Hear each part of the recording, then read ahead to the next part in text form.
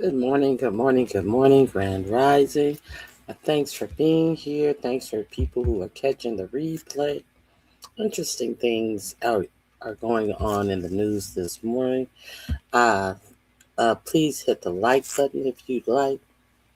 Uh, comes come to find out, that Project Freedom, where 4547 tried to change the objective of the war to make it seem like they were not at war, so therefore they made up another operation for this same old war that we're in and losing badly at because we have incompetent people in over our government. The Project Freedom that Hegseth announced, and then Marco Rubio came out and let well, no, this is a Project Freedom is different from the Epstein attack that we came into Iran with, trying to pretend like they don't need congressional authorization by changing the names. And we're in a different phase, but we're in the same war. You can say it's a different phase all you want to, but the law says that you have to have congressional approval. So they're trying to get out of that. Marco Rubio comes out in the afternoon, and then on that night, 4547 comes out and said, grand opening, grand close. Um, Operation Freedom is over in less than 15 hours. What happened? Well, from the time that Hegseth was up there lying and making his announcement, we watched it here live, and I told you every lie he was telling. Marco Rubio came out and lied. We watched it here together. I told you every lie he was telling. I mean, none of this stuff. Listen. I've never even been in the military. Of course, I am not privy to high privacy information about anything that goes on in any country.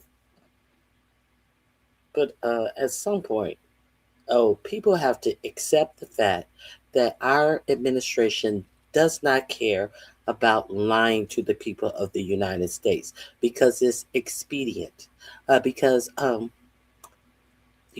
let's keep it a buck. The United States has been dummied down so much that they can't have the interest. They don't even know the questions to ask. They don't even. Most of the people in the United States don't even know what's going on. Don't care to know. Are unconcerned about things that are shaping the world right now. So there's that. I guess they feel that they can afford that, but we'll see how that works out for them. Now, what really happened is what really happened that made Donald Trump suddenly close down Operation Freedom was the crown prince of Saudi Arabia. The same crown prince that he was cozying up to. The same crown prince. His first trip out of the nation, out of the United States, was to the Arab nations, where he stood up in all this pomp and circumstance and all of these backdoor deals and golf courses and jet and 747 jets and all of this that was rained upon him, Jared Kushner, Steve Witkoff, and anybody else who could go over there and try to curry favor and get money and deals. Okay, so the crown prince was not pleased. He was the crown prince was not pleased with the United States saying that they were going to bring ships through the Hermes Strait. Now, so Donald Trump did a quick about face. Now, the thing about this is, it seems like Donald Trump told us that they were going to cease the Project Freedom because they were hoping that they could continue these great negotiations. And it seems like they're making way in these negotiations, and they're going to try to finalize these negotiations, when in fact there are no face to face negotiations with Iran. That's why he told you he was cutting off the Project Freedom in less than 24 hours. But the real thing is, MBS was quite mad. He said, you if you start to try to tail ships, they pretend as if they're escorting ships. They pretend like they were going to escort ships through the Strait of Hormuz. But what they were going to do is say, "Oh, well, we'll tell you the way, and you go on and go through." They weren't even going to escort the ships through. Now your president and your administration lied to you and said that they got two ships through. They did no such thing. Those ships got through because they used the path that Iran granted them to use. So at what point? At what point we gonna call a thing in this administration? Now it has been reported that 45-47 was trying to get Iran back to the negotiation tables. Even though he told you that negotiations were working well, he was trying to get them back to the negotiation table, and Iran gave them a 14-point proposition.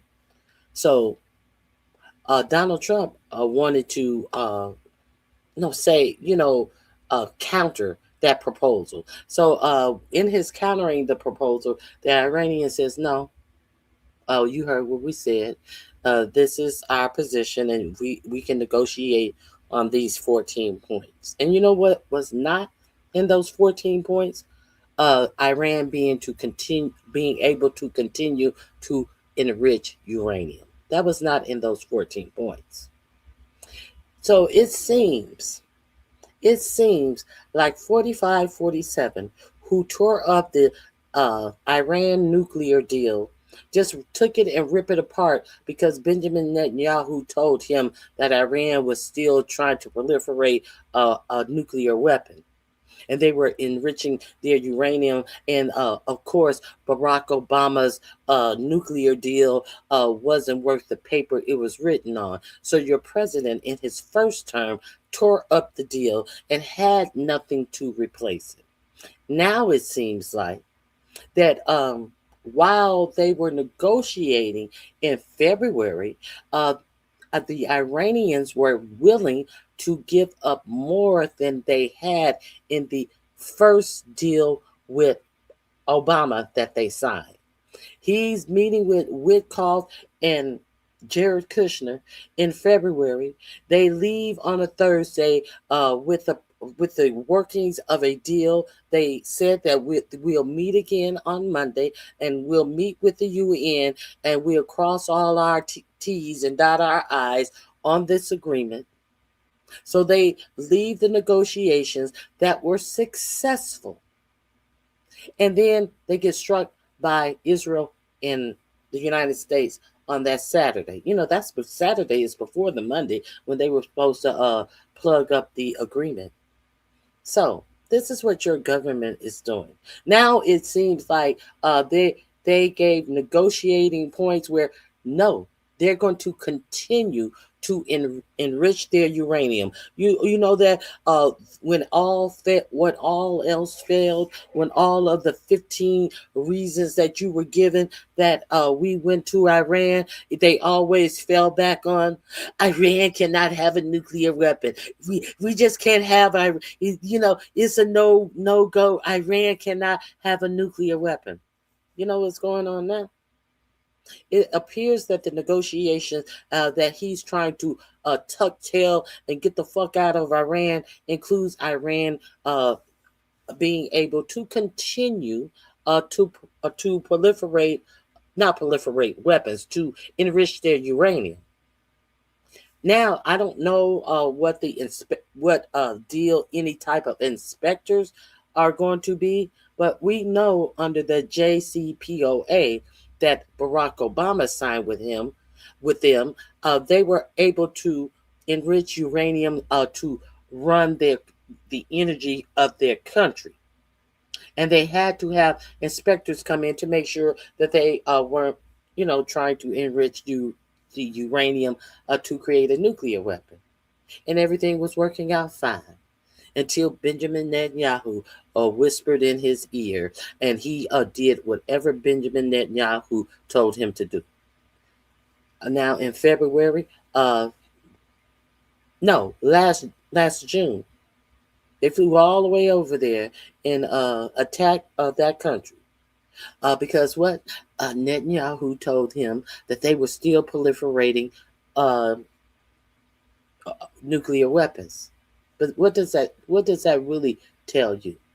That tells you that this president works on no proof, no anything. He's given you no proof about all the people that he had killed in the Caribbean, talking about their narco drug traffickers.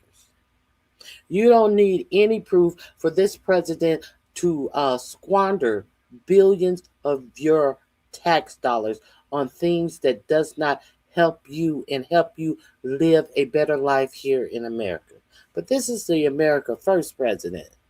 People talk about he doesn't start wars. He's America First. That's why I'm voting for him. And he has made your life far more expensive than it ever has been. He has a country that is not even creating jobs. This is a country that is throwing people off health care, but going over to other countries. And also, not only do he want you to die, he want to kill up a whole lot of people in the other countries that ain't got nothing to do with you and how you live your life. Instead of taking that money, he's taking over there to another country to slaughter people, to bomb grade elementary school students. He could be figuring out a way to make sure that we have universal health care. But they don't care. They don't care about your health. They hope you die. This country. Now, I remember when Obama was creating his Affordable Care Act, one of the things that the Republicans used to come out here and tell you that they're going to have death panels and they're going to decide if you live or die. That was their big slogan. Death panels. Obamacare is going to bring forth death panels. But everybody is mute as this administration is throwing tens of millions, hundreds of millions of people off of their health care. Tens of millions of people are no longer going to be able to have health care. But there's nothing. Absolute silence.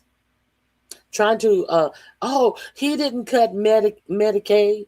Yes, he definitely cut Medicaid. You don't see the cuts in Medicaid because they are scheduled to kick in after the midterm election. Because he knew if they had kicked in before the midterm election that people would balk. But people here, this administration, everybody in this administration tell you that he has not cut Medicare, when he's most definitely cut the money in Medicaid. So let's be clear.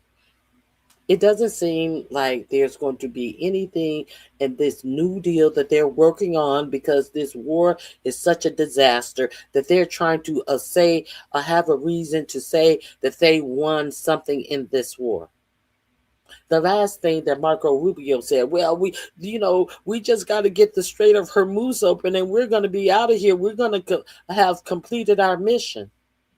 How could that have been your mission for going over to Iran? When you went over to Iran, the Strait of Hormuz were wide open. That could not have ever been your mission for going over there, plundering billions and billions of dollars. So seems like 45, 47 would do better taping together that JCPOA Iran nuclear deal that he tore apart because a black man created it. Let's be real clear what is going on here in this racist administration. Everything that is benefit, everything that is productive for black people, every creation. You heard your president say that they created everything in the United States. And they created barely nothing. And the things that they do have patents on, they stole from black people.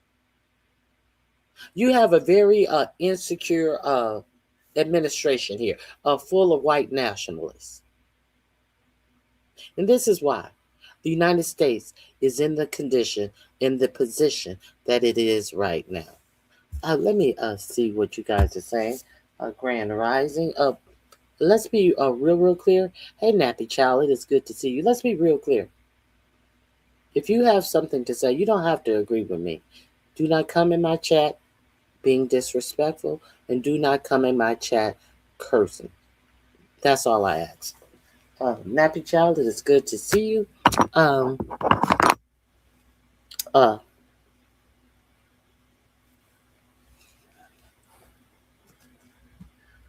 Blue Oxygen, welcome.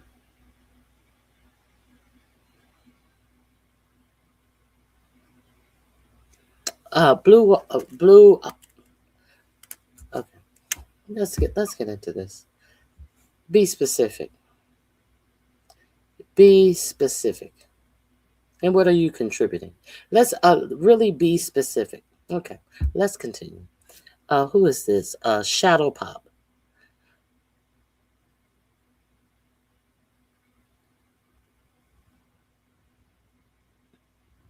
I don't think he's really concerned about the midterm election.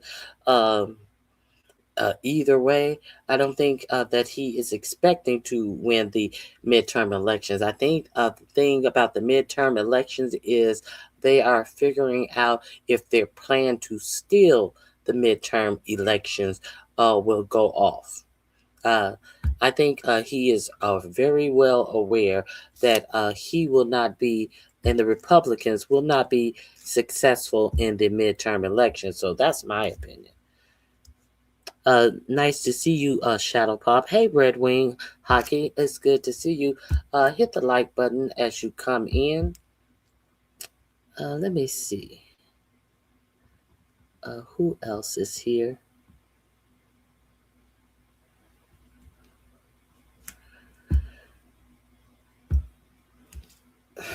Okay, you say he can't win in Iran without troops. Okay, I don't. You can't win in Iran without competency. You can't win in Iran going from one thing to the next thing with a person who is a draft dodger giving you orders of what he wants one day and then changing them the next day based upon what a leader of another foreign country is saying that they're not pleased with. You can't win a war that way. I know that. So let's get into the specifics about uh, Saudi Arabia. Now, if you don't know, Saudi Arabia was so furious that President Trump, your President Trump, the President Trump, 4547, he was so pissed that 4547 was going to do this project of freedom or Operation Freedom or whatever, that he told Trump, you can no longer use our air bases, you can no longer use our airspace. We don't want nothing to do with you. So it was reported that they were on the phone, and he was, hey, motherfucker, I paid for you.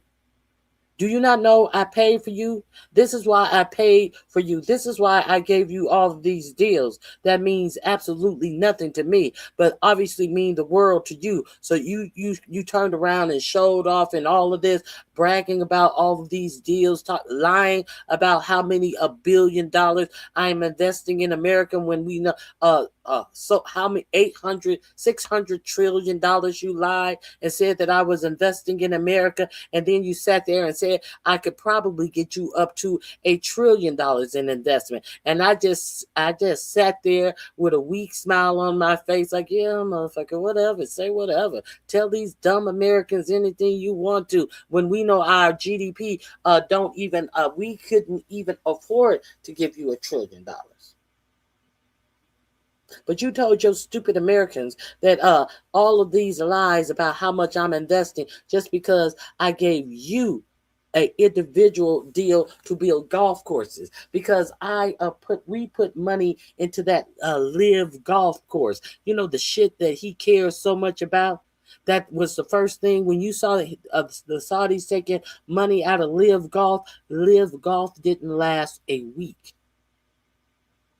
Has he talked about that? He had a PGA tournament. It was empty. It was empty. There was no one standing around the greens. There were no one sitting in the seats. Abject failure.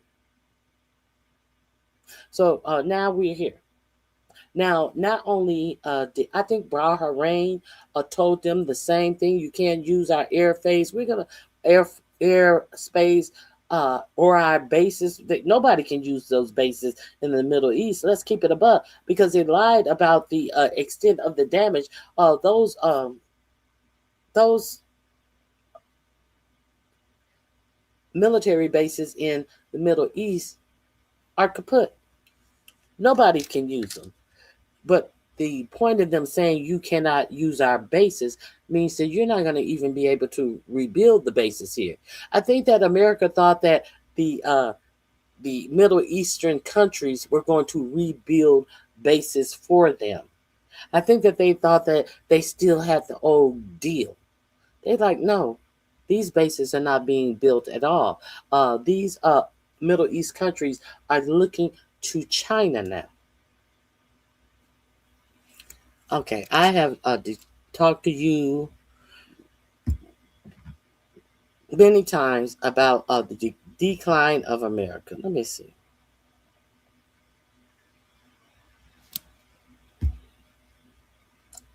Thank you. I agree as well. Now, let's get into the real story about what the meetings with Saudi Arabia. I'm going to read an article. I think it is in Mediaite. I think that's where it is. Let me pull up the article and let's read together. Let's see the real scrub that is going down, that is being reported, shall I say. Here we go.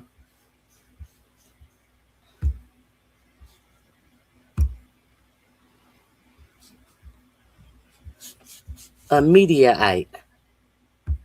Trump reportedly backed off Hormuz plan after angry response from allies.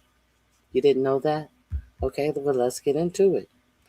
President 4547 paused his operation to guide ships through the strait, not escort, to guide them. You can guide somebody with a blindfold on from to walk around the block. Keep walking, couple more steps. All right, stop, turn left, keep walking. That's guiding. But they're telling you that if the strait is wide open and no, you're guiding technically, but you're gonna use the word uh we're escorting. President Donald Trump paused his operation to guide ships through the Strait of Hormuz after backlash from Saudi Arabia and other Gulf allies, according to whom U.S. officials. The president announced the pause on Tuesday evening on live social, claiming it would last for a short period of time while the U.S. pursued complete and final agreement with Iran. But Iran is not negotiating with them directly.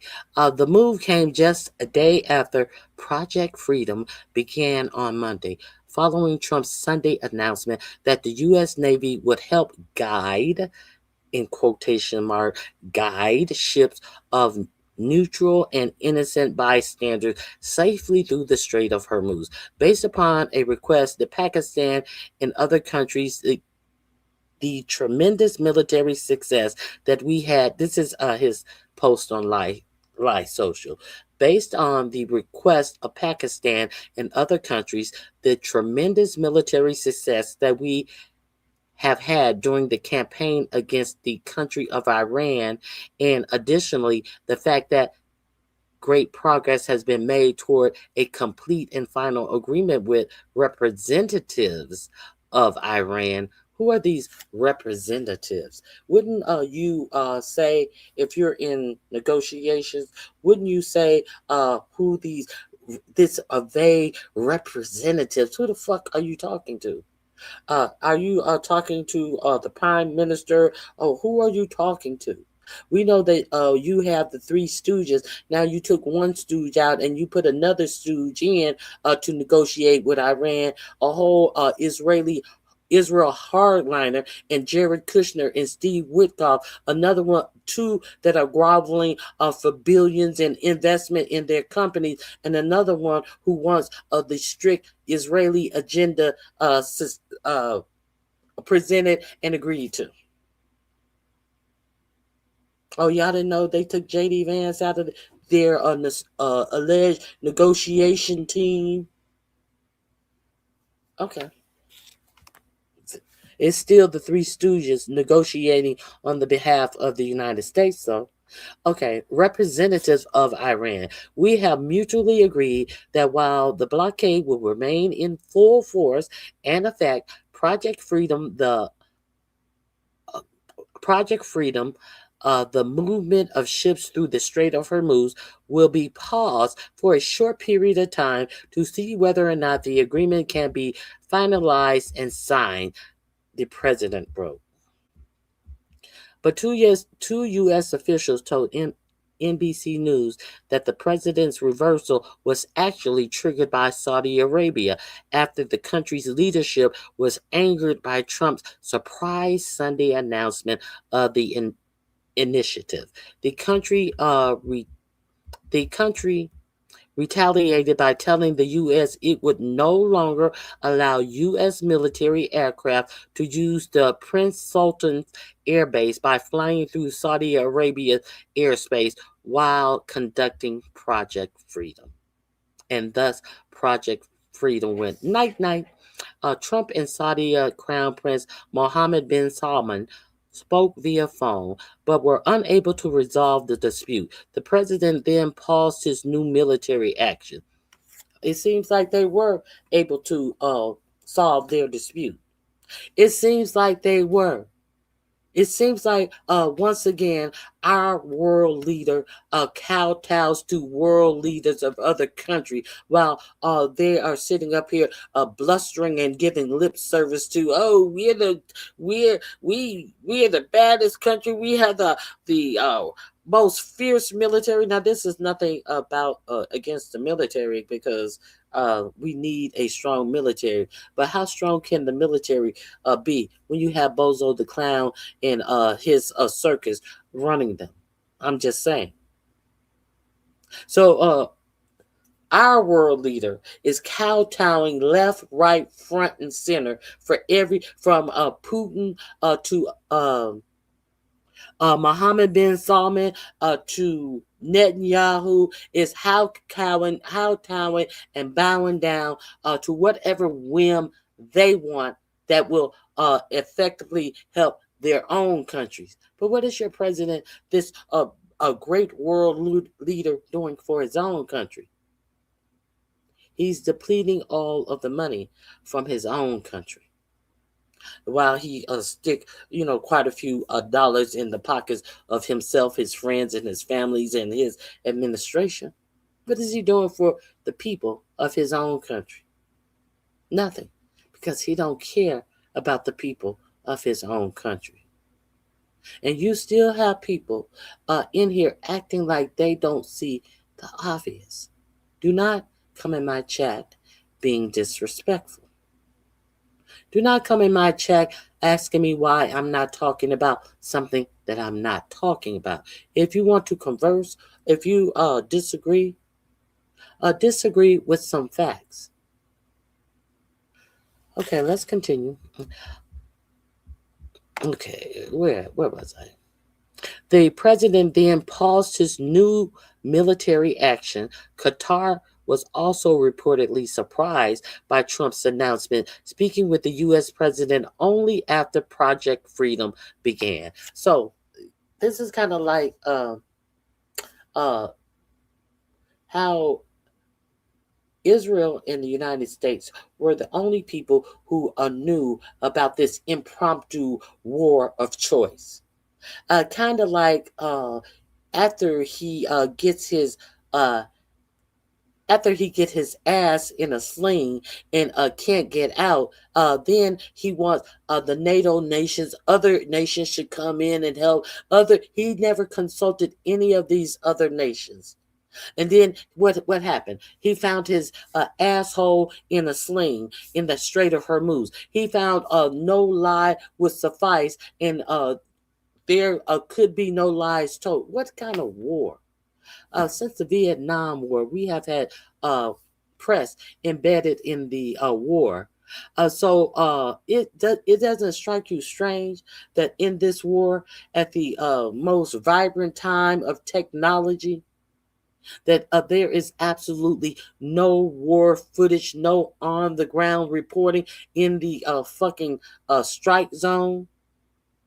Shit, we used to sit up and watch Desert Storm. Desert Storm used to be on 24/7. I remember what was that?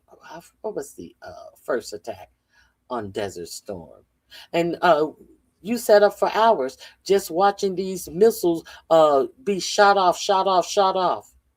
But there's nothing but propaganda coming out of this war in a technological revolution where isn't it funny how these billionaires and their AI companies and their drones can survey you and know everything about you and where you live, but you have to take information about this war that they are spending billions of dollars that they could be spending on the United States over there striking school children and all of this shit, no mission. Isn't it peculiar in this era of technology that you have to take the word of known liars about what's actually going on the ground?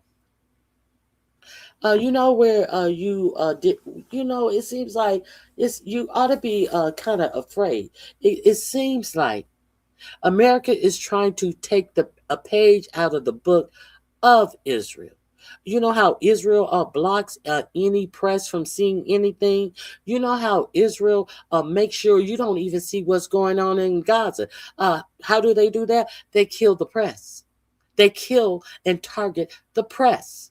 Over 230 some, I think it's like 237 press were killed in Gaza over this Palestine genocide. So they don't want you to see what's going on. So I reported on that as it was going on. Nobody paid attention. Nobody paid attention while it was going on. But now that it's a talking point, everyone wants to pay attention. What was going on with in Gaza was going on for 2 years, and now you have all of these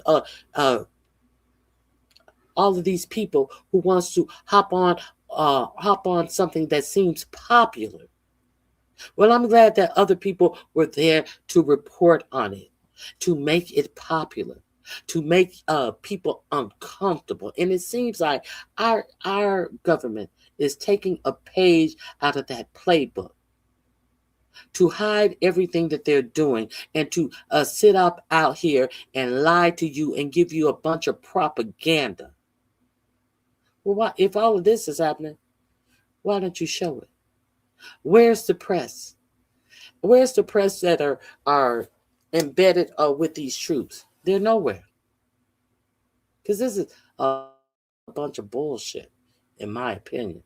This is some straight up bullshit. Okay, let me continue. The president pauses a new military action. Qatar was also reportedly surprised by Trump's announcement. Oh, that's where I was. So all of these nations were surprised. They was like, motherfucker, you do this, Iran's going to start striking us again. That's why they were surprised that he was doing this Operation Freedom.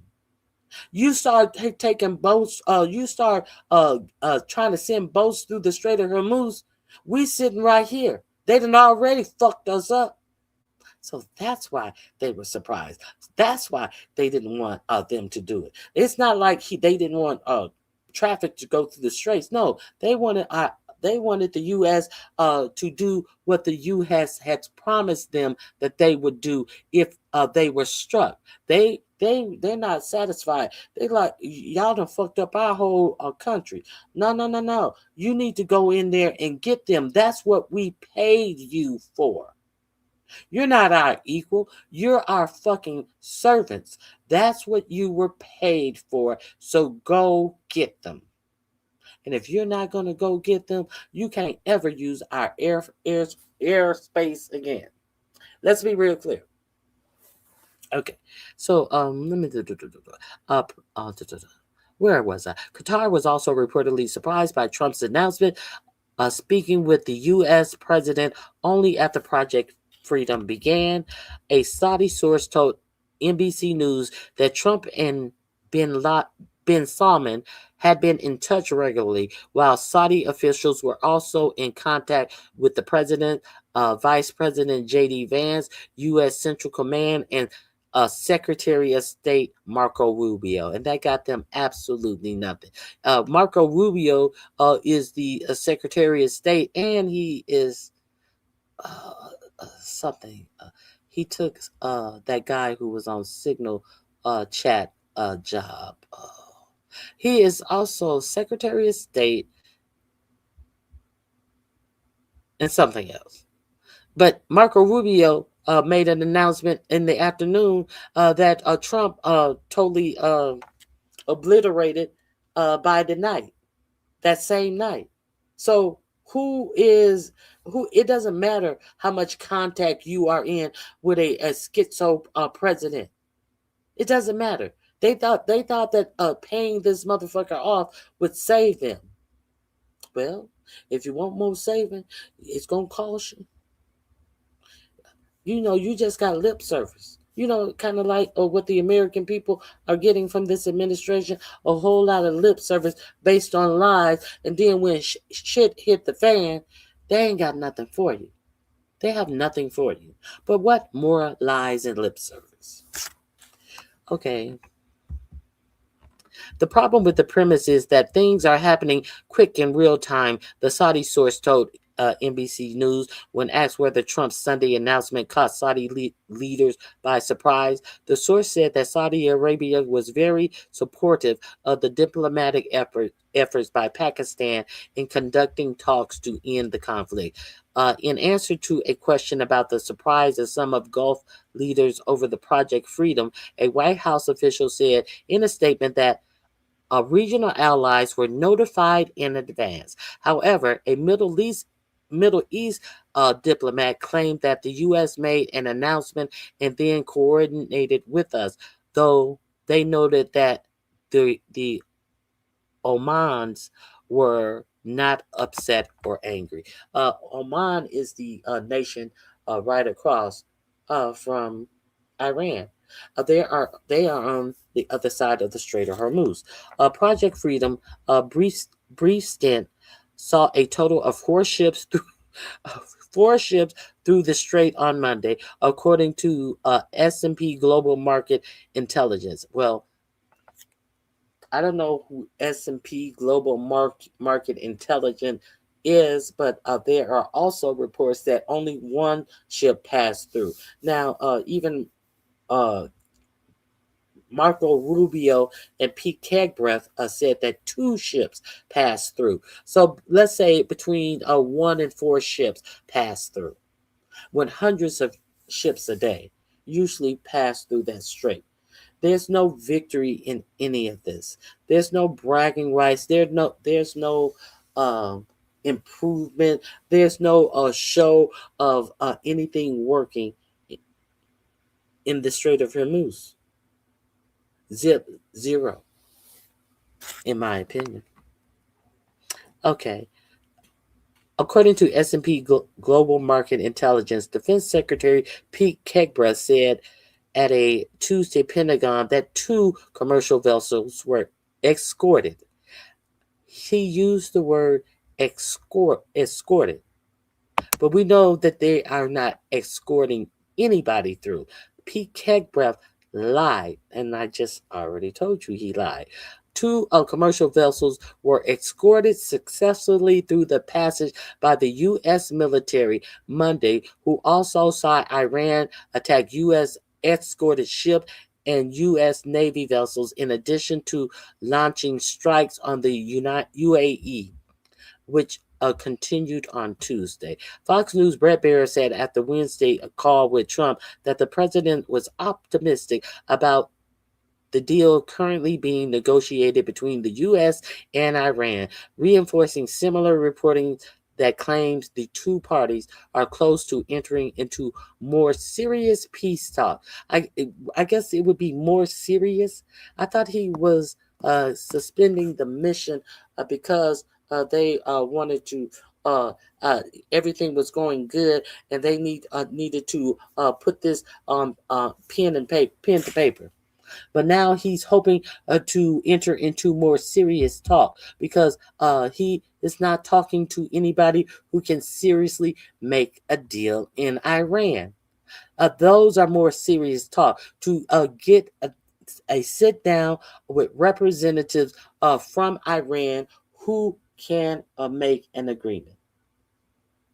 That tells you your president has been lying with you about these negotiations. There are no negotiations one on one with representatives from Iran who can actually approve and sign on to a deal.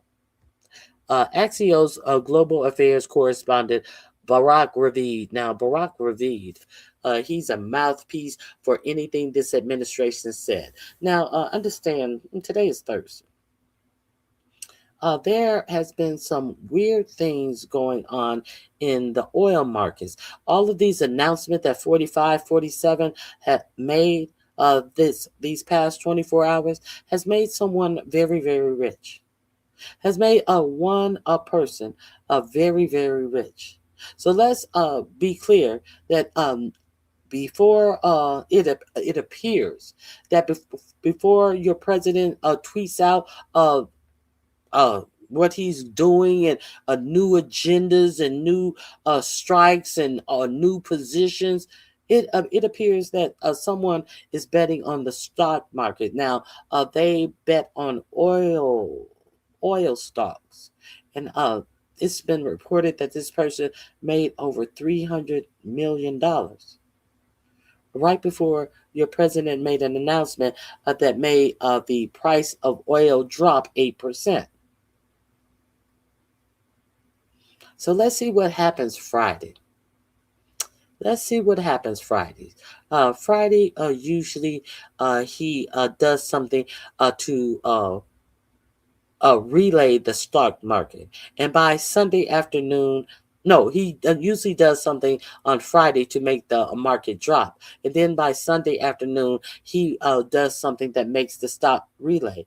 So kind of like the economy is doing good and NASDAQ is off the charts. You know, NASDAQ with all of these billionaires circle jerking each other with these investments and these creations and all of this money just going in a circle amongst a few to falsely, in my opinion, prop up the stock market. Now you have, it appears that you have this going on in the highest parts of government as well. Let's continue. Barack Ravid reported on Wednesday, citing two administration officials, that the White House believes it is getting close to an agreement with Iran on the one-page memorandum of understanding to end the war and set a framework for a more detailed nuclear negotiation. So, they're getting close to a framework to end the war and set a framework for more detailed nuclear negotiations. So what they're saying is detailed a detailed framework for nuclear negotiations are not a part of this this understanding to end the war. They're just going to set up, framework, they're going to get to the details about the nuclear negotiations later on. They just want to get to a framework to end this shit. Make it stop. And he said that he wasn't going to leave Iran until Iran cried uncle. He is the one who is crying uncle. Okay. Your president is the one who's crying uncle. A framework that some MAGA allies have denounced as not going far enough. Curious. MAGA, y'all don't think the framework is going far enough?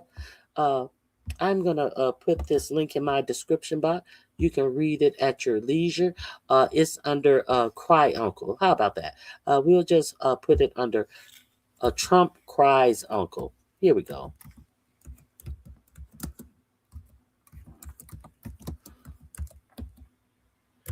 How about that?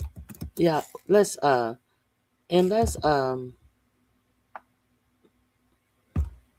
now, I was watching Midas Touch Network, and they have a list of all the countries that have told the U.S.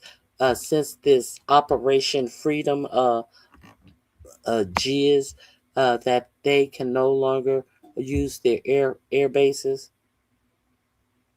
Okay, this link is all hell breaks loose as Trump banned from all allied bases. If you did not hear this story, I am going to put this link also under the heading Trump Cries Uncle. And let's listen to all of the bases that have restricted your president from using their airspace based upon that Operation Freedom, and thus President Trump is no longer doing Operation Freedom. He has really jacked up our whole reputation. Let's get into this. And airports. Italy has done the same. Poland has done the same. UK has largely done the same. France has blocked. I have it too fast. Let me correct that. Here we go.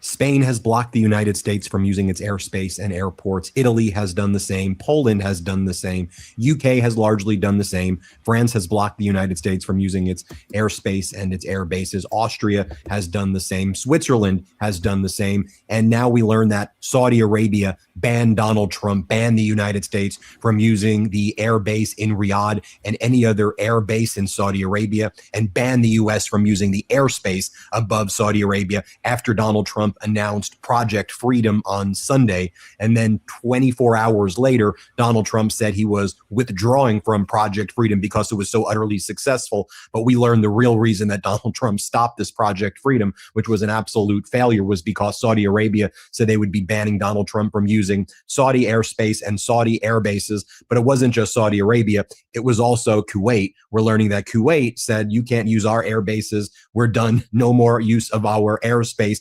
And then this was a domino effect. All of the Middle East countries that Donald Trump had done these quid pro quo deals with, whether it was Qatar and Bahrain and even UAE, they all were basically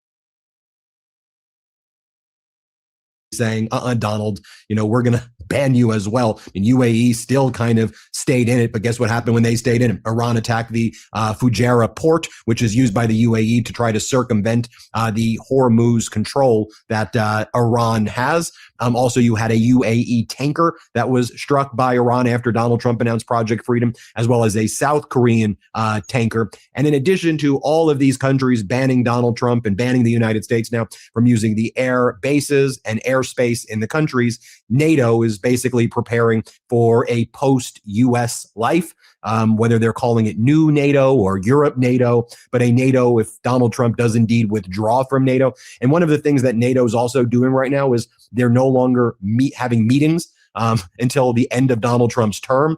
They may have to do one or two. They're doing meetings with the military people and lower level people, but when it comes to like high level leaders of countries, NATO's done doing that. They're not doing it anymore because they don't want the drama with Donald Trump. They don't want him showing up, and they just said it's just keep Donald Trump away from NATO. That's the best thing that could possibly be done. And Donald Trump and his regime, Hegseth, Rubio, others continue to attack NATO each and every day. I mean, this news that Saudi Arabia and Kuwait were blocking Donald Trump in the United States from using the air bases and the airspace, was really a bombshell news that dropped late last night. A lot of people were saying, okay, so Donald Trump announced this Project Freedom, and he said that he was going to bring the American Navy into the Strait of Hormuz. I mean, we've heard this from him before, and then help all of the tankers and cargo ships as part of a humanitarian mission leave the Strait of Hormuz. And then there was that bizarre press conference with the chairman of the Joint Chiefs, General Kane, as well as Pete Hegseth, and they were like lying, and they were like, hundreds of ships are now currently exiting the Strait of Hormuz.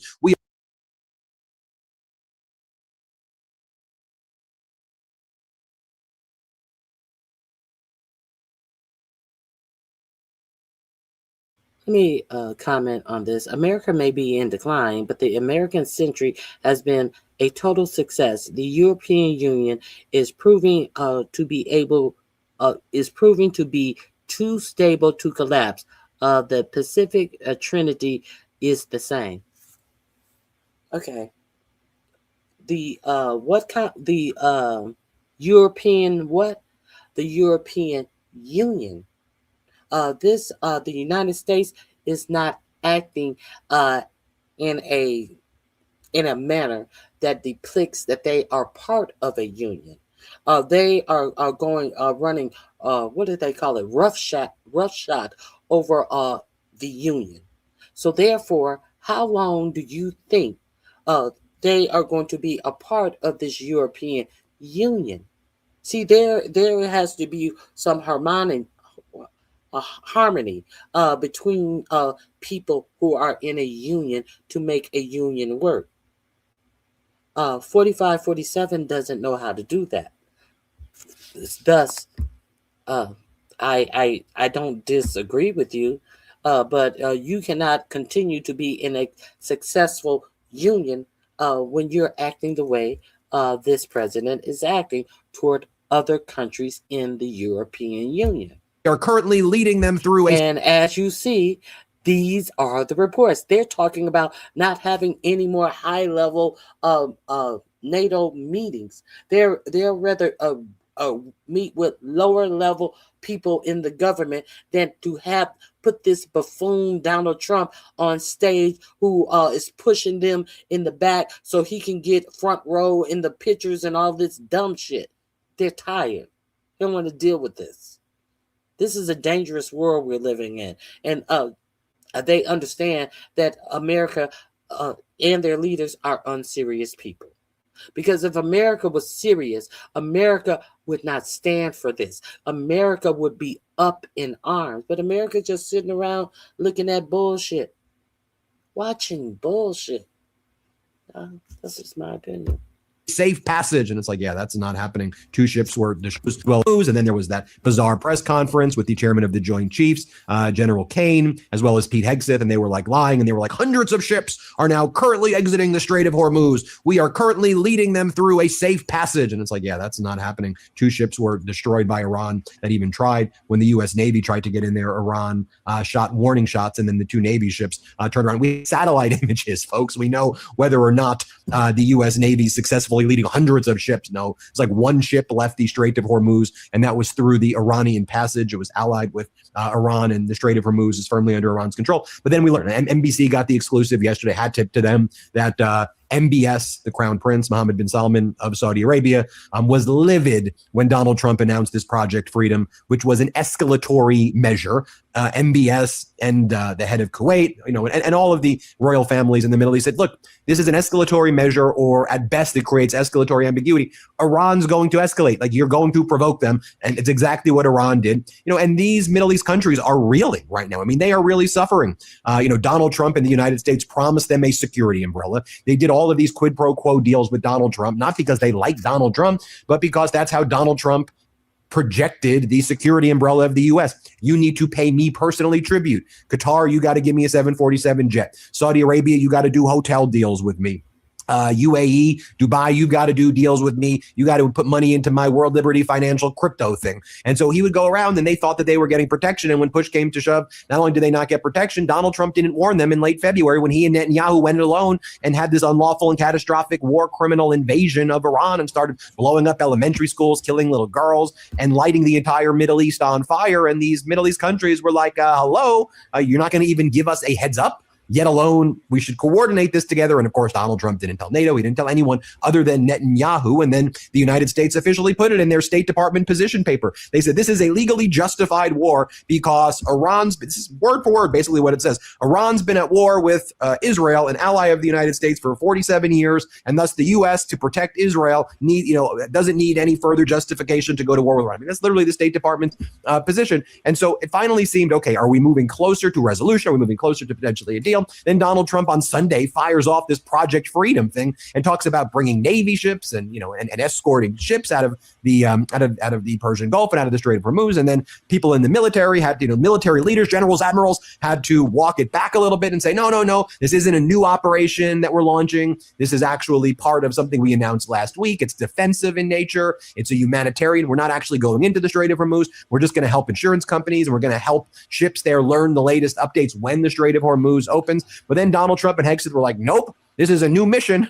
We're going in. And no one knew what the hell was going on. Iran attacked the port of Fujairah, attacked the two ships, the South Korean ship and the UAE ship. And then things were escalating. And Saudi Arabia's like, boom, we're shutting down our airspace. Kuwait's like, boom, we're shutting down our airspace. And as I mentioned before, they joined Spain and Italy and Poland and UK and France and Austria and Switzerland. Let me tell you, if there's a surefire way to wake up feeling fresh after drinks with friends, it's Hold with free on. alcohol. Look, I'm not 21 anymore. If I have a night out, I still want to be productive the next morning. And that's why Germany.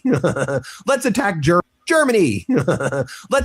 What's Donald Trump's reaction to all of this? I mean, Donald Trump's go-to move is to say, you know what? Who's not on that list? Germany. Let's attack Germany. We're going to take 5,000 of our troops out of the German base. So all of these countries are shutting down their air bases and airspace to you. And the one country that's, critical of what you're doing because you're hurting their economy, but still letting you use the air base, Germany, you go, I'm going to attack that country. Yeah, brilliant idea, Donald. So Donald's like, I'm taking at least 5,000 troops, and that's just the beginning. We're taking more troops out of the German air base. Brilliant move. Usually the way alliances work is you want to fortify them. Addition, not subtraction, is usually... That's my point. That is my point. A better move. Today, German's Chancellor Friedrich Merz said the following. We are witnessing a profound historic rupture, Germany's leader says, the kind every generation experiences once in a lifetime. We, the people born after the Second World War, were simply lucky until now. But now, 80 years after the end of the Second World War, we are experiencing what every generation in the centuries before us also experienced. It took 80 years, but now this historic rupture has arrived. So we are rearming in the truest sense of the word. We are strengthening ourselves. But Germany's doing. What's France doing? Well, the French aircraft carrier, the Charles de Gaulle, crossed the Suez Canal and moved into the Red Sea yesterday in a preparatory phase for a potential Franco-British mission to protect navigation in the Strait of Hormuz. Paris emphasized that the operation will have a defensive character and will be distinct from the U.S. initiative Project Freedom, which is now donezo. The mission will depend on the reduction of regional tensions and the agreement of the countries in the region. And while Donald Trump can't negotiate for the life of him, French President Emmanuel Macron, who's basically leading this part of the effort on behalf of European countries, he said yesterday that he discussed the Hormuz situation with Iran's President Pezeshkian. French President Emmanuel Macron said on Wednesday that he held further talks with Iran President Masoud Pezeshkian, during which Macron had reaffirmed the importance of freeing up the shipping lanes in the Strait of Hormuz. Macron added he had encouraged Iran's president to look at the plans by France and Britain to set up an international mission to lay the groundwork for safe transit through Hormuz. In other words, Donald Trump's just going to keep on manipulating the markets. He'll keep doing what he's doing with Axios and Barack Ravid, where he goes, oh, we did a memorandum of understanding with Iran. We're so close to getting a deal. Iran told us that we're moving closer. And then the markets go up and then the oil markets drop. And then it turns out Trump's lying. And then the opposite happens. I call that the 2-week Donald Trump bankruptcy death spiral because he does that his entire life. 2 weeks, 2 weeks, 2 weeks for a healthcare plan, 2 weeks for this, 2 weeks for that, 2 weeks for that. And he relies on the fact that people get very busy in life and they get distracted. And there's a lot of things that happen. They often get distracted by his distractions, right? Trump's a WMD, damn it. He's a weapon of mass distraction. So he'll go 2 weeks, 2 weeks, then try to distract you with this, that, and the other thing, and just try to put a fire hose of lies and insanity. So you forget about the 2 week time frame. Then when the 2 week. Exactly. And this is why you have to, this is why I tried to catch these hearings, these oversight hearings, the confirmation hearings. This is where you understand who is in this administration and how willing they are and to lie and what they are willing to lie about. I just love what and you know the thing about this is this little 5 minutes that they have to ask or answer questions. I think that we definitely need more than 5 minutes to drill these people. Arrives, he goes another 2 weeks. Maybe 10 minutes, you know, not a whole half hour or anything like that, because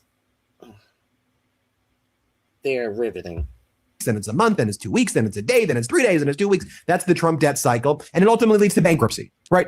By mid-July, we're out of oil. Like by mid-July, we run out, okay? Like there's going to be a crisis moment. And I know people don't want to talk about it, but there's a moment. Okay, this link is in my description box. It is in my description box under Trump cries uncle as well.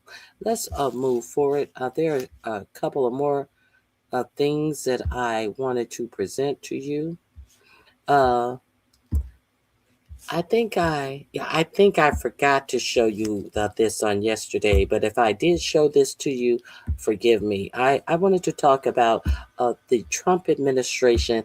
They are meeting with White House attorneys, and they are trying to figure out what they would do if the Democrats takes over the House or the Senate and in the investigations start. So let's get into this. This will be in my description box under CYA, cover your ass. Hold on, let me put the volume up. CYA, cover your ass. It seems like panic is setting in the White House as White House officials are privately holding secret meetings to prepare for what they expect to be a Democratic majority in the House of Representatives, which would mean a Democratic barrage. Hold on 1 second. I apologize for that. Panic is setting in the White House as White House officials are privately holding secret meetings to prepare for what they expect to be a Democratic majority in the House of Representatives, which would mean a Democratic barrage of investigations of Donald Trump, his family members, and those inside the executive branch. According to new Washington Post reporting, these secret meetings have been held by White House counsel, who has been briefing privately executive staff members for what life will be like under a Democratic majority in the House of Representatives. Now expect mass investigations and mass subpoenas. Now, Donald Trump himself can get away with certain things, right? He has immunity, he's the president, but staff, they're not immune. Family members, they're not immune. And expect mass investigations. And as a result, you should expect panic levels in the White House to rise continuously between now and November. And while the meetings are already being held, spread the word, follow for more. We have some big news this evening. It seems like panic is setting in. Okay, that link is in my description box. And if you do not Follow Aaron Paramus on Instagram or on YouTube. You are really doing yourself a disservice, in my opinion. Now, let's go to another one of my faves, Ken Klippenstein. You know, I have been talking to you guys about the reports that have been going on about uh, pre-crimes. Let's talk about now. It seems like they have a whole strategy for these pre-crimes that they are going to jail whom will be jailed for these pre-crimes. It seems like they have set up a official framework for these pre-crimes here in the United States of America to arrest whom American citizens. Insane pre-crime strategy unveiled for leftist extremists. A new national counterterrorism strategy vows to cripple them before crimes are committed. Who is them? Them are these people that they call leftist extremists. You know, these are these leftists who they lie and tell you who have committed more political violence and then people on the right, while counting leftist violence as Trump supporters who are committing violence, but they tell you that these are Democrats. Okay. Now, who is Sebastian Gorka? I don't, with a name like, let me see. I don't want to be racist. I don't want to be accused of being racist. I don't want to be accused of being anything. But with a name like Sebastian Gorka, it doesn't seem like he was even born in the United States. So there's that. The White House declared war on the American people today, labeling its political opponents as terrorists, including left-wing extremists. Let's see what date this is. Let's be thorough. This was May 6, 2026. Just so you know, May 6, 2026. Just so you also know, Ken Klippenstein has been on point at all times. At all times. And he drops receipts. This is just not, he drops the receipts. Okay. White House declared war on the American people today, labeling its political opponents as terrorists, including left-wing extremists. The new label also claims that there are deepening allies between the far left and Islamists. So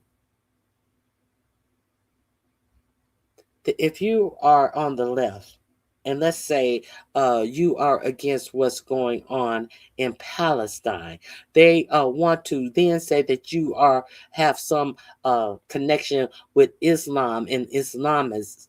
So you are a real threat to your country just by voicing the opinion that this genocide that we have watched go on for years and have financially supported is abhorrent, that you have connections with Islamists or pro-Palestinian protesters.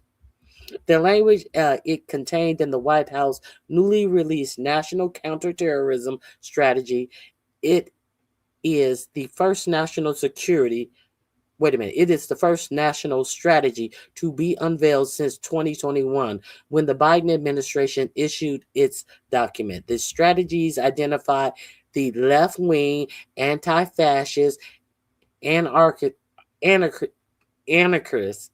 can't say that word, anarchist. I can't say that word. And the radically pro-transgender ideologies as threat equivalent to jihad groups like Al-Qaeda and ISIS or narco traffickers. Now, we know what happened to these narco traffickers. So now you understand what they want to equate as being equivalent to Al-Qaeda, ISIS, and narco traffickers. What happened to the narco traffickers? They killed them on sight, and they provided you no information that they were trafficking anything. Now, what are they trying to say? Is far left being pro Palestinian protester, and you can be wiped out by your own government because that's what they're doing to narco traffickers without any proof. Without any proof. The strategy is the brainchild of White House counterterrorism czar Sebastian Gorka. Let me see.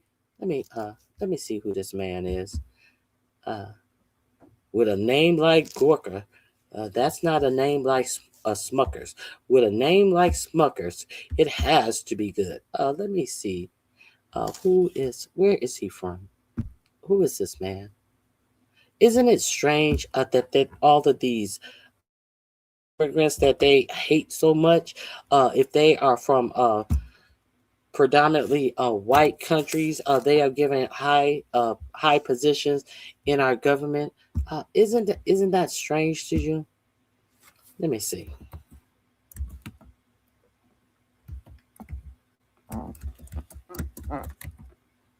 Let me see who this man is. Mm-hmm.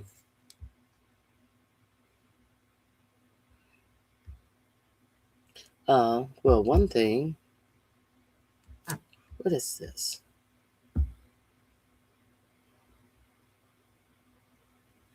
Hold on.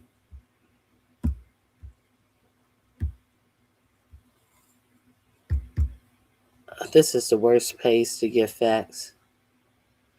The native of Gorka, Sebastian Gorka, is Hungarian. Born in 1970. It's 1970. This motherfucker look like he's 80. And is a media host and commentator currently affiliated with Salem Radio Network and Newsmax. He's a United States government official. He served in the first Trump administration as deputy assistant to the president for 7 months from January until August until he had to leave. In the second term of the Trump administration, he has served as a deputy assistant to the president and senior director of counterterrorism since January of 2025. That's who he is. He's Hungarian. That's all I wanted to know. I was just very curious where he gets his worldview from. That's very important. The strategy is the brainchild of White House counterterrorism czar Sebastian Gorka, a eccentric figure I have reported, who last year hinted at terrorism charges being levied for political opponents of the administration. The document makes clear that he got his wish. Gorka called the strategy "my life's work." That's kind of what Kevin Roberts calls Project 2025, since his life's work was studying black people and understanding the black people to the point where he got a master and a PhD in black history. And he is using everything that he has deemed and theorized about black people, and he put his thesis together, Project 2025, and he is enacting it on the United States of America to harm black people. That's what I have to say about it.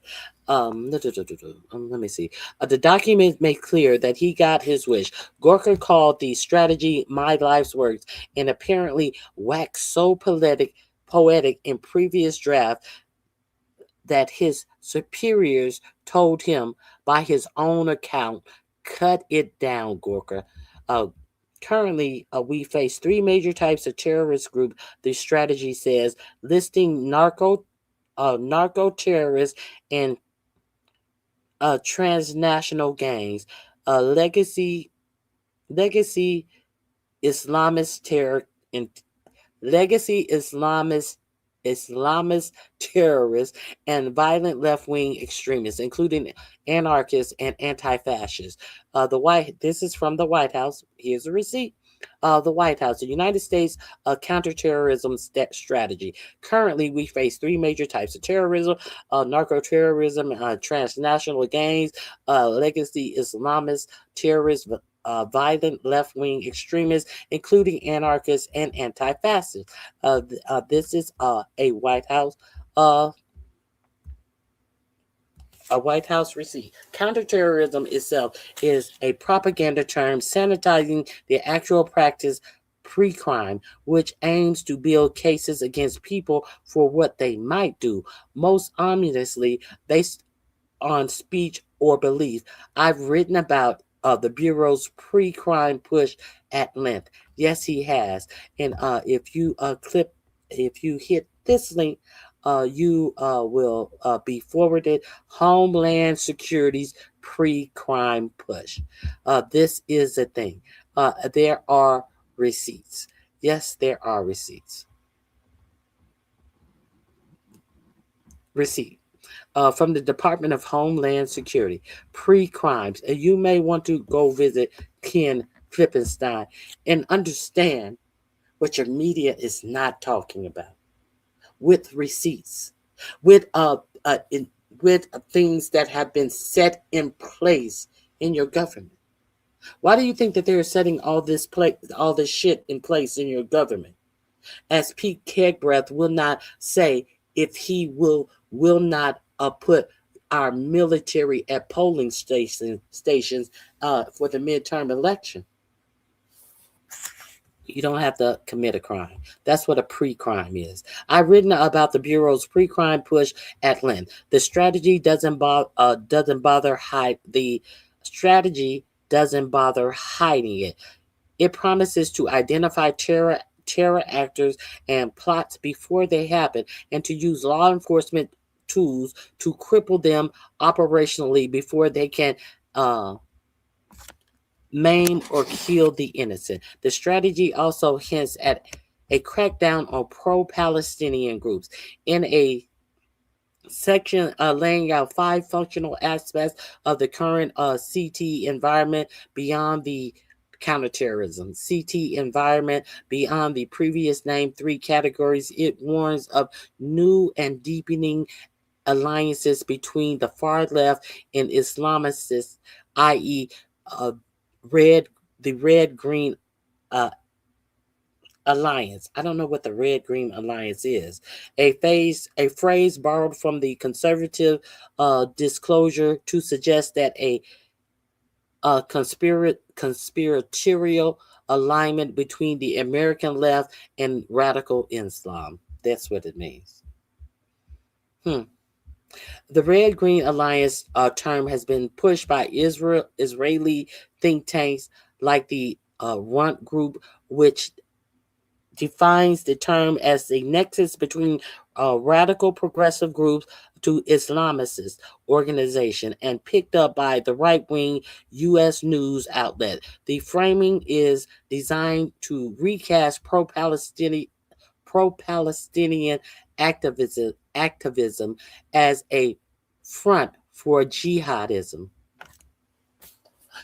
Okay, you can't be against genocide, or they're saying your United States government wants to compare you or equate you to jihadism.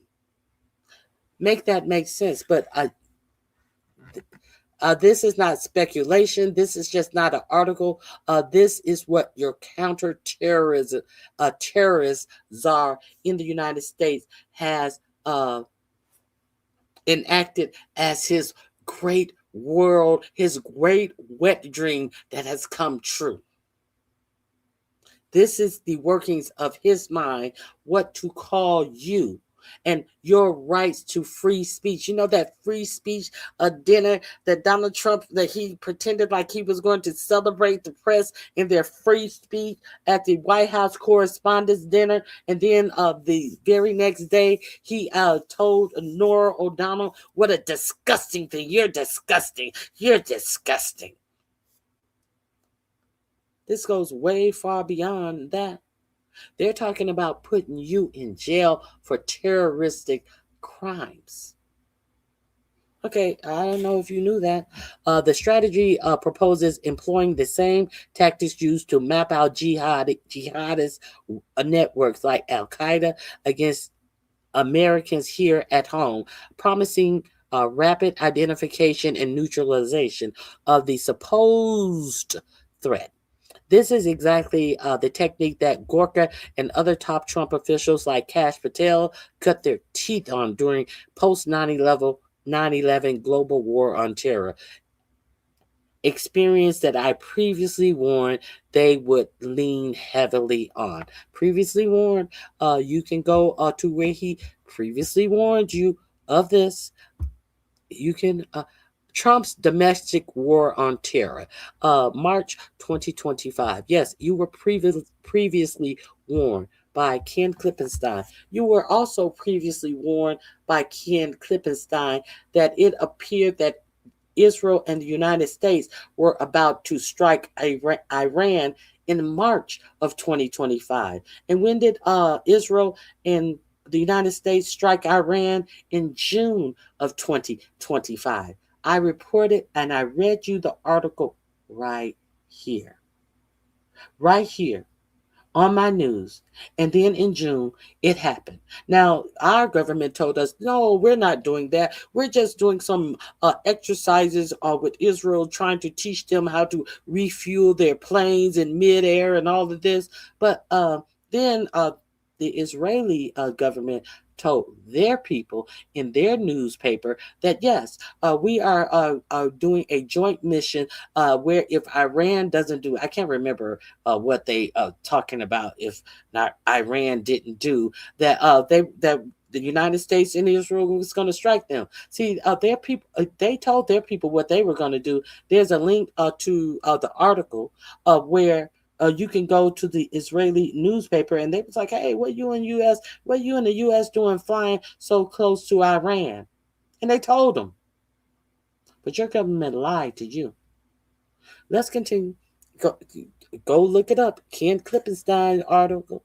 It's all in there. It's all in there. Months prior to that first strike where they blew up those caves. And obliterated their nuclear capabilities. And now we're back there. Where are we now? In a full-fledged war? Where are we now? Okay. All right. Keep listening to bullshit news. Owned by Israeli interests. These are big corporations that are buying up the news in the United States, who are beholden to giving you propaganda and giving you a slant that is upholding Israel. Why is this happening so much in the United States now? Because there has been so much black backlash recently, and so many people waking up to what they have been ignoring that has been going on in Gaza. So now with this grand awakening in the United States, they got to tamper that down because, they're used to the United States and this dumbness that was taught to black people in churches. We always gotta support Israel. We always gotta support Israel. I ain't always gotta support nobody. If somebody approves themselves to be doing things that I can't support, I don't support it.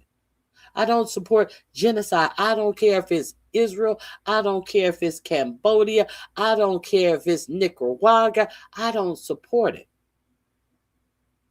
I ain't always got to support anything. It's nothing against Jewish people. It's the Israeli government's action. And everybody always want to equate you not supporting genocide with you being against Jewish people.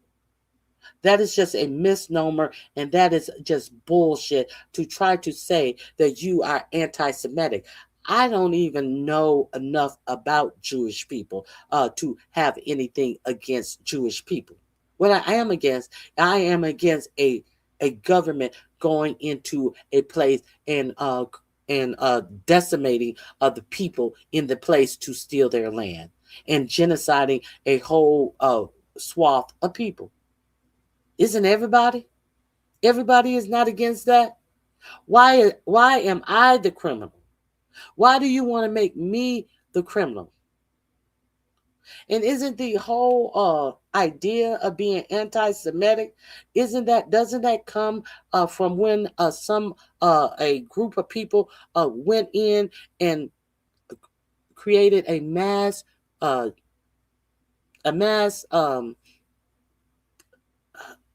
what am I trying to say?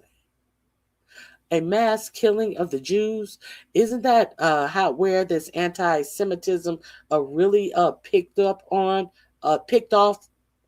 and you were able to kind of like point out people who were anti-Semitic because of their actions and thoughts and behavior towards Jewish people, based upon this hatred that a lot of people had for Jewish people, to the extent that they would create a whole genocide on them. So after the genocide, people were very cautious of you being anti-Semitic. I have no problem with people being cautious about you being anti-Semitic, but I do have a problem with if you do not support a government and you that are doing a genocide on another group of people, and then you automatically being called anti-Semitic because you don't support their genocide. I think that's crazy.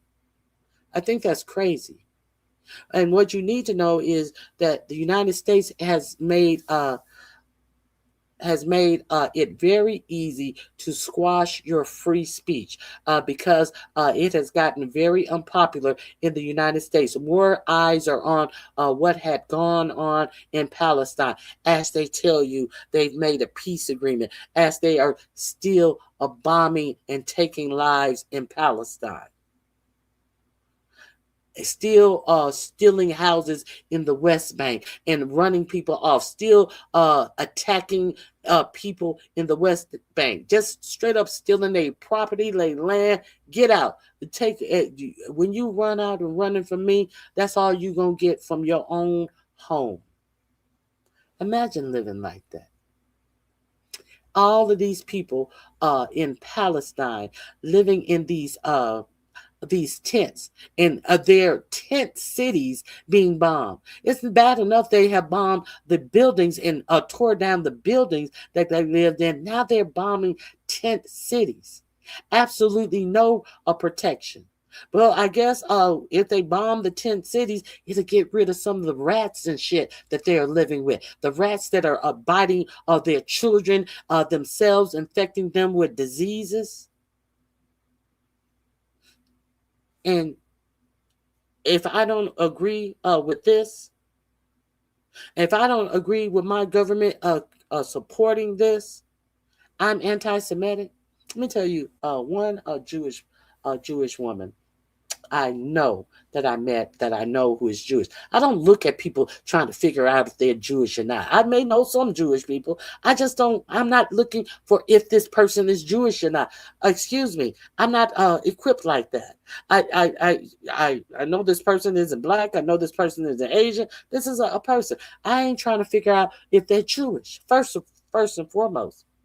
But how I met a woman who I really liked, respected, and admired. She was an artist, and we got to talking one day, and she said, "Well, why don't?" And she lived on my same block, and she said, "Oh," and we got to talking about paintings and this, and I showed her a painting, and I told her that I had done, and I told her what I didn't like about the painting and how I was having trouble figuring out how to do a specific thing in the painting. And she said, "Oh, why don't you come down and I'll show you how you can work that out." Real nice lady, old lady. She was real old, a real old lady. And then she said, "Bring your painting." I bought the painting, and I went down there, and she showed me some techniques, and then her whole place were filled with her own artwork. She worked in every medium. was a very, very, very nice lady. And then she got to talking about other things. And then she got to talking about how she was in a concentration camp as a young girl. Then she held out her arm and showed me her tattoo on her arm, where they used to write the tattoos on their arms with numbers. Kind of like they just put it on your shirt. No, she showed me the tattoo where they tattooed her arm in the concentration camp. And then she started telling me stories about losing her family in the concentration camp. I don't have nothing against Jewish people. I have something against what is done to people under the guise of they're not creating genocide. I have a problem with genocide. Very, very, very nice and talented woman. So let's be real clear. I'm not anti-Semitic. Okay, so let's. I don't know where I went off on that. I just, it's just egregious of what our government is doing. Let me see. Let me go back to my article. Okay. Here we are. Techniques that Gorka and other top officials like Kash Patel cut their teeth on during the post 9/11 global war on terror. Per the document, in addition to cartels and Islamists. Oh, I already read that. I'm beyond that. I'm sorry.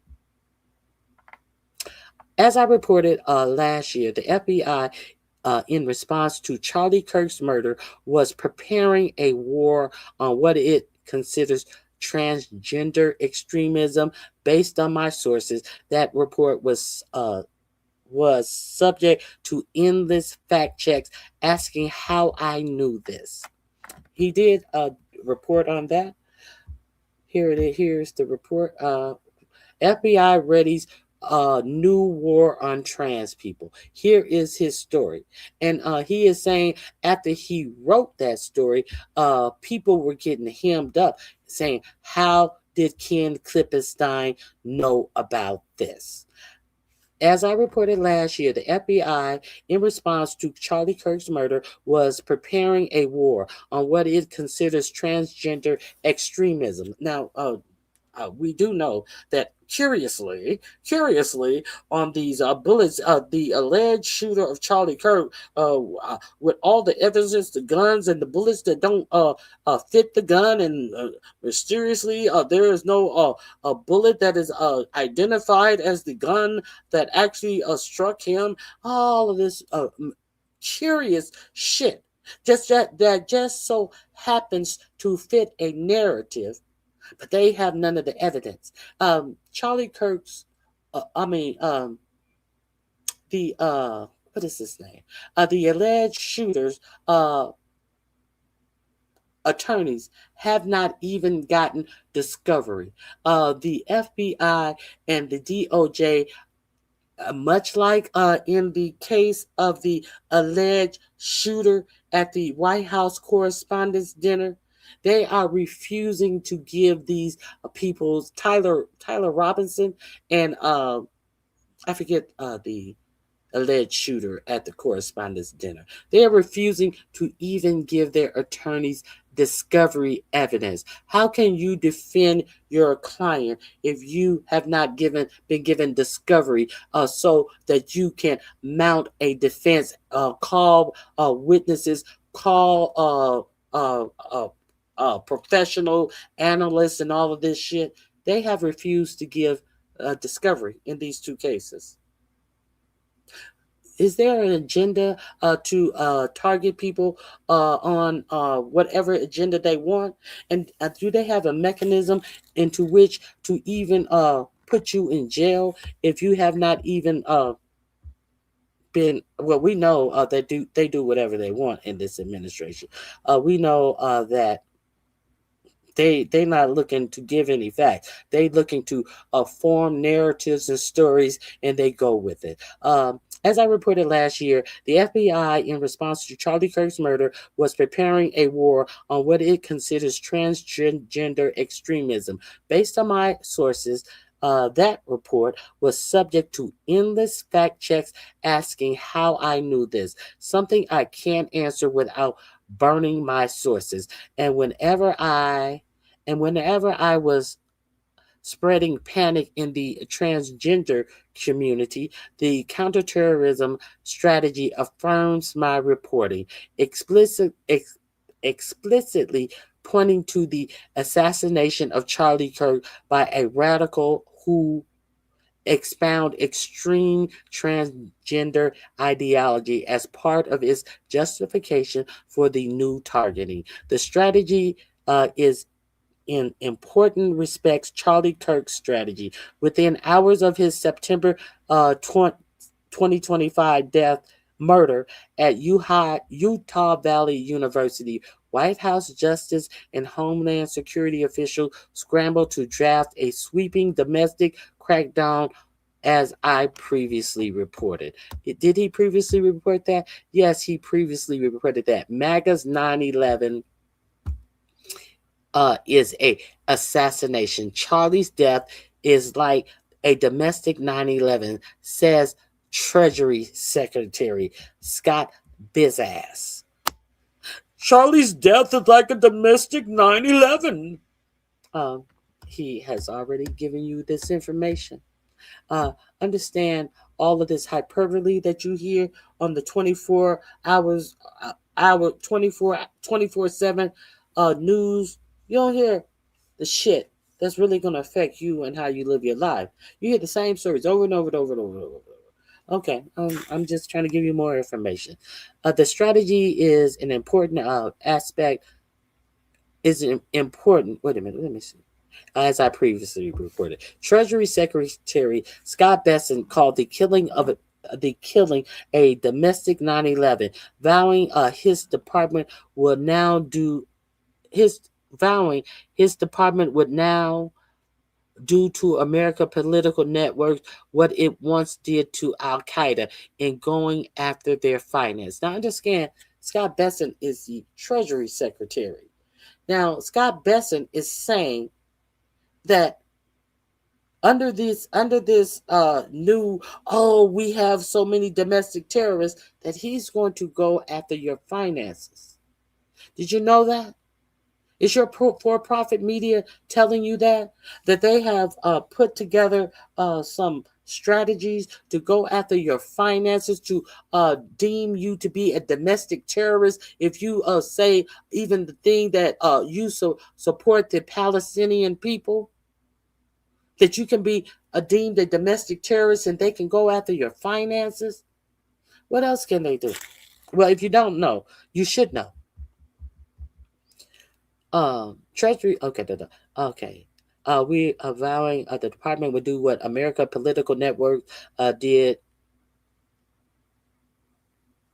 Networks, what it once did to Al Qaeda in going after their finances. Charlie Kirk was not just an ally of the new terrorist hunter.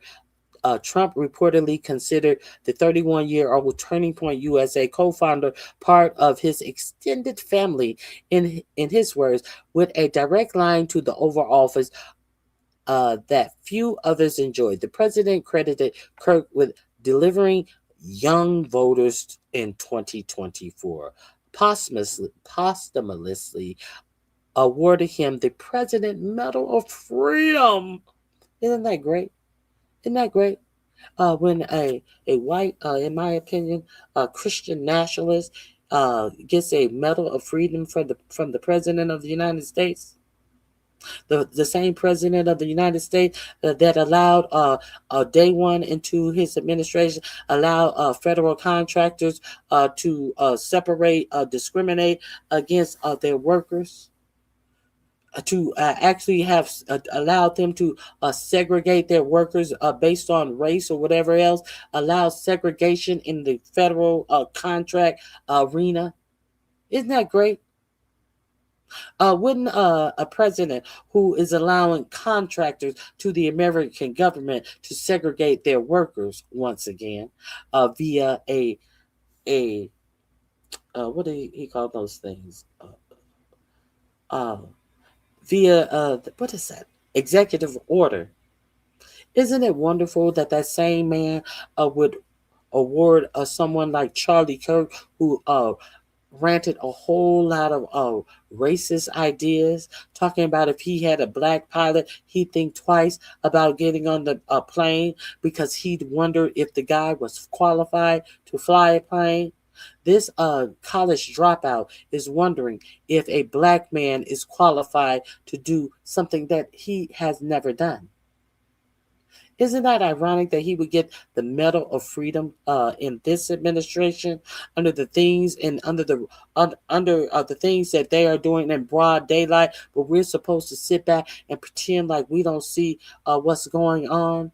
Oh, it's not racism. You guys always talk about race, and if you say something, they think that they are going to make you feel some type of way by calling you racist when you point out their racism, and they're so stupid they do not know. To be a racist, you have to have power to affect someone's a group of people, their personal lives, be it banking, housing, education, whatever. But they because you point out their voting, voting yeah, you have to have power to affect them. A representation in your votes. Yeah, you have to have power to be a racist. And when I point it out, it's pointing out your racism. Okay, let me finish. The president credited Kirk with delivering young voters in 2024. He got the Medal of Freedom, which would be his 32nd birthday, and used his February 2026 State of the Union to mourn my great friend Charlie Kirk, with Kirk's widow Erica seated in the chamber as a special guest, with special napkins and tissues wrapped around her finger, and the cryy face, and dabbing the eyes with no tears, and the whole 9 yards, the whole spectacle. Kirk's death resulted in the issuance of NSPM 7. Y'all have heard me talk a lot about this, and because this is where I learned about the NSPM 7. What is the NSPM 7? It's right here. Go over there and indulge yourself in NSPM 7. If you are unfamiliar with NSPM 7, one of the things that this great NSPM 7, it receipts. This is not hyperbole. This is actually a, what is it? National Security Presidential Memorandum. NSPM 7. That is the thing. The Trump administration isn't only targeting organizations or groups. They talk about the organizations and groups that they are targeting. Right here, in other words, they're targeting pre-crimes. He's been telling you this since last year. NSPN 7 directs a new national strategy to disrupt any individual or groups that foment political violence, according to them. What is that? That whatever they decide, that's very vague. That's what it's supposed to be. That's what it's supposed to be. It's kind of like that narco terrorist drug boats. Very vague. No proof. People dead. That's what it's supposed to be. Including before they result in violent or political acts. In other words, they are targeting pre-crimes. This is what we're talking about. Trump administration isn't only targeting organizations or groups, but even individuals and entities whom NSPM 7 says can be identified by any of the following indicators of violence. If they contend that you are you have anti-Americanism, anti-capitalism, anti-Christianity, support the overthrow of the United States government, which means that you cannot have any other religion than Christianity, I guess. Support for the overthrow of the United States government, extremism on migration, extremism on race, extremism on gender, hostility towards towards those who hold traditional views on family. Now, how can you deem someone a a threat to the country based on hostility towards those who hold traditional American views? How do you determine that they're hostile towards someone who hold traditional American views? I didn't know American views were just one thing. You actually have the S behind view, not a view, not American view, American views, plural, on family. So how is it that you can pinpoint someone who has hostility against a vast amount of differing views about about the traditional American family?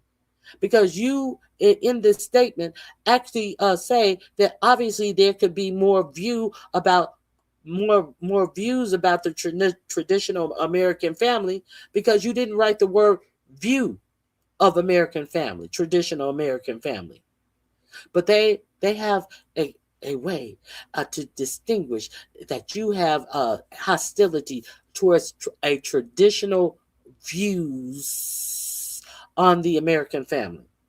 This is your government. This makes sense to them. Yeah, it makes sense to them because they can throw a label on it and keep you pushing through the system. It's very vague. It's meant to be vague. So whatever they want to deem you to be, that's what you are. You're anti-Christ. You are anti-Christian. You have hostility towards your neighbor. Traditional American view on family, and then somebody else, they can get caught up on the same thing. You have hostilities against your neighbors. Traditional American views on family, and these two families could have total opposite of views on a traditional family. You get what I'm saying? But you got two people locked up under the same charge for people who have a whole different views on the traditional American family. That's how it's supposed to work. You can get a whole lot of more people arrested on bullshit that way. Hostility towards those who hold traditional American views on religion. Okay, so if you're anti-Christianity, you can be arrested. If you are hostile towards those who hold traditional American views on religion, how can it be both? How can it be both? Because obviously you have to be a Christian to be in this nation. So wouldn't they be the ones who would be getting arrested for holding hostility towards those who hold traditional American views on religion? Because as far as I know, this nation was not was not created based on religion. This nation was created based on the freedom to have whatever religion you want. There is no traditional American religion. But they're talking about the views on religion. So aren't they the one who are having these skewed views on religion? Traditional American religion?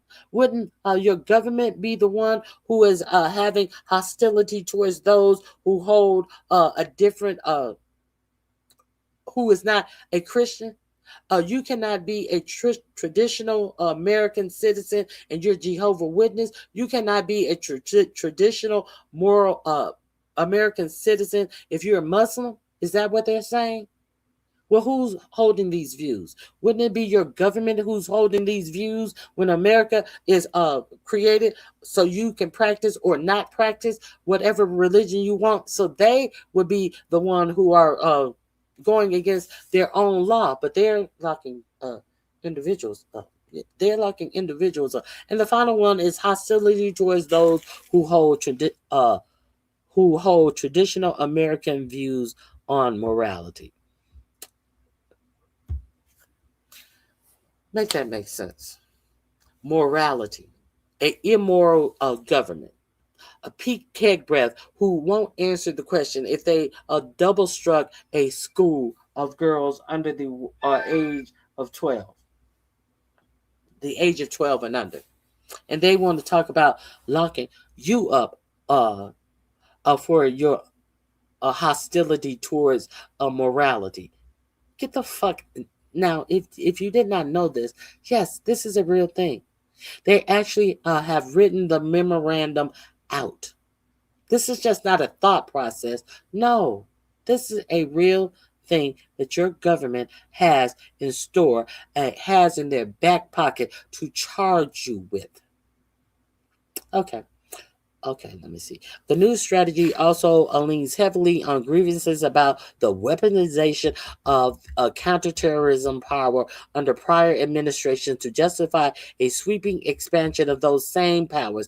It cites past FBI controversy, surveillance of conservative Catholic attending traditional mass in Virginia, parents standing up for their children at school board meetings, and investigations of members of Congress or President Trump as and his associates as the rationale for what it calls previous radical shift in the U.S. counterterrorism. Really? Really? Okay. But these are the same people who wants to give oligarchs like the Oracle guy, the what is his name? Who bought up Paramount, David Ellison. These are the same people who want to give him the ability to mass surveil people, who wants to give Peter Thiel and his AI and his drones the ability to mass surveil and know everything about what you do, buy, and all of this. But they pretend to be that they are concerned about radical shifts. Let's continue. They want to pretend like they know what you think about someone else's views on this. What the fuck is going on? They want. Okay, y'all know what they want. In other words, abuses of counterterrorism authorities against the right have now become the grounds for unleashing those same authorities against the left. The strategies anticipate this reversal and tries to inoculate against it. Our counterterrorism power will not be used to target our fellow Americans who simply disagree with us.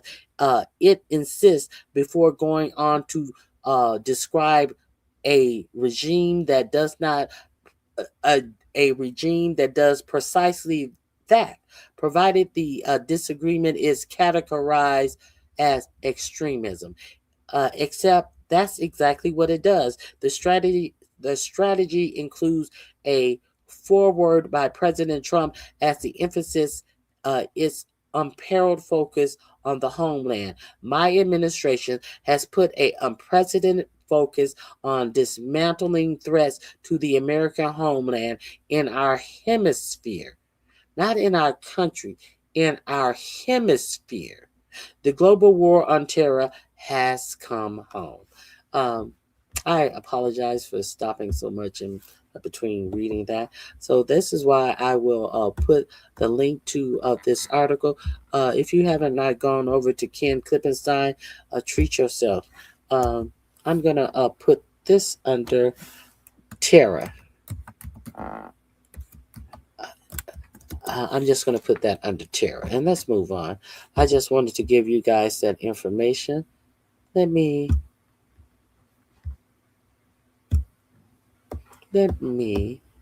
see what you guys are saying.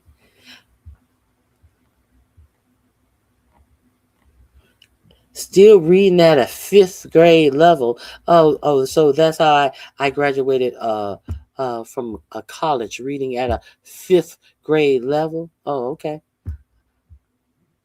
But I read something that you cannot pontificate on.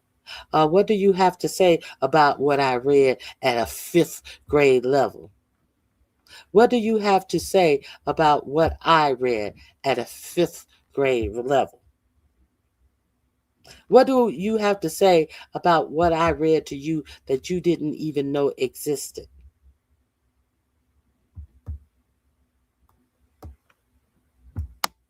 Nothing? Nothing? Oh, okay. Let's continue. Let's continue. Let me see what else I wanted to share with you.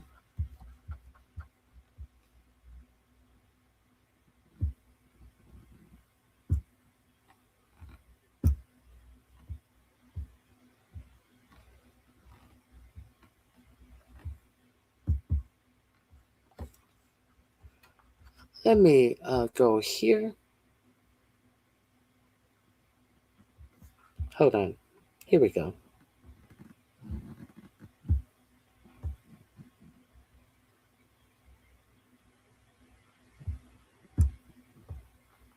Here we go. Now, let's get into it.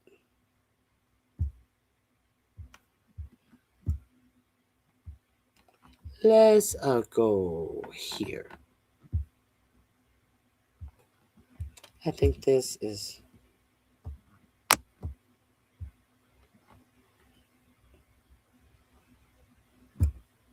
Wait a minute. I already showed this one. I apologize.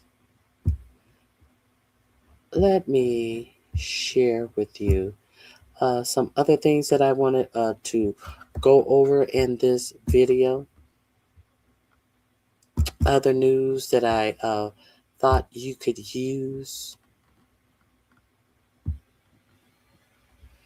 Now, 4547 has been found liable, found guilty on essaying EU. I think her name is the E.G. Carroll lady. Is it E.G. Carroll? I think it's E.G. Carroll. Now, the president has gone to the Department of Justice to put this case before the Supreme Court. Now, I don't understand how a case like this appears before the Supreme Court.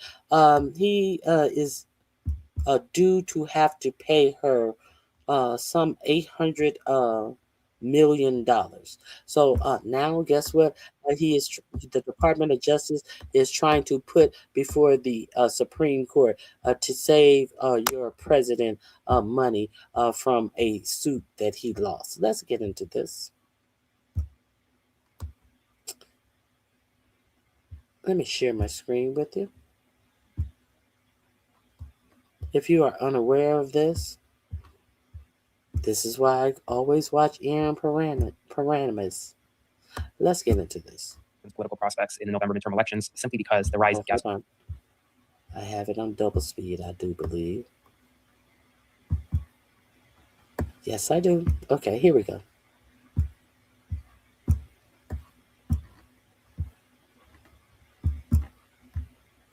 Morning, everyone. The Trump administration this morning has deep concern. I apologize. This is one about gas prices.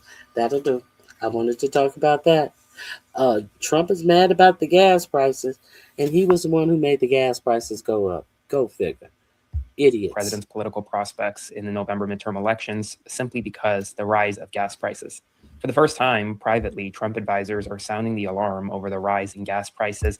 Gas prices have reached a 4-year high, over $4 a gallon of gas on average in the United States of America.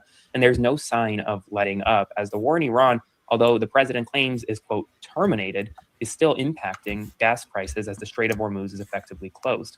At the same time, we learned extraordinary information overnight, which is the reason why Project Freedom, which was the project that announced by Trump to guide ships through the Strait of Hormuz, the reason why he abruptly ended it less than 48 hours after starting it was because Gulf states like Saudi Arabia and Kuwait said you can't use our military bases or airspace for your objectives, which is a significant development. We have more information regarding the hantavirus, and I want to talk a little bit more about what we know right now. A major Department of Justice investigation has been launched into possible insider trading and market manipulation over the war in Iran and oil prices and more. As always, like, comment, share, subscribe, get the word out. And if you can, subscribe to my Substack. Click the link below to support my work as I'm getting you this update in real time. I want to jump right in and talk about what the Wall Street Journal is now reporting. Privately, Trump's advisors are increasingly worried that Republicans will pay a political price for the rising fuel costs, according to people familiar with the matter.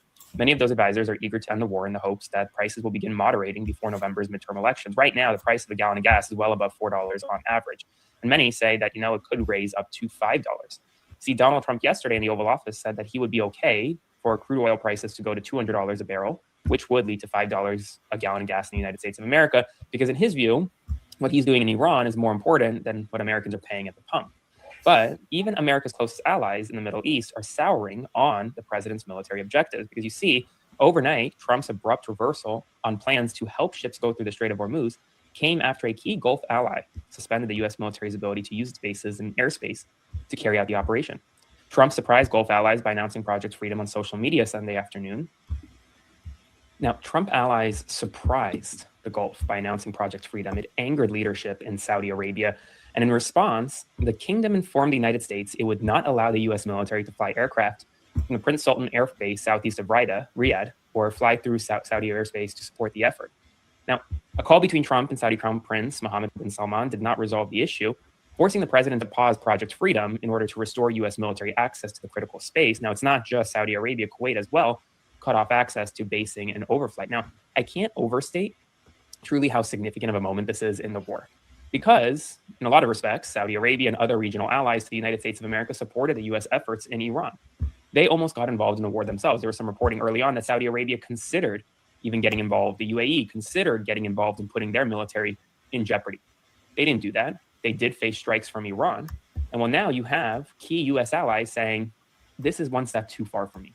Because when Donald Trump imposed Project Freedom and kind of surprised everyone, the Iranians retaliated, right? The Iranians said, you didn't get our permission to do this, so we're going to fire on your ships. We're going to launch missiles at an oil refinery in the UAE. We're going to target a residential building in Oman. Remember all of that when the ceasefire almost fell apart? Yeah, well, it was because Trump just unilaterally did something and didn't get permission. And now a big story in all of this is the market manipulation aspect. And there's a major investigation that's been launched today. Take a listen. Robin, we are seeing those historic swings in the price of oil with every headline about the Iran war. And now we have learned that the Justice Department is investigating a series of suspiciously timed trades just ahead of major announcements about the war by President Trump. Sources tell ABC News that the DOJ, along with the Commodity Futures Trading Commission, are probing at least 4 trades in the oil market where traders made a total of more than $2.6 billion betting that oil prices would drop right before they actually did. Starting on March 23rd, data from the London Stock Exchange showed just 15 minutes before Trump posted that he would delay attacking Iran's power grid, traders bet $500 million that oil prices would fall. On April 7th, a few hours before Trump announced a ceasefire, nearly $1 billion in bets on oil dropping. Similar pattern on April 17th, $760 million in trades just 20 minutes before Iran announced the Strait of Hormuz was open. And on April 21st, 15 minutes before Trump extended the ceasefire, traders bet $430 million oil would go down. We do not know the identities of these traders, but these are very big payouts, raising concerns about insider trading. The CFTC and DOJ are not officially commenting, guys. Well, finally, we get an a case that the DOJ can't even comment on or won't. You know what I mean? The DOJ is not prosecuting this windfall of that at the up and down posting that Trump is having on gas prices, and the DOJ has finally found a case that they are not trying to prosecute. Is Kakai Patel on the case? Is he doing a raise in any on the New York Stock Exchange trying to figure out who is doing all of this insider trading? Oh, nothing to see here. Let's continue. Investigation, but I'm not truly I'm not holding my breath here in terms of anyone being held accountable, because I have a suspicion that it's folks within the Trump administration who are insider trading and manipulating the market. And so why would the Trump DOJ want to go after their own? We'll see. In other news, hantavirus. Let's talk about it. So there's a deadly hantavirus outbreak aboard the MV Hondias cruise ship. Now, concerns are growing today because about 40 passengers actually disembarked the ship early without any contact tracing. And this morning, a KLM flight attendant in Amsterdam, a Dutch flight attendant, is now being tested for hantavirus after developing mild symptoms and being hospitalized, according to the Dutch Health Ministry. So they have poop shit virus going around, rat poop virus going around. So let me put this in my description box. This link is in my description box under gas. Now, that wasn't the only thing I wanted to show you. I wanted to, let's get to. I told you how he's banned from all countries. Begs DOJ to save Sex him. abuse scandals and Donald Trump just seem to go together like a hand and a glove. And we've got another one involving E. Jean Carroll, which the Trump Department of Justice is trying to get him out from under with a new filing before the United States Supreme Court. In breaking news, the Department of Justice, controlled and captured by Donald Trump, is trying to argue that to the Supreme Court as the court of last resort, that Trump should not have to pay $83.5 million in compensatory and punitive damages for having been adjudged to have sexually abused E. Jean Carroll and then later defamed her about that private, personal, criminal conduct when he was president. There's a doctrine of immunity called the Westfall Doctrine, which under limited circumstances gives an employee of the federal government immunity from civil lawsuits. But you have to be working within the course and scope of your duties at the time that you are the bad acts happened. And Donald Trump calling E. Jean Carroll a liar and disgusting and a money grubber while he was in office does not rise the level of being afforded Westfall immunity. And if he got Westfall immunity, the Attorney General would have had to have certified that he was acting within the course and scope of his duties when he was defaming her. We all know that when he was defaming E. Jean Carroll from the president's perch, that he was not doing it within the course and scope of his authority. Even Joe Tacopina, Donald Trump's criminal defense lawyer, said exactly that on a news show. And yet here we are with a new appeal, a new plea to the United States Supreme Court by Donald Trump to get him out from under being a sex abuser. I'm Michael Popak. You're on Legal AF to kick off today. And let's get to the story. E. Jean Carroll, a famous editor for Elle magazine. This has all been proven in a court of law. Bumped into Donald Trump in the 90s at the Bergdorf Goodman department store, diagonal from Trump Tower. And there went a terrible odyssey that led to E. Jean Carroll being sexually abused by Donald Trump in a dressing room stall. That's what a jury of 9 concluded in federal court. 2 separate trials, we call them Carroll 1 and Carroll 2, took place. In Carroll 1, she proved to a jury by the preponderance of the evidence that she was the victim of sexual abuse by Donald Trump and that she was entitled to damages. As a result, they awarded her $5.5 million of damages. Famously, Donald Trump did not testify.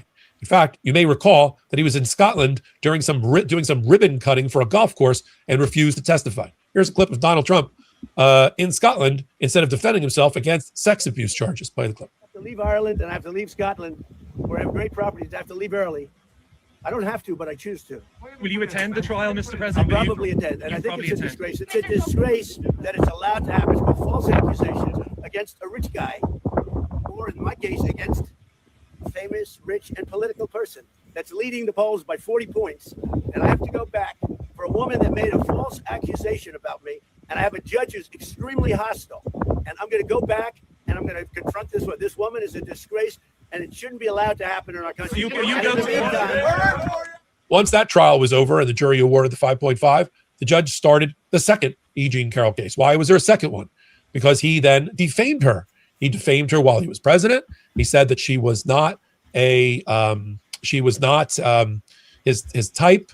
He said that she was disgusting, that she was out for money, and many other things that he said for the bully pulpit of being the president. Here's Donald Trump, when he was president the first time around, bashing E. Jean Carroll and defaming her. Play the clip. Manhattan jury found that you sexually abused the writer E. Jean Carroll and defamed her. You've denied this. But what do you say to voters who say it disqualifies you from being president? Well, there aren't too many of them because my poll numbers just came out. They went up. Okay. This woman, I don't know her. I never met her. I have no idea who she is. I swear on my children, which I'd never do. I have no idea who this woman. This is a fake story. You did not go to the trial and actually testify. Do you wish that you had testified? No, it wouldn't have made a difference. This was a rigged deal. My lawyer said, sir, you don't have to do it. I actually said, I think I should. It would be respectful. They said, sir, don't do it. This is a fake story and you don't want to give it credibility. That's why I didn't go. One thing you did do in this. And I swear, and I've never done that. And I swear to, I have no idea who the hell. She's a whack job. He did it again after he had lost the presidency while he was running for office again, going after E. Jean Carroll over and over again. In fact, when Robbie Kaplan, who's been on our show before, the lawyer who represents E. Jean Carroll, when she gave her closing argument to the jury, she said, having been able to present his financials, she said, you have to come up with a check big enough to make him stop defaming and abusing my client.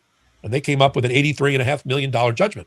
Now, Alina Habba was the lawyer in the second trial. Joe Tacopina was the lawyer in the first trial. The problem for Alina Habba is that she did not raise Westfall immunity as a defense at the time. And when they took the appeal to the Second Circuit Court of Appeals, the Second Circuit Court of Appeals told her that you waived any argument on Westfall immunity to have the U.S. government step in for Donald Trump and kill the case because you failed to raise it. Plain and simple. Donald Trump didn't like that result. He then also went to the Second Circuit and asked for a full 20-judge en banc appeal. And that was rejected in the beginning of this month. This case bounced around a little bit. The Second Circuit originally vacated Judge Kaplan's decision on the Westfall immunity after the Court of Appeals in Washington, D.C. made a ruling about how Westfall immunity should be analyzed. With those instructions, it was sent back to Judge Kaplan, who analyzed it both substantively, he's outside of Westfall immunity protection, and argued waiver when it went to the second and ruled on waiver. Second Circuit agrees with him on waiver, and here we are with the new filing. Here's the filing. 2 pages, filed with the Supreme Court yesterday. The United States hereby joins the unopposed motion of Trump to stay the mandate. In addition to the unopposed arguments advanced and good cause shown in the president's motion, the United States notes that there is further good cause to stay issuance of the mandate because the United States will petition for a writ of certiorari with respect to the panel's refusal to honor the United States' Westfall Act certification and failure to substitute the United States as the party defendant in this matter. Translation: Trump has Westfall immunity because he's a federal employee. He was acting within the course and scope of his duties when he was defaming her as president, and therefore the United States should step in, and she loses the $83.5 million. That's the result. Now it's up to the Supreme Court to decide what to do here. I think for now they issue the mandate. They wait on the petition for writ of certiorari, which is the way you do a normal appeal. They get 3 briefs and an oral argument. And sometime next year, we find out if E. Jean Carroll, who's now almost 80 years old, finally gets her $88 million that's been running with interest. Now, Trump had to post a bond, which apparently is still in place in New York, running with interest. So we don't have to worry about her ultimately getting paid if she wins, but she's got to get through this gambit of the United States Supreme Court. And we'll continue to follow it. We've had E. Jean Carroll here. Okay, just in case you didn't know, once again, trying to get out of paying his bills. You cannot file bankruptcy on judgment. Who is this idiot? Let me stop sharing my screen. I was here a few days ago, schooled this woman and some of her mindless sheep. I have no mindless sheep. It seems like you're mindless. If you thought you came over here and schooled me, what did you school me on? Be specific. What did you school me on? I'm glad you're still trying to take America down. I don't have the power to take America down. I'm giving you news. I'm giving you news. And if you feel that the news that I'm giving is something that is taking American down, I don't control any policies that are going on in America. But I'm giving you news. So it's strange that you don't understand that I, as an individual who is reporting news factually and giving you the sources where I get the news from so you can go read it yourselves or go look at it yourself. You think that I have power to take America down, and you thought you could school me. You think that I can take America down by showing the news. Are you fucking crazy?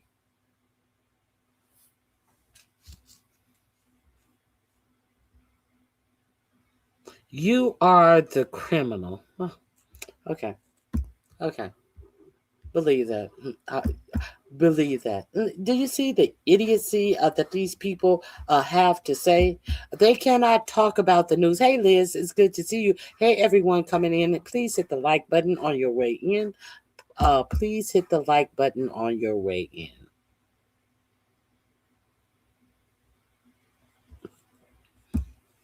Because E. Jean Carroll is a corrupt Democrat liberal liar that is owed $80-something million. Do you think so? That's not what a jury of her peers thought.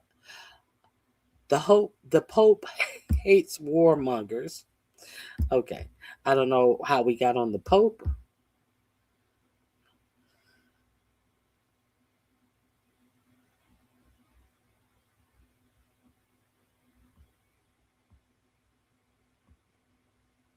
Oh my God, you people. I forgot. If you support Trump, the Trump supporters, you notice how the Trump supporters are always apologists for all the sex crimes that come up in this administration that surrounds this administration. And you notice that these people are always apologists for the Epstein files, for Carroll, what happened to Eugene Carroll. Do you notice that they are all deviants, sexual deviants, and it appears because they always make excuses for this type of behavior. God knows. I hope a lot of these people do not have children of their own. I really hope they don't have children of their own because we know what a lot of these palm colored people do on a regular to their children. So the actual fact that they have the audacity to come out in public and be apologists for people who SA children and women, it's just mind-boggling. Where are we as a country? And somebody said I'm a criminal for reporting the news. Reporting the news from an attorney who is reading from the court docket. And you still have people attacking the woman who won her case, who was tried in front of a jury of their peers. Isn't this disgusting? Aren't some of you people some of you people have absolutely no shame. You people are disgusting. Let's continue. Shall we go on?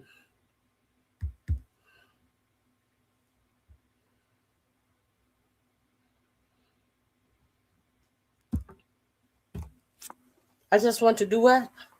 I just want to hate what? No, I'm doing the news, sweetheart. I'm doing the news, sweetheart. These are court filings that that you hear being read. I'm doing the news. No, you just want to hate the fact of what the truth is. That's what you want to hate. I'm reading the news.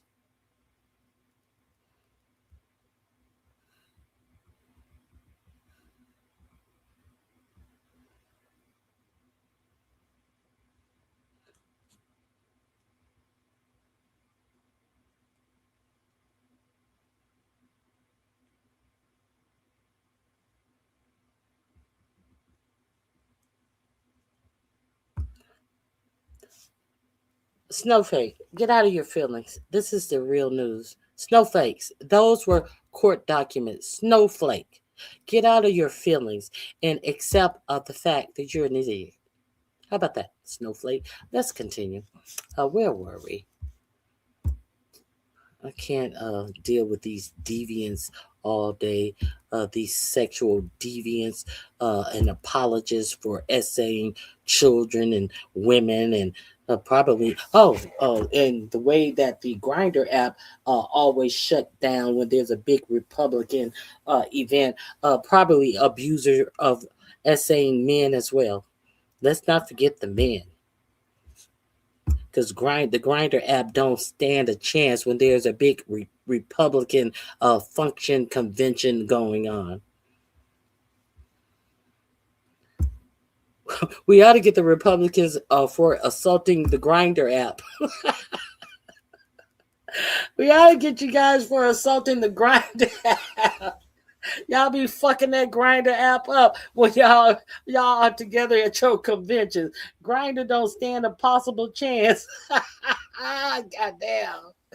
Oh yeah, you're deviants. Yes, you're deviants. Okay, let me see. What else? What else? Van Jones. And now that there's a hot war in the middle, Van Jones, bought and paid for by Israel. Bought and paid for by Israel. I am so sick of Van Jones being a raccoon.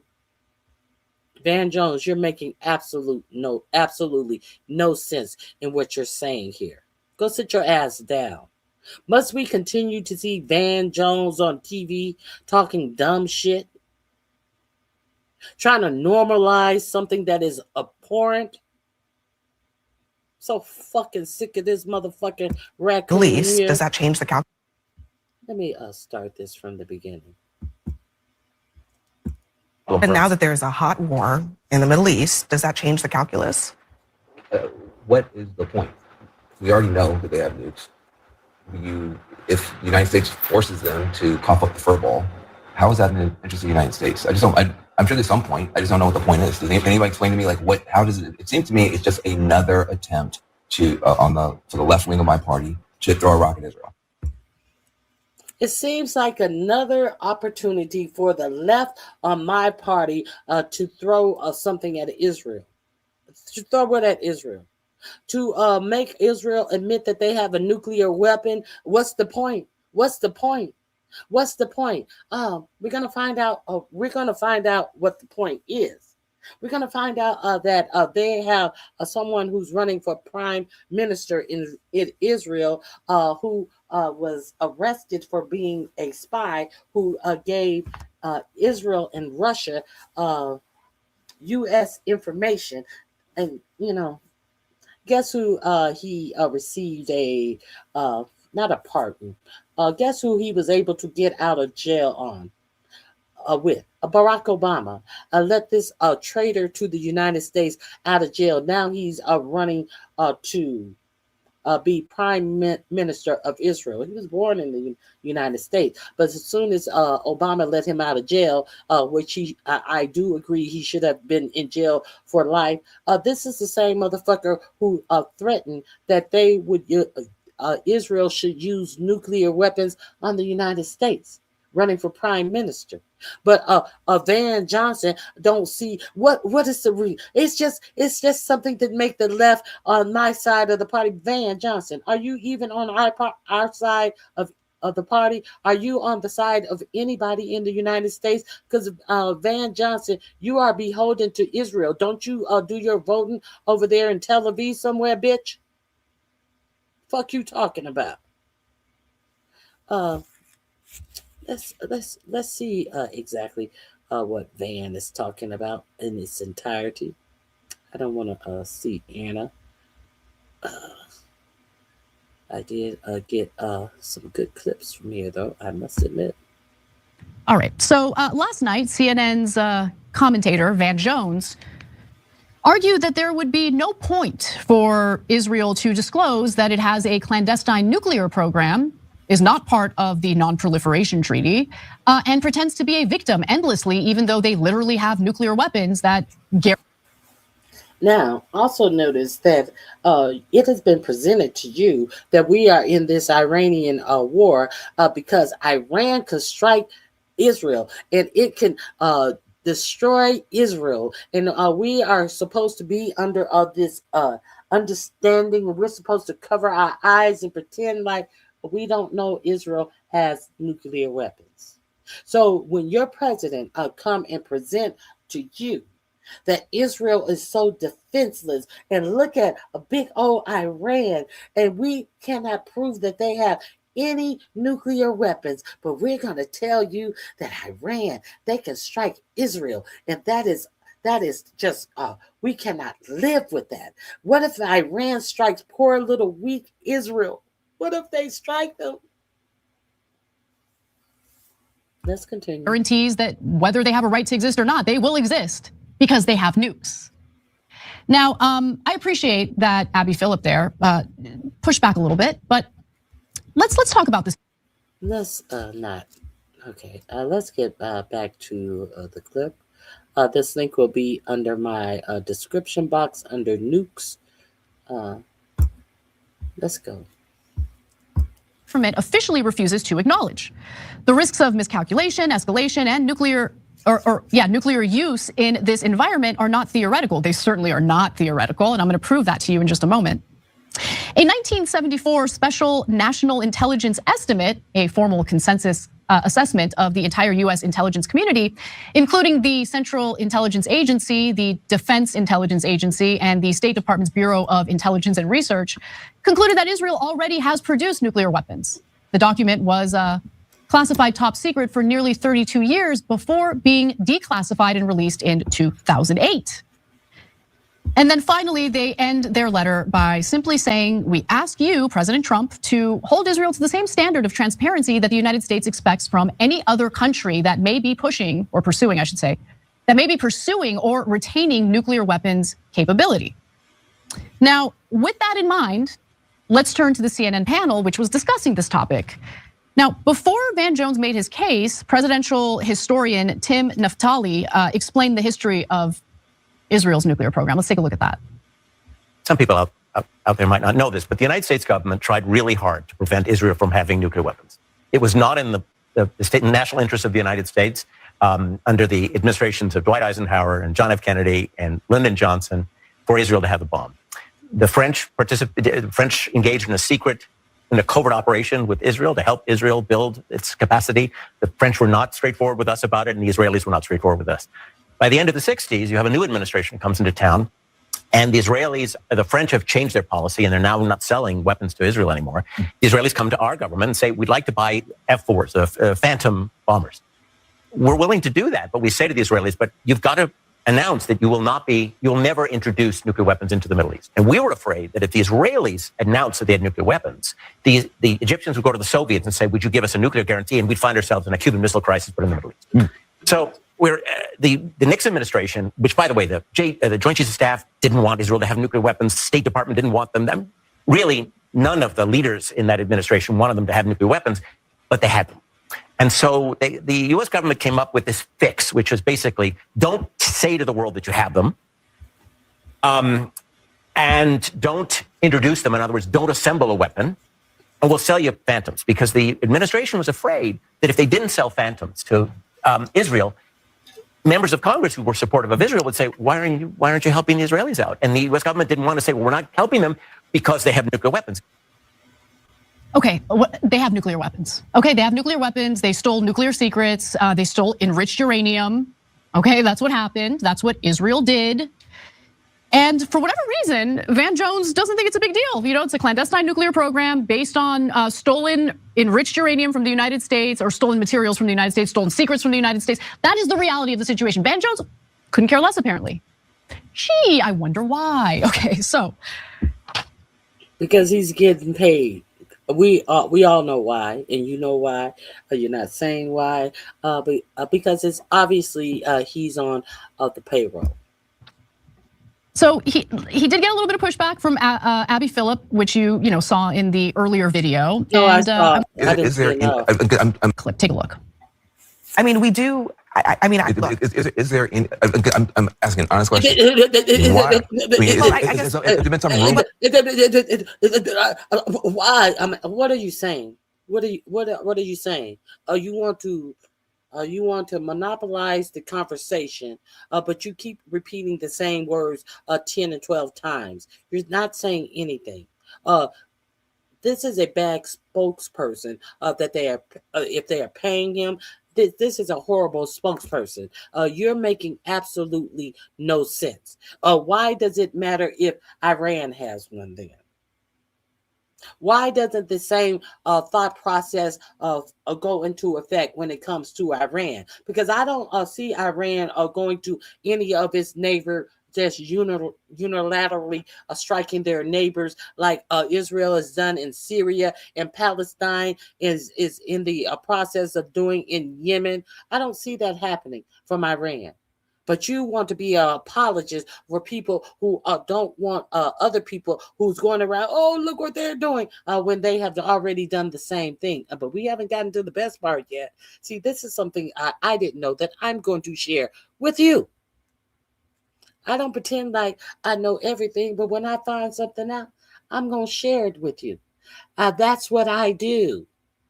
That's my point for being here. And it just really tricked me out of some of these comments about how I think I'm this, how I think I'm that. No, what I think I'm doing is sharing the news.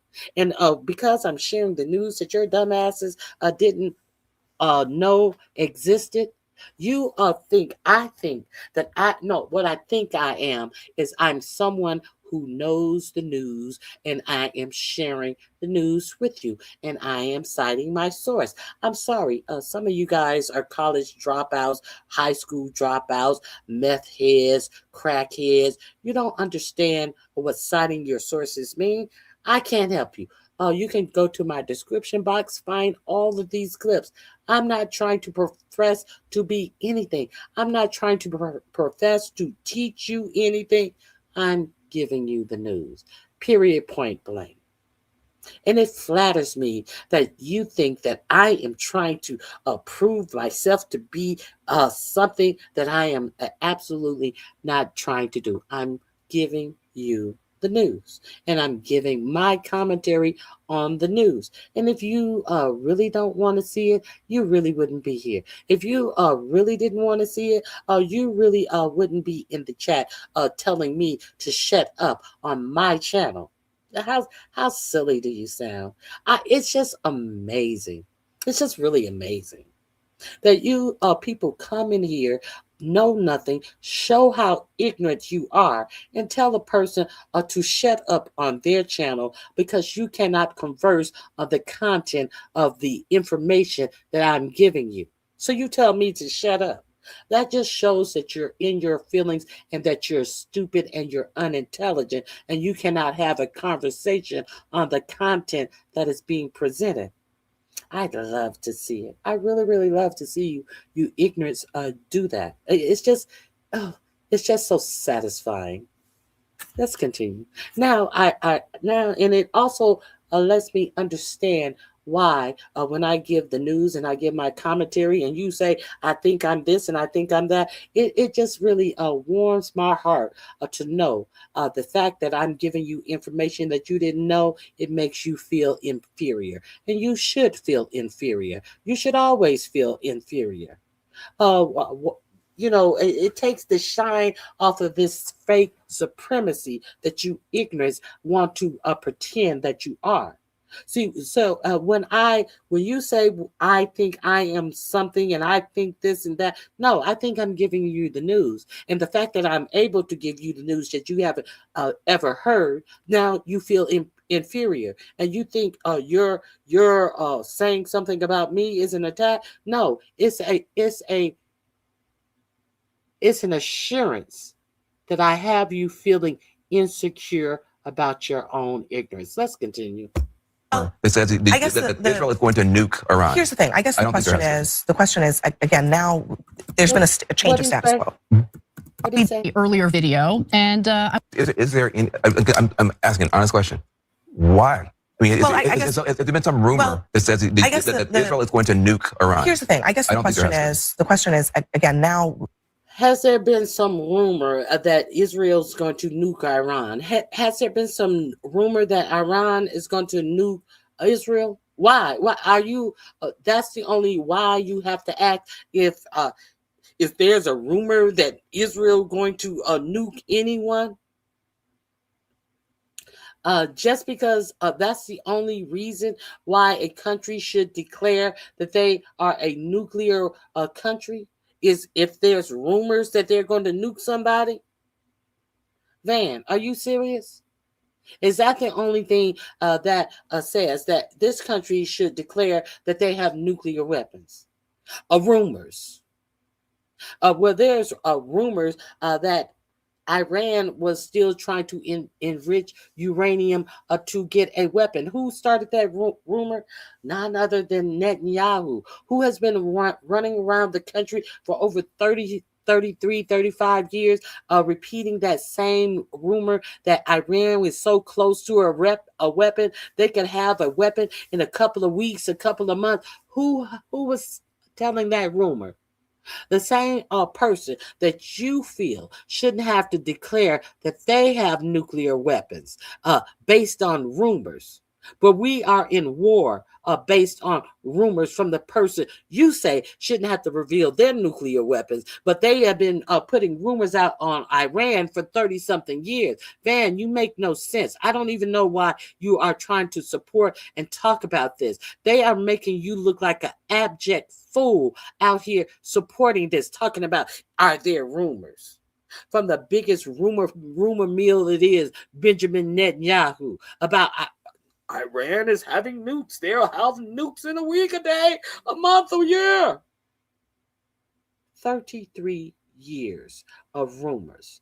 And look at us spending up to $2 billion every day on a war based on rumors from someone who will not declare that they have the things that they have been accusing Iran of trying to get.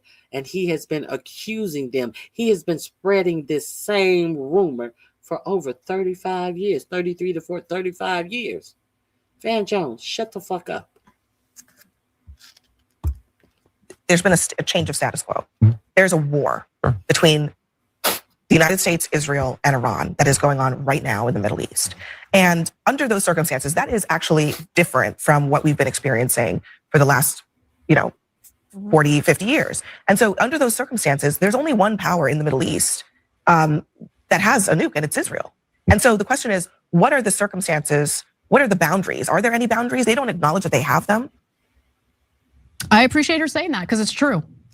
It needs to be said. And so he doesn't think it's that big of a deal. Now, let's get to why it should be that big of a deal right here. Let's get into this. Big mistake. He should have never been released from prison. He are egging on mutually assured destruction. Let's be clear about that. So stupid move. But when we talk about the threat, it's coming from a stupid person. And I'm talking about Jonathan Pollard, notorious traitor to the United States, a US-born former CIA official who betrayed the United States by providing US secrets to the Israelis. He got caught doing that and went to prison for it. Unfortunately, during the Obama administration, he was offered parole. This was, I believe, in 2015. Big mistake. He should have never been released from prison. He should have rotted there. He should have died there. I would have wanted a punishment even worse than that, but okay, life in prison, it would suffice. He was a traitor to our country. He sold our secrets to the Israelis, and then the Israelis, at the time, we were enemies with the Soviets. They provided our secrets to the Soviets. Just treacherous behavior. But anyway, Obama offered him parole, in 2015. It was like a humanitarian thing. I guess he had fallen ill in prison where he deserved to die. But then later, Trump, in his first administration, allowed him to fly back to.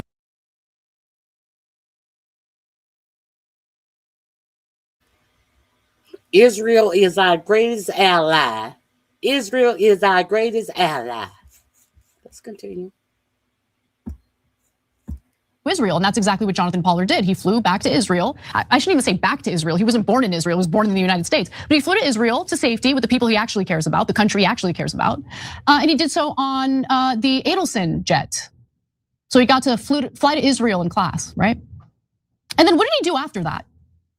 I'll give you a little taste. This is a video of Jonathan Pollard speaking to Israeli media and bragging about threatening the United States with Israel's nuclear weapons. Let's take a look. Well, I believe that the Biden administration, as I called it, did threaten us. But I said, you're mistaken if you think there's never a choice. There was a choice. He said, well, what, is it to have our weapons cut off? I said, no, let me bring you back to October 1973 during the Yom Kippur War when the Biden administration did threaten us. Now, Obama, are you happy that you let this man out on parole? This disrespectful cretin out on parole? Let's continue. Henry Kissinger, as I called it, did threaten us. But I said, you're mistaken if you think there's never a choice. There was a choice. He said, well, what, is it to have our weapons cut off? I said, no, let me bring you back to October 1973 during the Yom Kippur War when Henry Kissinger instituted an arms embargo against us. He stopped the aerial resupply of our army at that point to extract diplomatic concessions from us. And what happened? What happened was an A4 Skyhawk was parked at Tel North Air Base with some interesting weapons under its wings. And with some interesting weapons under its wing. To do what? We told the Americans, take your eye in the sky and take a good look at the airplane that's on that runway. Take your eye on the sky and look what is coming your way with some interesting weapons under its wing. Now understand, this is a traitor to America. He used to work for the CIA, and he is very proud about this. Israel told the United States, we have a plane that is about to take off with some interesting weapons under its wing. And the next day, the airlift started. So the guy that I was talking to. And the next day, we start getting our weapons again. Airlift? To Israel. The arms airlift. So in other words, we threatened their... We threatened to use unconventional weapons. I'll leave it at that. We threatened to use unconventional weapons. I'll leave it at that. But this man is running to be the prime minister of Israel right now. You know, our greatest ally.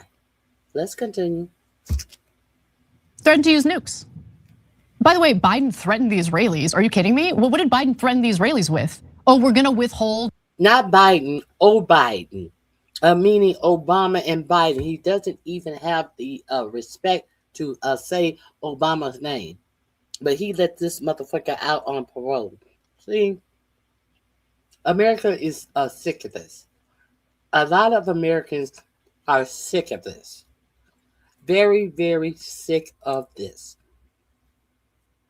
We're tired of being beholden to other nations.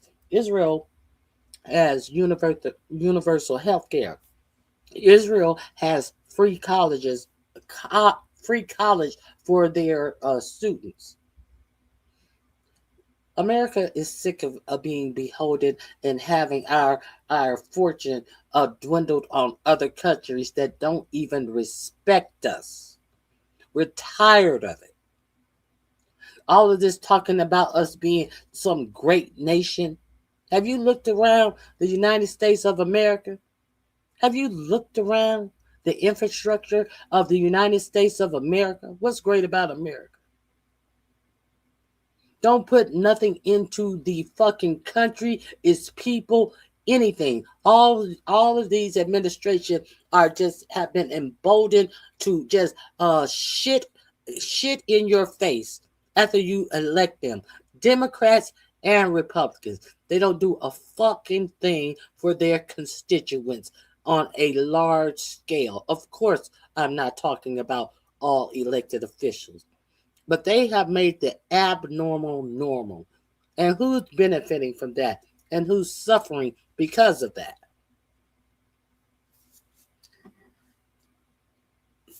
Let's continue.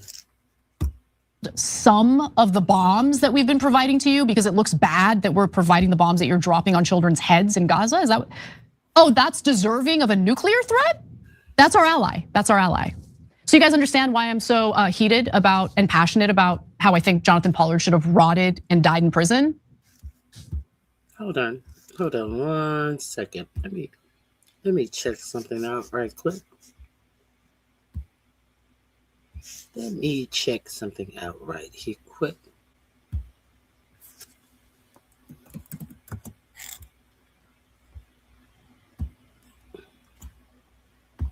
Hold on. I'm coming. Hold on. I'm coming. Let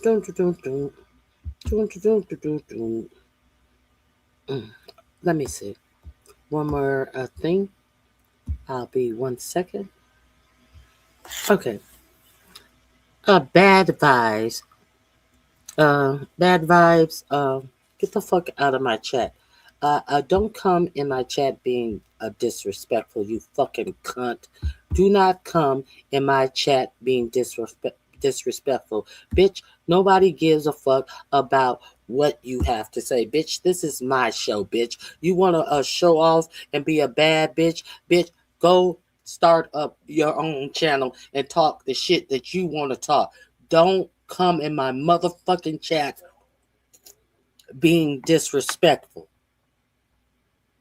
I understand that some of these dumb motherfuckers may have came in and blocked the mods, but let me be real clear. If you don't like what's being stated here, you can disagree. Don't fucking come in my chat being disrespectful, because no one is disrespecting you. And if you want to go disrespect for disrespect, you're not going to be able to do it. You're just going to get cussed the fuck out and thrown the fuck out. Probably something that you're accustomed to doing. That's probably why a lot of you come in here, because you're used to being smutted out and treated like trash. This is fucking news. If you don't like it, nobody's have you chained to this motherfucking channel. Hit the like button on your way out, you motherfucking fan ass bitches. And how about this? How about you come under your original screen names? Nobody's making you come here.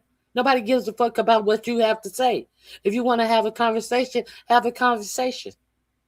Nobody saying you got to agree with anything that's being presented here. But the simple fact that you continue to talk shit that is not being presented to you, it shows you're stupid motherfuckers. This is not the stupid motherfucker spot.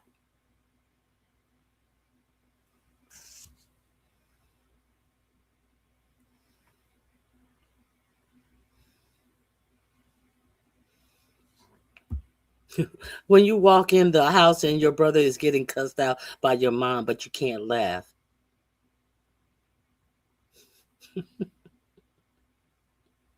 Anyway.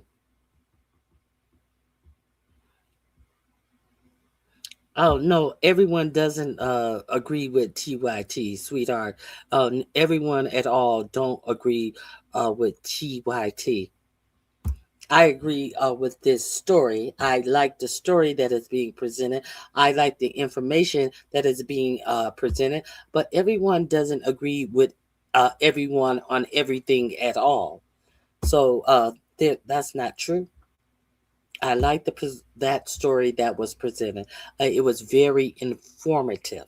I learned something that I did not know. So I thought that I would bring that story to you, because this is why I do news stories, to present you with something that you may not have known. I don't pretend like I know all of these things. That's why I present them to you. That's why I leave the link. Let me make sure I drop the link to this broadcast. Yes, this link is in my description box. If you want to revisit the link, it is in my description box under nukes.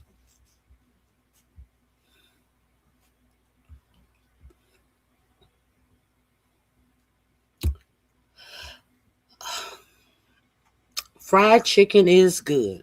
Yes, fried chicken is good. It's only good when certain people cook it, but because certain other people, they don't even wash their fried chicken. They just take that chicken out of the pack with all the bacteria sitting on that bacteria-ridden cotton in the pack, and they just throw it in the skillet, and then they put salt and pepper on it once it's frying in the oil and shit. Yeah, fried chicken is good. When people who know how to cook fried chicken, yes, it's good. Mm-hmm. But not when certain other people cook it. It's just disgusting.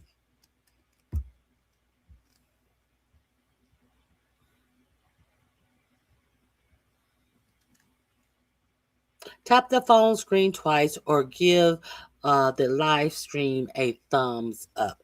Thank you, very Carrie. Okay, what else do I see here?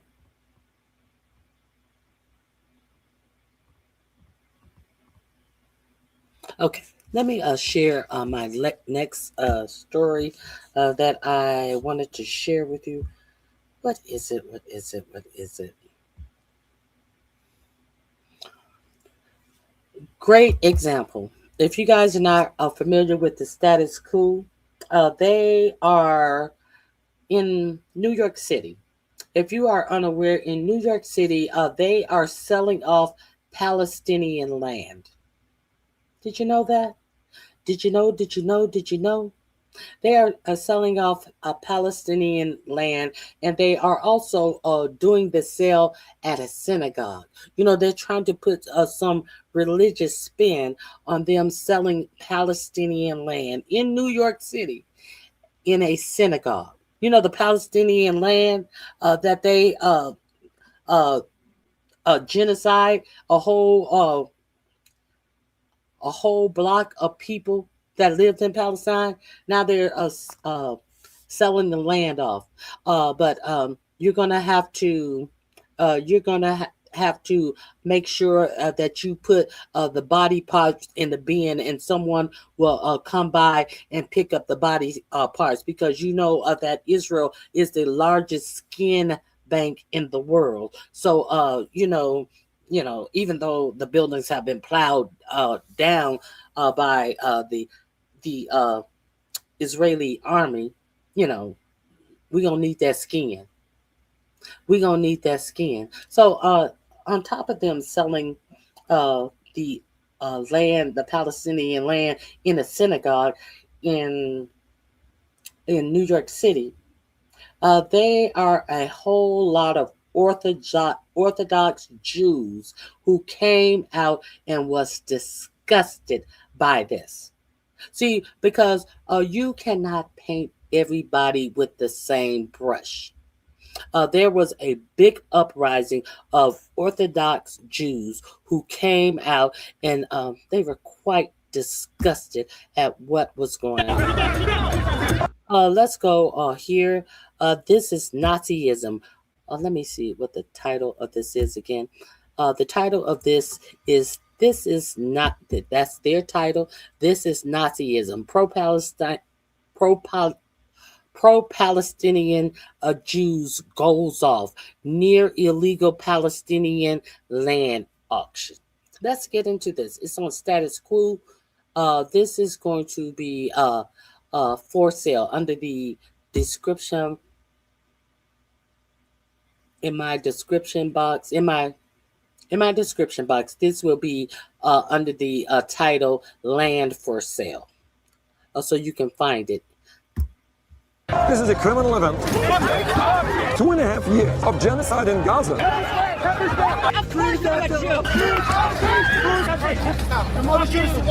This is not Judaism, this is Nazism. Covering what the corporate media covers up. Oops, my bad. I apologize. Years of genocide in Gaza. Corporate media covers up.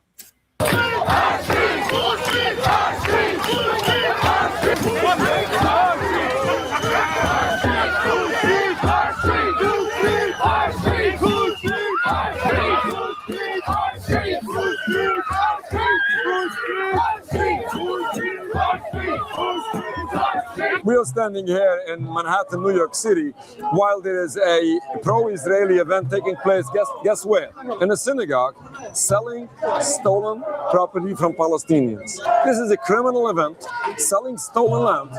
They are using the synagogue or misusing the synagogue to put this religious face to it, as they do always, in order to silence the masses.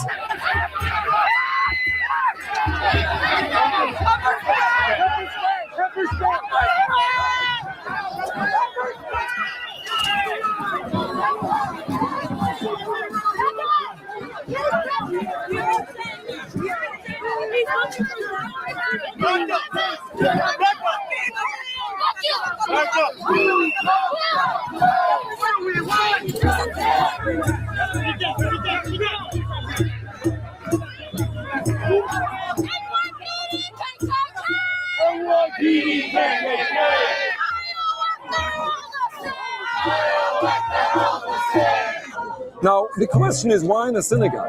They want people to think and believe that this is a religious concept and this is a religious activity, and don't you dare to oppose it or condemn it. Therefore, after this happened months ago, they pushed for a bill here in New York City to ban these rallies outside of the synagogues because somehow, supposedly, this is anti-Semitic or anti-God.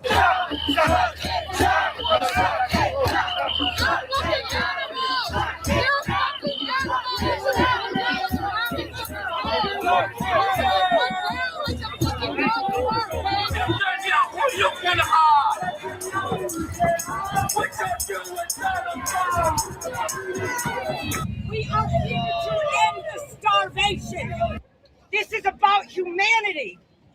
The Samud flotilla, hundreds of doctors and attorneys going to leave their families just to feed the starving people in Gaza. And where are they now? Two of them. If you're not aware, there has been another flotilla that tried to go to Gaza to give medicine, food, as you hear.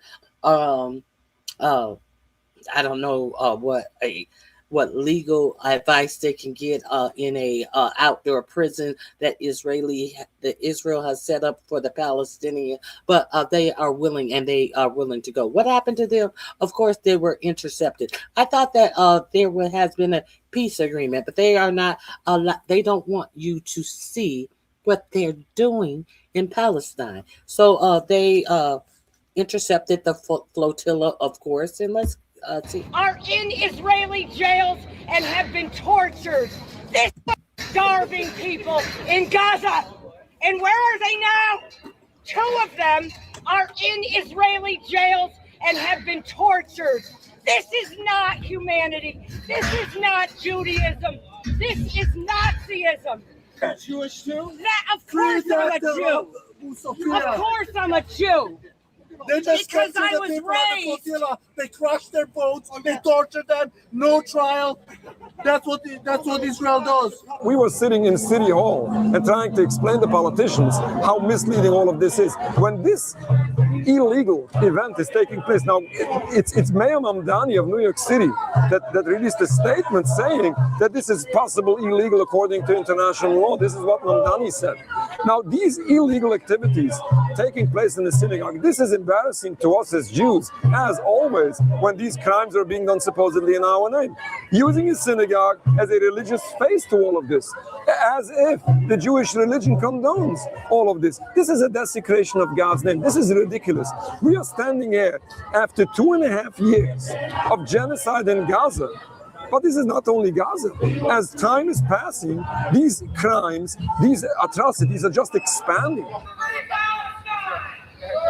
Fuck you!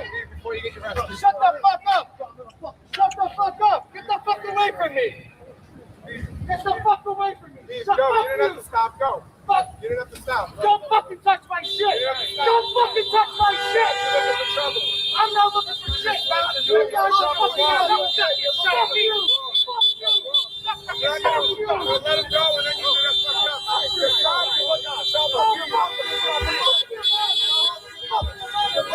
up. You a bitch, yeah. The next one is not going to be a bitch. They're going to touch me. Yo, come here, come here. Don't get it. That's it. Get away from me. That's it. I already told you. Get away. Get away, fucking bitch ass nigga. That's already. He gets in my face. There. What? Hold up. What? What did he call him? A bitch ass nigga? Let's see. Black people, we really need to get on code. This motherfucker is trying to defend another race of people and calling the person like it's okay to call somebody a bitch ass nigga. And he's not even, this is a Jewish man. I'm insulted. I already told you. Get away. Insult him with a derogatory term for him. Don't bring us into it. Get over, fucking bitch ass nigga. That's already. He gets in my face. There. In your vision, there is no crimes going on, no rebellion against God. That's nonsense. Don't talk to him. He'll take welfare. This motherfucker got a full body armor on. He's smart. He's smart with this white on, full body armor. He dropped welfare. We gotta get him to admit what is taking place. Get out. We gotta keep him going. They're trying to feed people, and Israel is starving. Go back Europe. Go back Europe. Go back Europe. Go back Europe. Where you came from? Murder. Let me ask you a question. You love America? You're here to support the empire, everyone. You support baking babies, baking women, raping women to death? Really? Well, why don't you guys stay home? Stop hating on Jews. Stop hating on Jews and then I'll stay home. You want Jews what, to hide again? We're not hiding. We're not hiding. Too bad. Why am I here to stand for my people? I'm not hiding. This ain't Germany 38. All Jews. We are pro-Jewish. And we are anti-Zionist. And we are pro-Jewish. This ain't Germany in 1938. No, we have flipped the script, and we are Germany of 1938. That's what you did. You didn't think it was okay when it was done to you. Now you want to say, "Oh, this isn't German in 1938," but you're acting like the Germans in 1938. That is the most ironic part of all of this bullshit. The audacity. The audacity. Let's continue.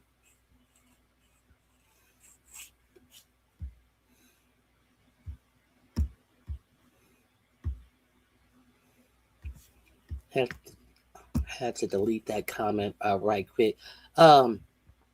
I don't give a fuck of what has been happening since 1517. It's 2026. Do you want to talk about what is being presented to you on today? Huh? On today? Who is in the chat writing something about what has been happening since 1517? How you know? Were you there?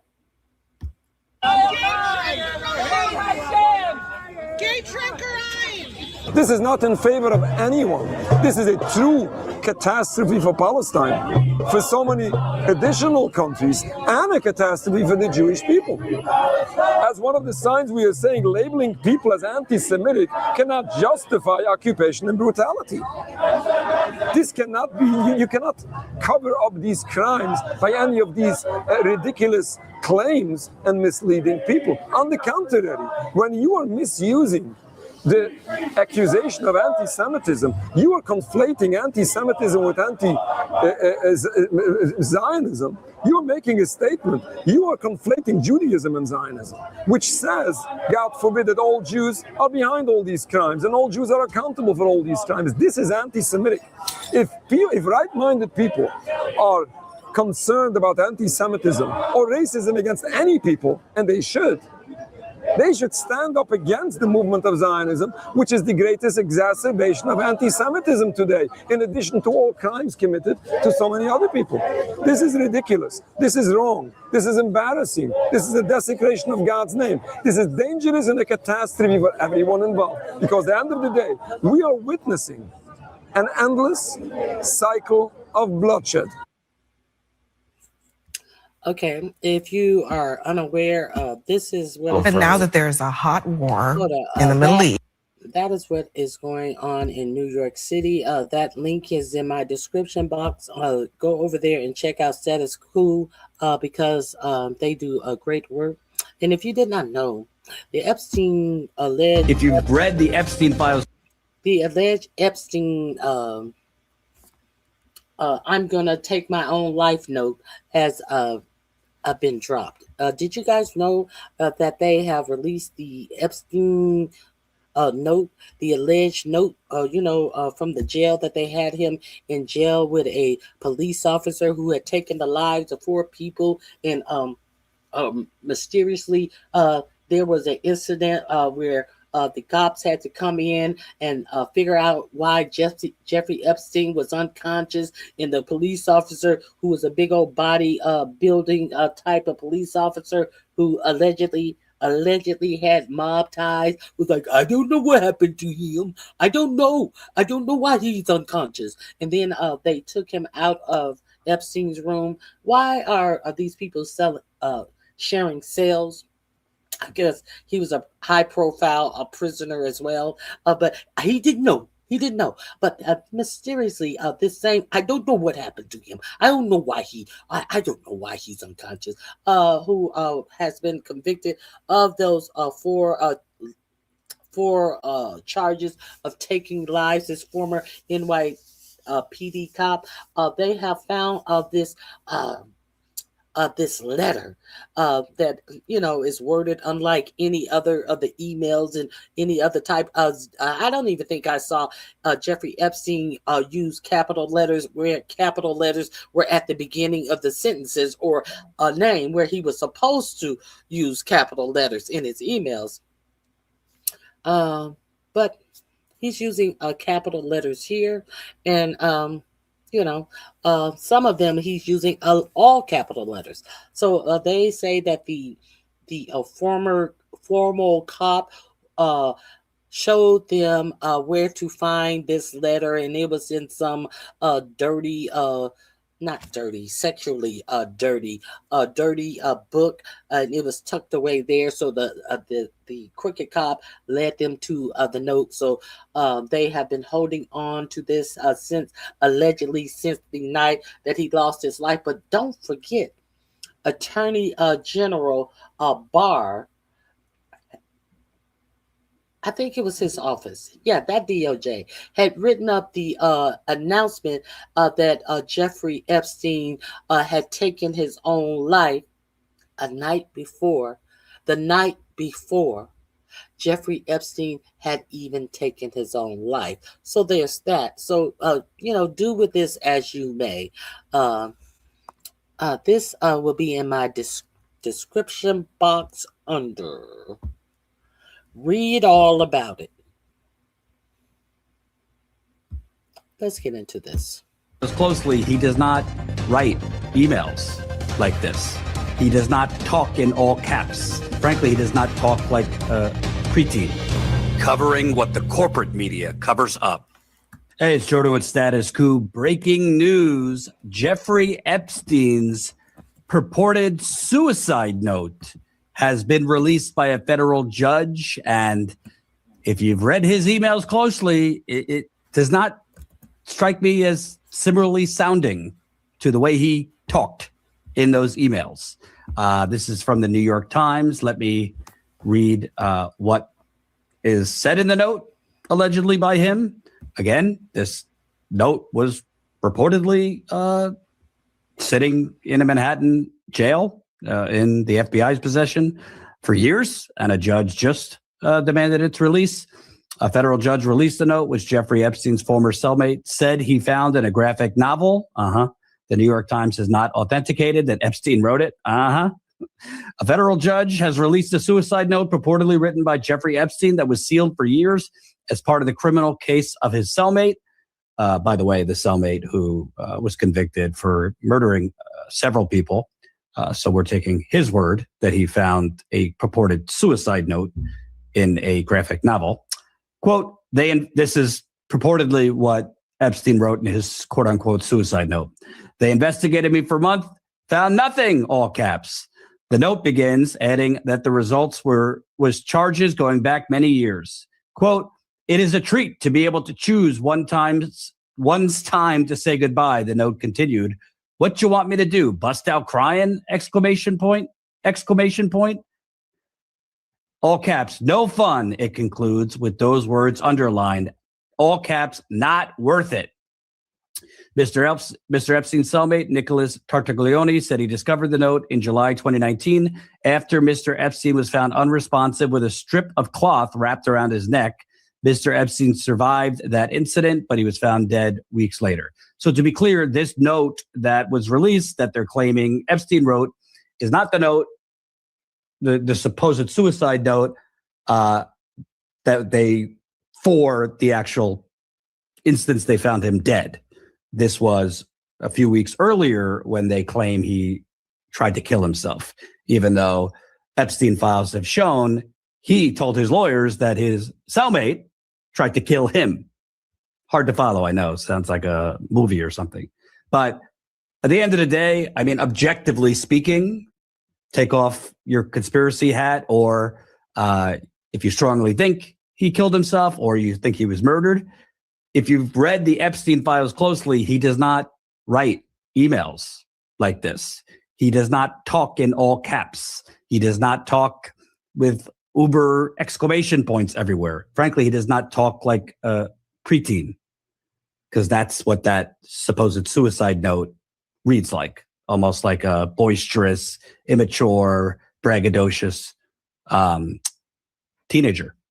And just the timing wise, when they claim that he would have written this note in July of 2019, weeks before he was actually found dead, he was looking forward, according to his conversations with lawyers and the prison psychologist, he was looking forward to bail hearings and the potential of getting out on bail.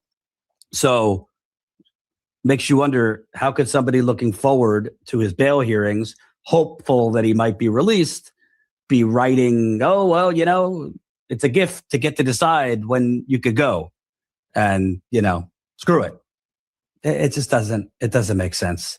Not to mention all the other things that we have repeatedly reported to you, including one of the world's most renowned forensic pathologists has repeatedly said, I don't think he killed himself. I observed the autopsy and it was indicative of homicidal strangulation, not suicide. That was Dr. Michael Baden, who, again, HBO had a show with him called Autopsy.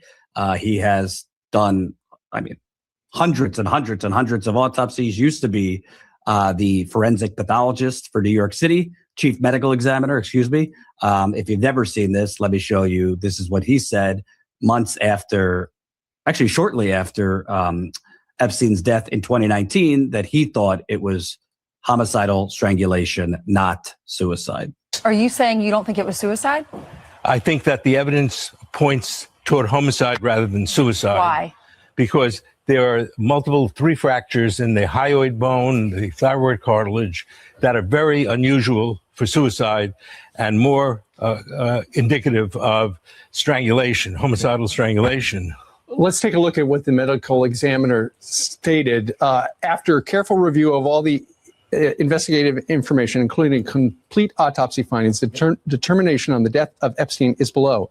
Cause, hanging, manner, suicide. You say that his fatal injuries are consistent with homicide? More consistent with homicide. And in fact, at the time of the autopsy, the doctor doing the autopsy didn't think there was enough information to say. Oh, you Trumpsters, you should believe this. It's on Fox News. Obviously, this is the truth. It's on Fox News. Suicide, so she put it pending further study. And then for some reason, and they want to know, the family wants to know, why was it changed from pending further study to homicide afterwards? So if you're there watching them perform this autopsy, you notice these 3 broken bones, and you believe it would be homicide. So that would mean another person would have gone into his cell, strangled him. Did he have any signs of trying to fight back? Well, they took a fingernail clippings to see if there's anybody else's DNA on it, and that hasn't been released. Neither has the information about whose DNA is on the ligature. A ligature was made out of torn strips of orange sheets, and whoever made it had to have a lot of DNA on it. And the brother's been asking that from day one. By the way, as I reported weeks ago, it was recently released through the Epstein files. The New York City chief medical examiner when she spoke with the FBI, she said, no, I didn't take DNA samples of the supposed ligature he hung himself with, the noose. I just handed it over to the FBI. I don't know if they did. 6 years later, we still don't know if DNA was taken on the supposed noose he hung himself. Kind of important to know if DNA was taken to see, was there other people's DNA on the supposed noose? You'd kind of want to know that to rule out homicide. Still don't know. Also, a former inmate, former mafia member, but a former inmate in this prison, he vowed and has emphatically said, yeah, I've been in that same cell. There is no way, logistically, no way that anybody could hang himself in that cell. Let me play that for you. You know, I spent 7 months on that tier and in those cells. And the first thing I have to say, there's no way you are able to commit suicide. There's just no way. There's no way to hang yourself. There's nothing from the ceiling. There's nothing from the bed. You'd have to be a midget and work really hard to try to hang yourself. And I don't think you can accomplish it at that point. You know, as far as the cameras being off, I haven't experienced that. I did 8 years in prison, and I haven't experienced cameras being broken in the perfect storm of correctional officers not walking those cells. They walk in and they look in on you all the time. As a matter of fact, you know, sometimes it's embarrassing to go to the toilet because they're walking past you and looking in the cell constantly. So that's a former mob member who spent many years in that same prison, spent time in the same cell, says no way logistically to hang yourself. And then we have, this is from Julie Brown, the Pope of Epstein reporting. She just won a Pulitzer, by the way, which she deserves. But she reported this recently. Prison guards discussed Epstein death cover-up. An inmate told the FBI. Notes from an FBI interview indicate the prison guards discussed, quote, cover-up. An FBI 302 interview with an inmate in the Metropolitan Correctional Center where Epstein was found dead on August 10, 2019, told agents that he overheard a prison guard and others talking about covering up Epstein's death. The inmate, in an FBI interview on August 28th, 2 weeks after Epstein's death, claimed that he and other inmates heard the commotion after Epstein's body was found in his cell. Breathe, breathe, he recalled officers shouting at 6:30 a.m. Then he said he heard an officer saying, quote, dude, you killed that dude. A female guard then replied, quote, if he is dead, we're going to cover it up and he's going to have an alibi. My officers, the FBI notes said. The inmate claimed that the whole tier overheard the exchange. Later, after learning Epstein had died, he said inmates said, quote, Miss Noel killed Jeffrey. And that's in reference to Tova Noel. I'll let you, the audience, decide. But based on my many years of journalism experience and my brain cells, I would not put a lot of stock in this supposed suicide note. I'd have a lot. I believe Dr. Bodden. I go with Dr. Bodden, the chief medical medical pathologist. I'm gonna go with him. I used to love that show, Autopsy on HBO. Now let's get into Howard Lutnic. This link is in my description box. This is this will be in my description box. Bitcoin, I just see under Lutnic Lies. So you guys saw me show you what was said about Howard Lutnic in all the ways that he lied. First of all, we saw his budget oversight, and they tried to ask him Epstein questions. Oh, I put aside time in about 2 weeks. I'm going to answer every question. And then you find out. And when there was no footage. So it's like, wait a minute. There's no footage of the questioning. Maybe they didn't. Yes, there was no footage of the questioning because he stipulated that there could not be any footage of him being questioned. And he also stipulated that he also stipulated that regardless of how it seemed when he said he would answer all of the questions when he was on camera, He would not be he would not be sworn in because he thinks that if he's not sworn in, that if he is caught in a lie, that he cannot be prosecuted for lying to Congress. However, he still can be prosecuted for lying to Congress because all of this whole question and answering thing, they had a court reporter there taking down all the questions and the answer. And they said Howard Lutnic was a shitty, sweaty mess. So let's get into this. This was to be under Lutkit lies in my description box. Seems like a scam. I was surprised. With us, it was at 6,000 and much lower.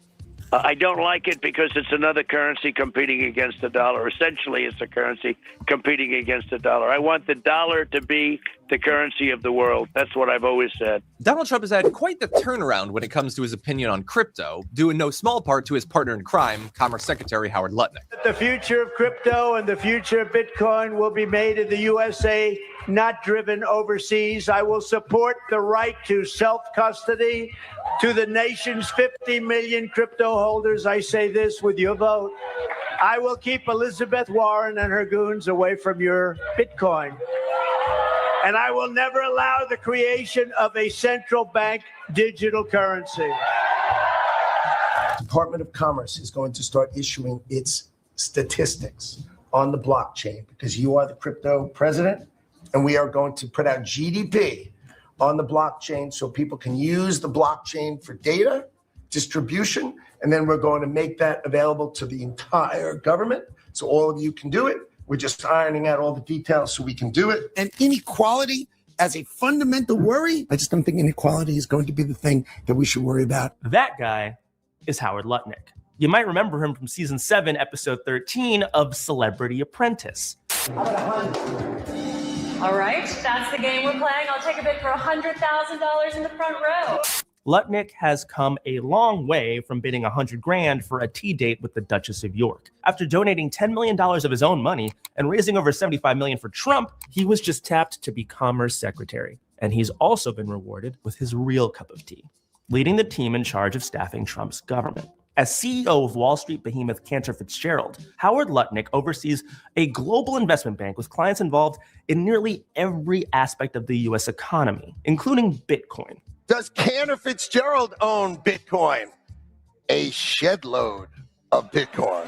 One of Cantor's most notable clients is the cryptocurrency Tether, which has made headlines for accusations of money laundering, funding terrorist organizations, and violating sanctions. Officials at the Treasury Department have spent months investigating Tether for alleged crimes, including facilitating transactions for Mexican drug cartels and allowing terrorist groups to store and move funds. But that doesn't seem to deter Lutnic from championing it. And I'm a big fan of the stablecoin called Tether. I hold their treasuries, right? So I keep their treasuries. And his staffing decisions could heavily impact what happens for Tether under a Trump administration. In transition, he's of the Department of what? Commerce. Meetings with lawmakers on Capitol Hill, Lutnic has reportedly brought up the issue of Tether regulation, raising alarm bells that Trump's right-hand man is mixing his work for Trump with personal business interests. And it's not just Tether that's a cause for concern. Lutnic launched a $2 billion crypto financing business that also stands to benefit from a regulatory government that will let the world of crypto run wild. Last year, a crypto organization crypto company estimated that 100. 1 second. Larry Joe, hit the like button. Obviously, you love us. Hit the like button. I wish there was a love button. Oh, there is. A Cash App, $RonyiQ. Thanks for being here. Make sure you hit the like button while you're here, Larry. $154 billion of illicit activity was financed via cryptocurrency. 154 billion last year, and that was a crypto company that made the estimate. Here's what's crazy about that. So Donald Trump is literally shilling for the product that allows our enemies to avoid our sanctions. Is that what this ultimately? Yes. Wild. It's wild. And to give you an example of how deep the corruption goes, the biggest stablecoin company by far is this company Tether. And Tether, their broker is Cantor Fitzgerald, and Howard Lutnic was the commerce. Yes, that's how. I mean, guys, we're talking about through Tether. Yes. And who knows what's actually going on, because you said it's synonymous. But is it possible that through Tether, Russian oligarchs are moving oil to, let's make it worse, moving Iranian oil to China in exchange for drones and weapons? Well, it's not possible. It happened. It does happen. I mean, if you can read stories about this. And Howard Lutnic profits from that. Or his kids, technically, because he's technically not the. But I mean, come on, what are we talking about? Yeah. Holy. Oh yeah, and then I mean, can we talk about Jeffrey Epstein for a second? Not that I'm aware of. I don't think you're allowed to. Yeah.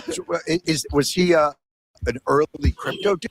Can we talk about the tariffs also that his sons are profiting off of now that it has been ruled that the tariffs must be paid back? They went to companies that actually paid tariffs and for their businesses, and they undercut them and said, "Hey, you owe X amount in tariffs. I'm gonna give you this money. You pay 10.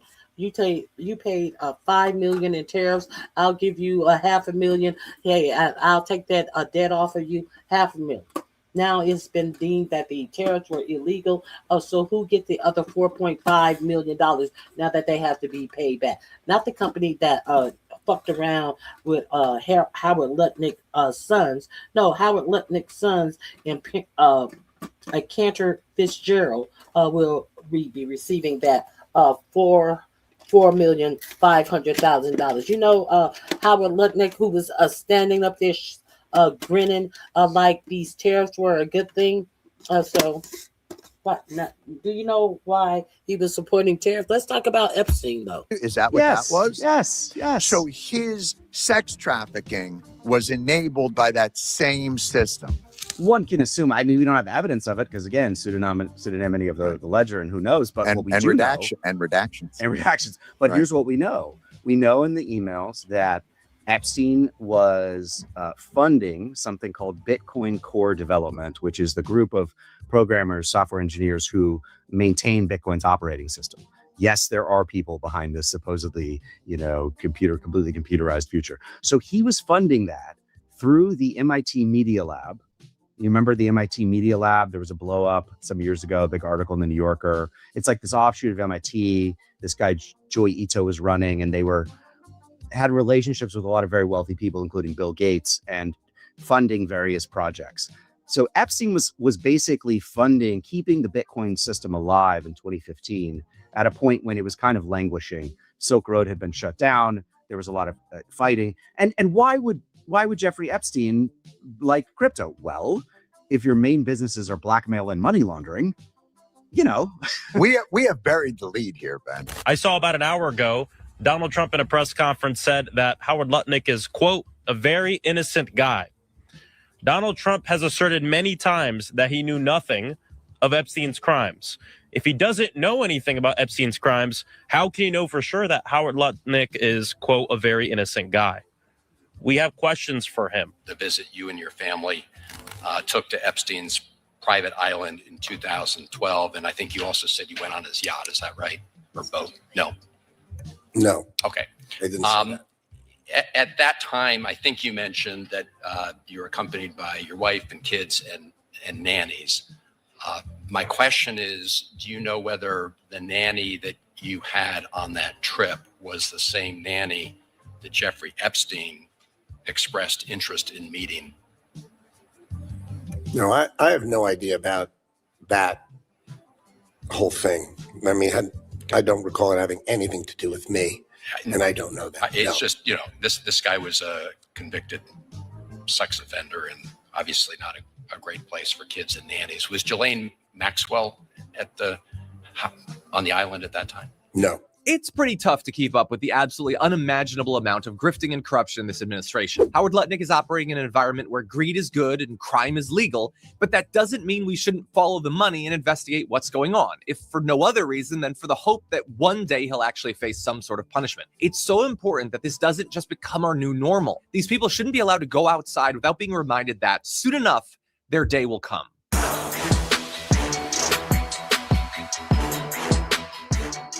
If you enjoyed that, then make sure that you never miss another video by subscribing.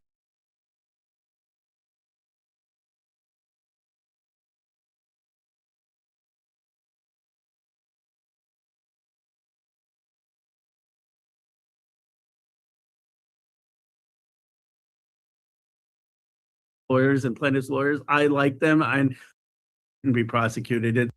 I made pre-alcohol my first drink of the night. I legit off site-wide. Make sure you enter our show name after checkout. After 2005, he meant just himself. In 2000, supposed to tell us what he knew.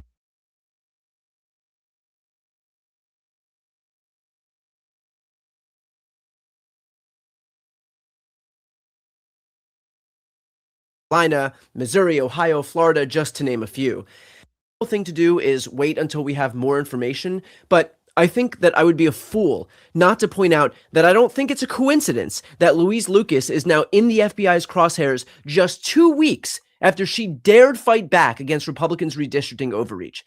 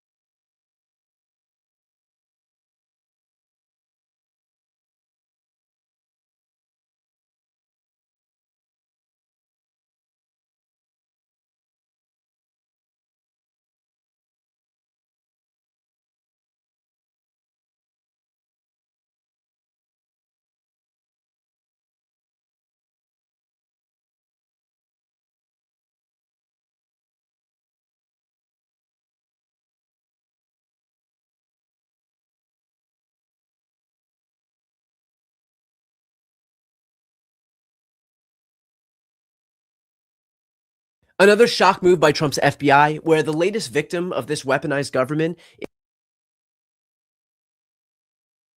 is State Senator Louise Lucas in Virginia, whose office was just raided in Portsmouth, Virginia, along with a cannabis business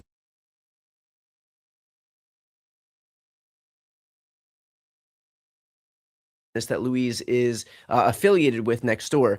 Now, important to note that this comes just days after Virginia was successful in passing a 10-to-1 map, where she was one of the leaders of that effort. The Virginia redraw will be an important step in fighting back against the entitlement that Trump felt to more House seats in red states like Texas, North Carolina, Missouri, Ohio, Florida, just to name a few. Now, the DOJ isn't offering any information right now, and we don't have any information about any charges that have been filed, if any.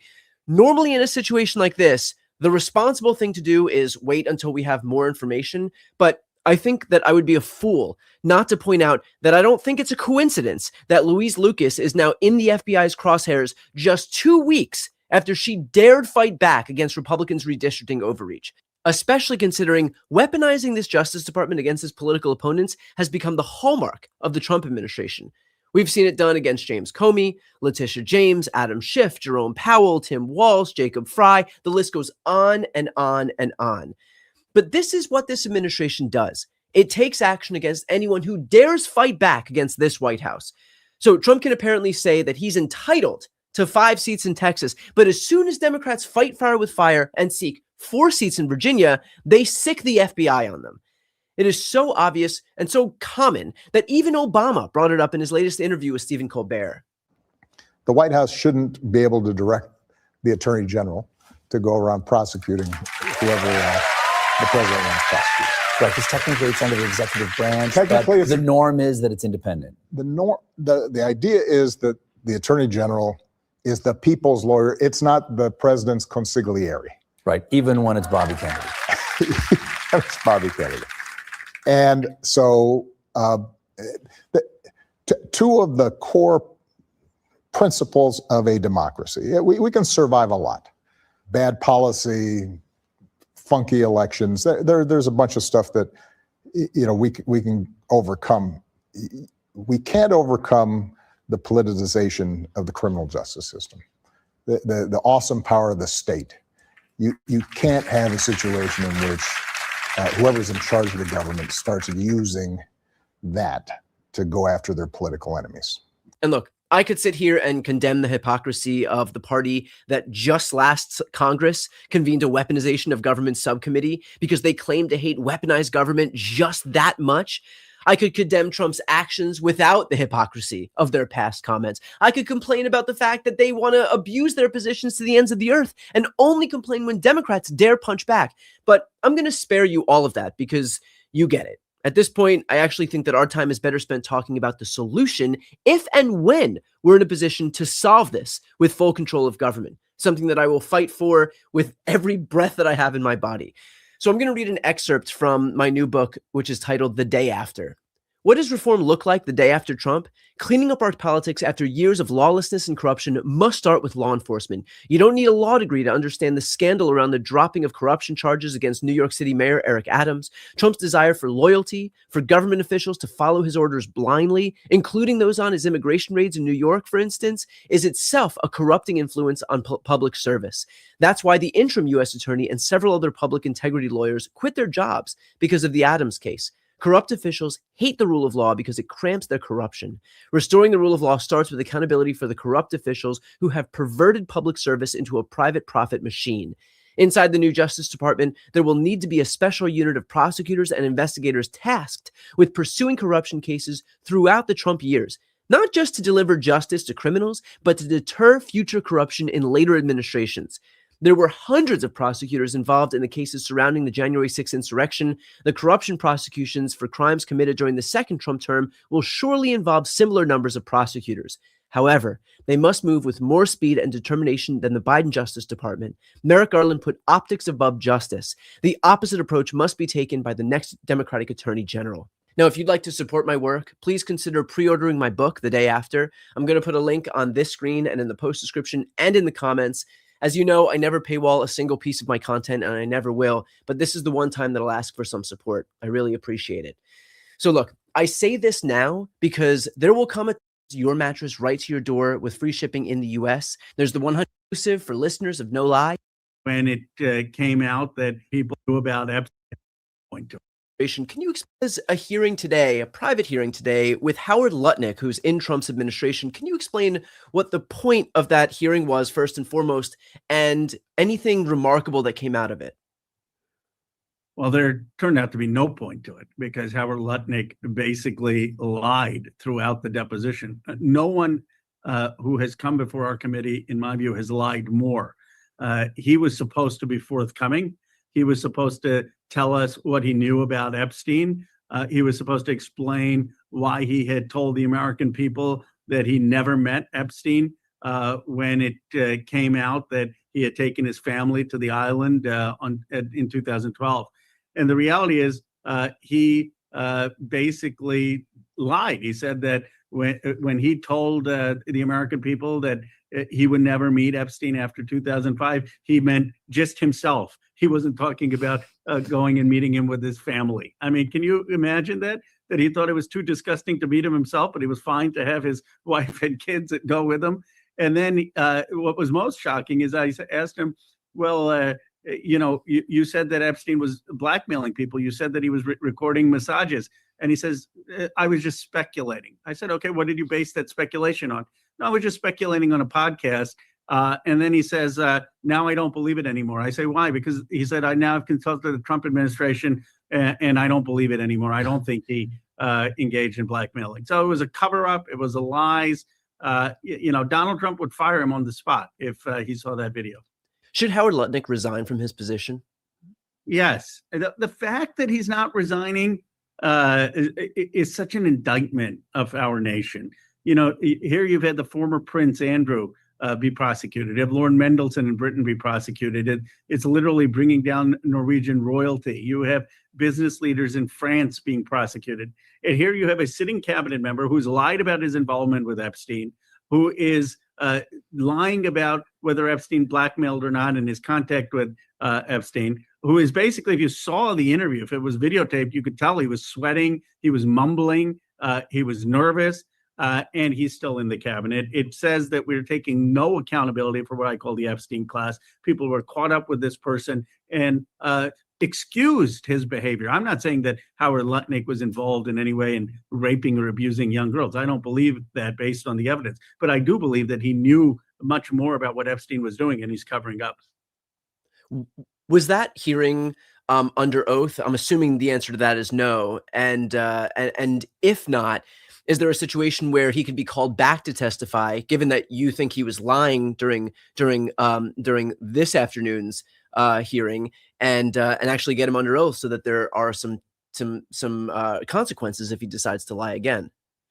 Well, there are consequences. It was a transcribed interview, not under oath, but lying to Congress is a crime, even under a transcribed interview. So a future administration could certainly look to whether he perjured himself. And he's put it out there where more things come out. It very well could be evidence of perjury. We should call him again to testify to the American people because his answers are so unbelievable. Look, if he had come out and he said, I said that I never met Epstein after 2005. I was wrong. We did have this trip. I was embarrassed to disclose it. That's the truth. I didn't want to subject my family to that disclosure, and I regret it. I should have been more transparent. I would have honestly come out and said, okay, he was introspective. He understood he messed up. But for him to be lying so blatantly, saying, no, I didn't mean that my family couldn't meet Epstein. I was just talking about myself being in a room. For him to be saying that, no, I didn't mean that Epstein was blackmailing people, that Epstein was video recording people. It's just a cover up. And this is what infuriates folks. People who are powerful covering up for other rich and powerful men. And the victims, the survivors are the ones who are treated as dispensable. Two tiers of justice in America. Can you talk about the difference here between why Howard Lutnic was given a closed-door deposition versus a public hearing? Yes, the Republicans are in power. They want to embarrass the Clintons, and they don't want to embarrass Howard Lutnic. This is not some law school class or any rational reason why one person was treated differently. This was the Republican majority protecting the president's cabinet member. There is absolutely zero reason this should not have been videotaped. And now I'm sure Comer thinks that was a great decision because I guarantee you, Brian, you weren't in the room, but you can ask any others who were. If the American people had seen that interview, Lutnic would have been done. By the end of today, he would have been done. Would you be willing to commit to, if Democrats are able to retake the House in midterms this year, that not just Howard Lutnic, but any of these other folks who were involved with Epstein in any way could be called to testify publicly? Yes, because this is a personal cause for me. I get texts from survivors every other day. This has become so personal to me to see these women go through what they have for decades, to see them treated as totally dispensable, and then to see powerful men lying, having no remorse, no introspection. I'm not going to let that stand. And I know some people say, move on, just talk about Iran.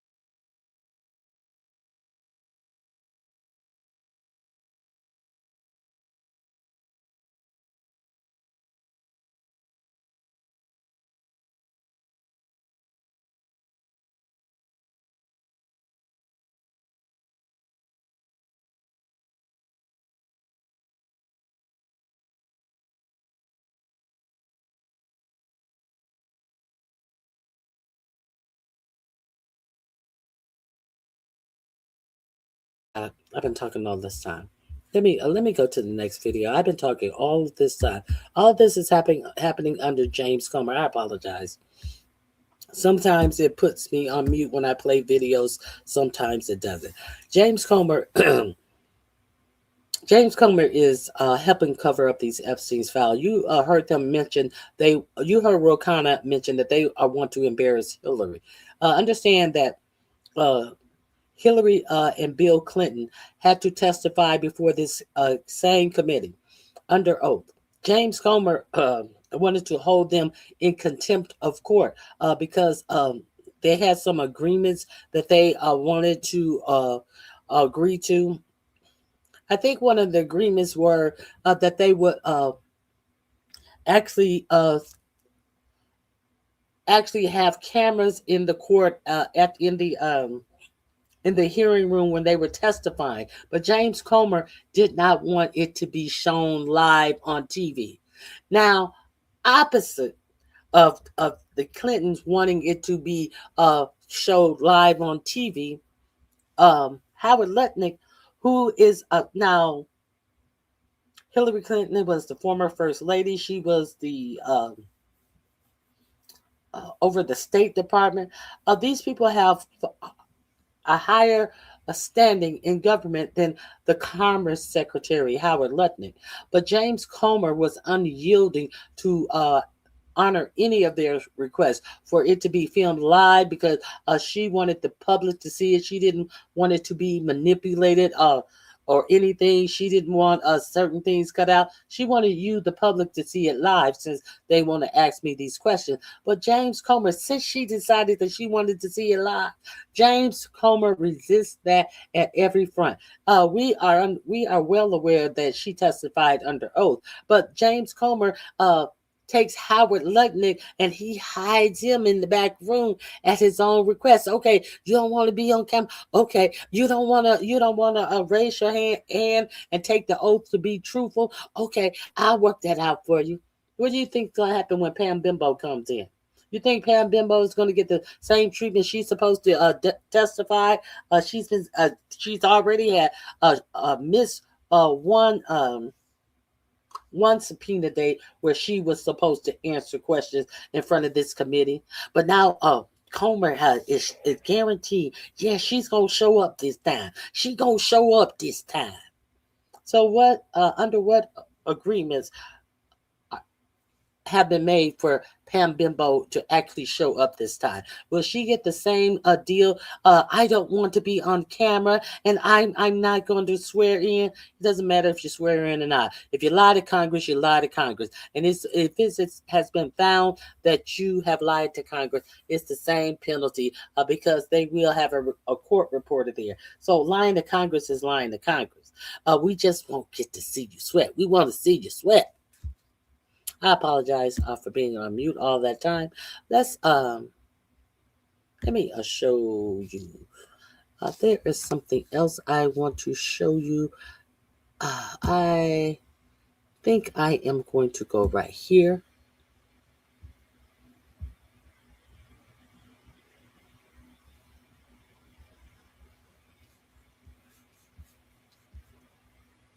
Where am I going to go? I apologize. Where am I going? I'm going.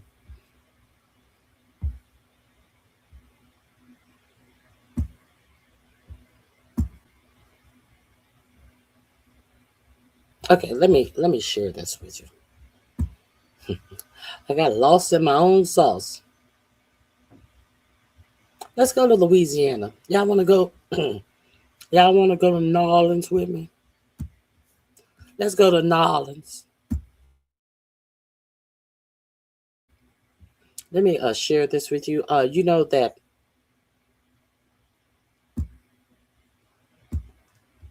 the governor of Louisiana has suspended votes, the election, not votes, the election. And now he is also, this is something that's real fucked up that he did. There was a guy who served 30-something years in prison, an innocent guy. And he was, his sentence was commuted and he got out of jail. He fought his case in prison in Louisiana for those 30-some years. And one of the problems that he would have whenever he would send for requests from the state clerk, they had a state clerk that wasn't doing her job well, and it would take forever to get paperwork back from the state clerk. I guess she was like, unserious about her job. So when he got out of jail and he was exonerated, he ran for this position. It was something like they had the state clerk and the federal clerk doing the same job, and then the job came up just for the state clerk. He ran for that position unopposed, and he won that position. He was supposed to start his job on May 4th or May 5th of 2026. Since Landry suspended the election, he also totally wiped out this man's seat that he had won in an election. Uncontested seat. This black man who has served 30-something years in prison when he was innocent, and decided that he was going to make the state clerk's office more responsible, more attentive to the needs of people that needed information there. He also helped a lot of people in prison file paperwork, get their paperwork, and fight their cases while he was in prison those 30-something years. But you know what Landry decided to do? He said, no, I'm just going to take this whole job position away. And a lot of people was like, well, that's crazy. He's already won this seat. Why would you do that? And you will let him at least serve his first 4 years. He won the election. And they said, no, it wouldn't be fair to let him, work the first 4 years, and then the seat is not available for him to run for again. So we're just going to take the seat that he won away from him and say that it's not fair because after 4 years, this job will be gone. So let's just take the job after he won it. A black man, of course. So let's go back to Louisiana and see what Louisiana is trying to do in response to their governor and all the shenanigans. The governor ended the election, had an emergency bullshit to redraw their maps after the Supreme Court said, hey, yeah, y'all can block out all black voting districts. So he postponed the election.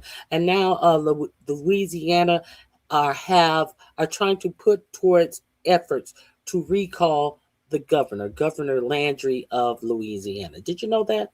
I'm going to put this in my description box under recall. Petition to recall their Governor Jeff Landry, after he decided to suspend the ongoing primary elections for the federal House of Representatives in an effort to gerrymander the state and eliminate potentially up to 2 black majority districts. Tonight, Louisiana residents have launched this recall effort, which it's going to be daunting to get it on the ballot. They need about 500,000 signatures, 500,883 to be exact. It's about 20% of the active electors under Louisiana law that would require such a petition to get on the ballot. But the reason why they want to recall Landry, according to local KATC3, is because, quote, there is a pattern of actions and statements that undermine fair representation, misalign priorities away from community needs, and emphasize punishment over meaningful solutions and address the root causes affecting Louisiana communities. Let me know what you think, especially if you live in Louisiana.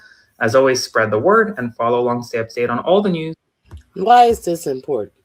If this man is willing to stop elections that are already in progress at the drop of the dime on some fake fictitious reason, that not ought to just alarm black voters. That should also alarm all voters that live in Louisiana. So when you just think that it's a black thing, this man don't care. He thinks that he has the power to halt voting. That should disturb everyone who cares about their right to a fair, free elections. That all of you Trumpers act as if Donald Trump didn't get in 2020. Are you concerned about that? Well, let's stay in Louisiana. How about let's stay in Louisiana? Let's see what else is going on in the great state of Louisiana. They have racism that they're concentrating on, and they are trying to perfect. But what else is going on in Louisiana? They are stopping your vote at a whim. Let's get back to Louisiana, shall we? I want to. Here we go. Let me share this screen with you. That's not the one. That's not the one I want. Where is the one I want? Hold on. 1 second.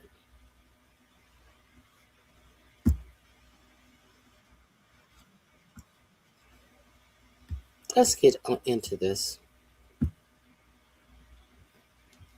Because there's a couple of things that you may need to know about your vote and what these Republicans would do to disenfranchise you.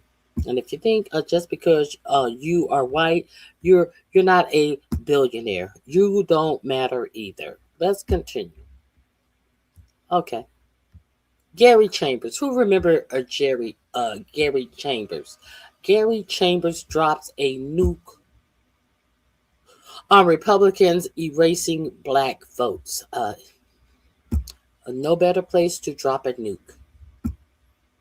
Is undeniable.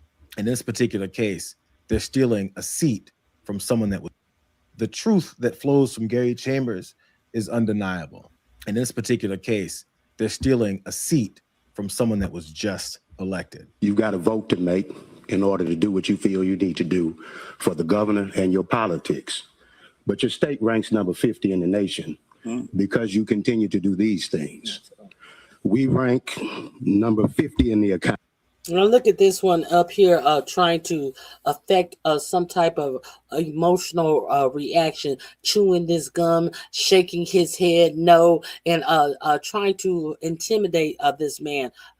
Gary Chambers ran for a congressional seat, I think in 2020.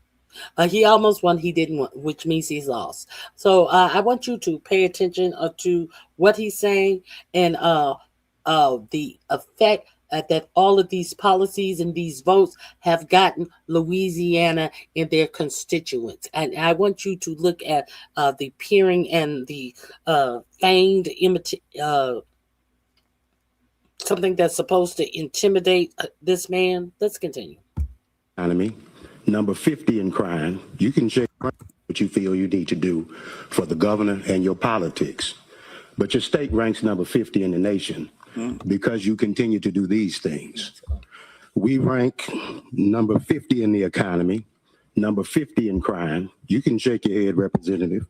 Number 46 in education, number 44 in healthcare, number 48 in infrastructure, number 49 in natural environment. But you got time to take away clerks of court seats. Your priorities are jacked up, and your state continues to lose as a result. But you're proud. You're proud Republicans, proud conservatives. You're Reconstructionist. You're Reconstructionist, and it's racist. And every one of your votes reflect your moral character and the lack thereof. Now, I go to church just like you all. I don't know if we read the same Bible. Do good, seek justice, help the widow, the orphan, the oppressed, and the poor. Isaiah 1:17. Every fake Christian in the room was shaking their head, including the racist that was sitting there looking at him like he wanted to kill him. Because Gary Chambers is more evolved than that guy. He's smarter than that guy. And he called out the loserdom of Louisiana and how they continue to suck. But as long as they suppress people's rights and eliminate black folks from any positions that they were elected to, they're happy. They're stupid and they're happy. Let me tell you guys what it is that Gary Chambers was talking about in case you don't know the details of what it is and the position that they're eliminating. Louisiana Senate on April 29th gave final approval to a bill that would keep Calvin Duncan, a black man who was wrongfully incarcerated for decades, from taking elected office as New Orleans clerk of criminal court. Their Senate bill was 256. It now heads to Governor Landry's desk, that same guy who's looking to eliminate black folks' representation. And the governor has said he plans to sign it into law. And then once he signs it, it will immediately take effect and eliminate this position that Calvin Duncan was just elected to. Republicans backed by Landry are rushing this bill to become law before Duncan, who was elected last year on a platform to reform this office before it officially starts his term on May 4th. As we keep talking about anti-democratic figures, this is what it is that we're talking about.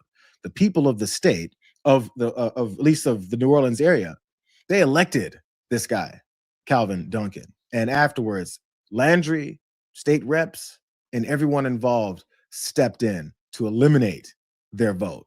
Here's more. Senator Jay Morse, a Monroe Republican, has repeatedly said that the bill is nothing personal against Duncan and that he wasn't even familiar with the story when he filed it. Bullshit.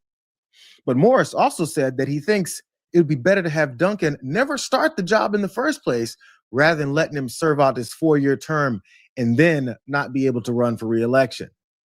Morris previously rejected an amendment to let Duncan serve a single term before eliminating that position. They just say things like I was talking about before, and then they do the opposite. If it's not personal, why aren't you letting the guy run the position that he was elected to run before you eliminate it? And by the way, the reasons that they say they're looking to eliminate it is because they need to consolidate both the civil side of the clerk and the criminal side of the clerk, which, by the way, is unnecessary. It's going to cause more tie-ups, it's going to cause more bureaucracy, and it's not going to be efficient for the way that people need to do their business. But they don't care. What they care about is consolidating power and keeping a black person that was elected from this position. Here's the last slide from this anti-democratic leadership in the state of Louisiana. Look how bad this is. Duncan was elected last November with 68% of the vote, an unexpected landslide against incumbent Lombard. He said while he was in prison, he had a hard time accessing records from the office of the clerk of criminal, clerk to get details about his case. Duncan was released from prison in 2011 and officially exonerated in 2021. Dubbed the, quote, jailhouse lawyer, he helped other people in prison with their cases for 23 years. Duncan then earned his law degree from Lewis and Clark Law School in 2023. So from his experience, after being wrongfully incarcerated, let's not forget that part, and then trying to get access to his records, which the person or the position that would help him or give him the access to those records, which he's legally supposed to have access to, he's going to take over that position to continue to make it easier for people to have their rights. And these white folks, these racist legislators in the state of Louisiana said, wait, we have this in place for a reason. We make it hard for people to get their records for a reason. We can't let you actually give people rights. So let's eliminate that position so that you, who would represent more people, isn't there to represent them. I just wanted to break this whole thing down before I let Gary Chambers finish kicking their asses around about how much they suck and how much everyone knows that they suck. Now, you can strip up the Constitution of this state. You can restructure New Orleans all you want, but you're losing even your own voters. Because last year, you lost every constitutional amendment you set out the Capitol, every one of them, in your own districts. And you came back down here again, playing Jeff's game. Now he wants to be president. And some of y'all won't even be representatives following along with the governor. If you believe in local representation, like I know most of you truly do, you wouldn't be meddling in this local community. But it's a majority black community. And you don't do this anywhere else in the state, which shows it's racist. I don't need data to show me the history of Louisiana. Every legislature that has ever existed in this state has been under majority white control, and you still haven't found a way to get yourselves out of the bottom 10 ranking. Georgia beats you every year. Why? Because they don't have a problem with black people prospering. The government is a job farm. You all are opening up prisons in rural parishes to create jobs for your constituents and trying to take away Calvin Duncan's job in New Orleans, where he creates jobs for black constituents. The prosperity of this state continues to decline because you lack the vision to lead us forward. This is a waste of the voters' time, and I know you're going to vote the way you want to vote anyway.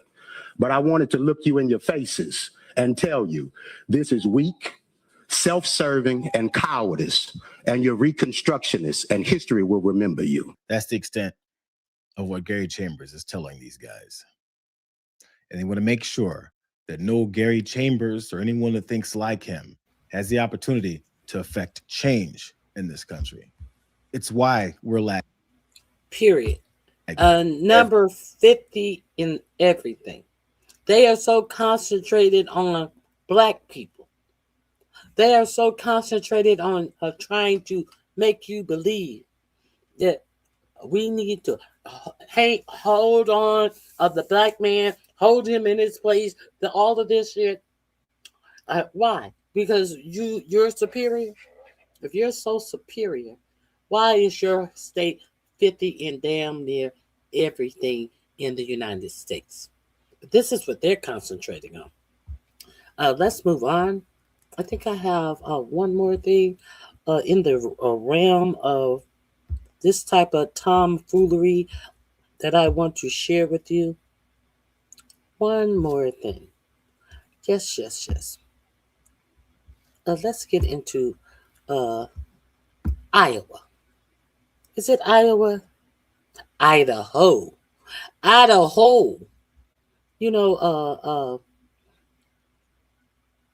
let's get into Idaho. Did you hear what Idaho only have to do with themselves? I'm going to let you hear it for yourself. I am not going to help you. Idaho is making a move to bring back Columbus Day. Isn't that great? Christopher Columbus, you know, the one they want to acknowledge that discovered the United States. But hey, you know, we don't want to add another pesky little holiday. I mean, we all have all the dark circles around the holidays that we want to celebrate. We don't want to go and use more into darking another day for a holiday. So let's remove one of the holidays that we already have on the calendar. You wonder what holiday they're going to remove from the calendar? Of course, it's Juneteenth. Of course, it's Juneteenth. And listen to the rationale behind this white supremacist who in fact knows that he is not supreme at all. Listen to the bullshit that comes from this insecure white bitch. Let's continue. Let me put up the sound. This is in Post Falls, Idaho. The Idaho mayor pushed a 4-2 city council vote to remove Juneteenth as a city holiday and restore Columbus Day. Let me get my glasses. And restore Columbus Day. His reasoning that Juneteenth is something that nobody had heard of until 5 years ago and was pushed for political purposes. One council member actually suggested keeping both holidays on the calendar. He said maybe we can keep both of them on the calendar and, celebrate one year and the other the next year. That seems easy enough. So what is political? Is it political that Juneteenth was put on the calendar 5 years ago when in fact Juneteenth is to celebrate the fact that many states in this nation did not release their slaves on the time that they were supposed to release their slaves, and they still had their slaves working and slaving for free and until they found out that they were free all across the United States. That's what Juneteenth is celebrating. And trust you me, they're trying to erase that history. The history that some slave owners kept their slaves enslaved for either 1 to 2 years after it was they were emancipated. So he said that nobody knew about Juneteenth until about 5 years ago. And this is political. No, it's political that we are celebrating Juneteenth in the first place. But what was it when slave owners didn't emancipate their slaves when they knew they were supposed to emancipate their slaves? And what is it that now you want to take a holiday that should be celebrated, that should be remembered? Oh, But I forgot, we're in the Trump administration. We have to hide history that make white people uncomfortable about the facts of their lives. They're fucked up in a deviant behavior. So therefore, we can't celebrate Juneteenth because it's going to it's going to show the world what type of deviant, unabashedly ashamed, moralist motherfuckers that the white man in America is. Okay? Or was. Or is. Has been. Is still. However you want to put it. Add whatever phrase you want to put. But we are trying to erase the facts. So let's get into this. Am I sharing it with you? Oh, he said it was a push for political purposes. Well, what is it being pushed for now?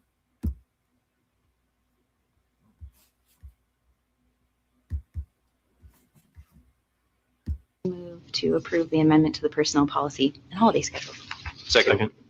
A motion in multiple seconds. Further discussion? I do have one comment on it. Oh, sorry. Juneteenth celebrates the actual end of slavery in the United States. And the abolition of slavery, I believe, is one of the crowning achievements of Western civilization and is certainly worthy of celebration. On the flip side, North America, as we know it, in the United States entirely would not exist if it were not for the expeditions of Christopher Columbus and other European explorers, which are also worth celebrating. So I don't know if you would consider doing an every other year type of thing, but I think both are very relevant to our history and worth celebrating.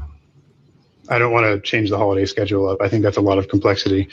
My own view is that Juneteenth is something that nobody had heard of until 5 years ago and was pushed for political purposes. And so I'm not in favor of having that in.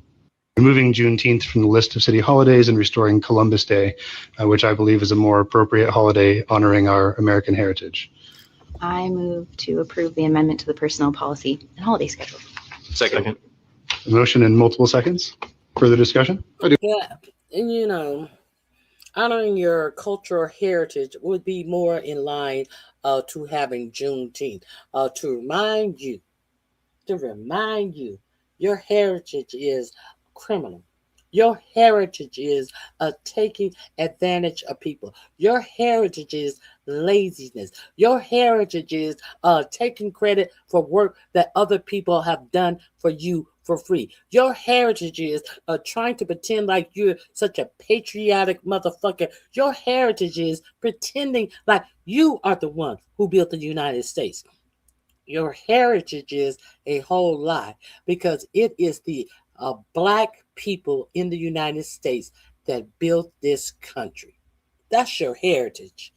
You didn't even build your own country, you silly bitch.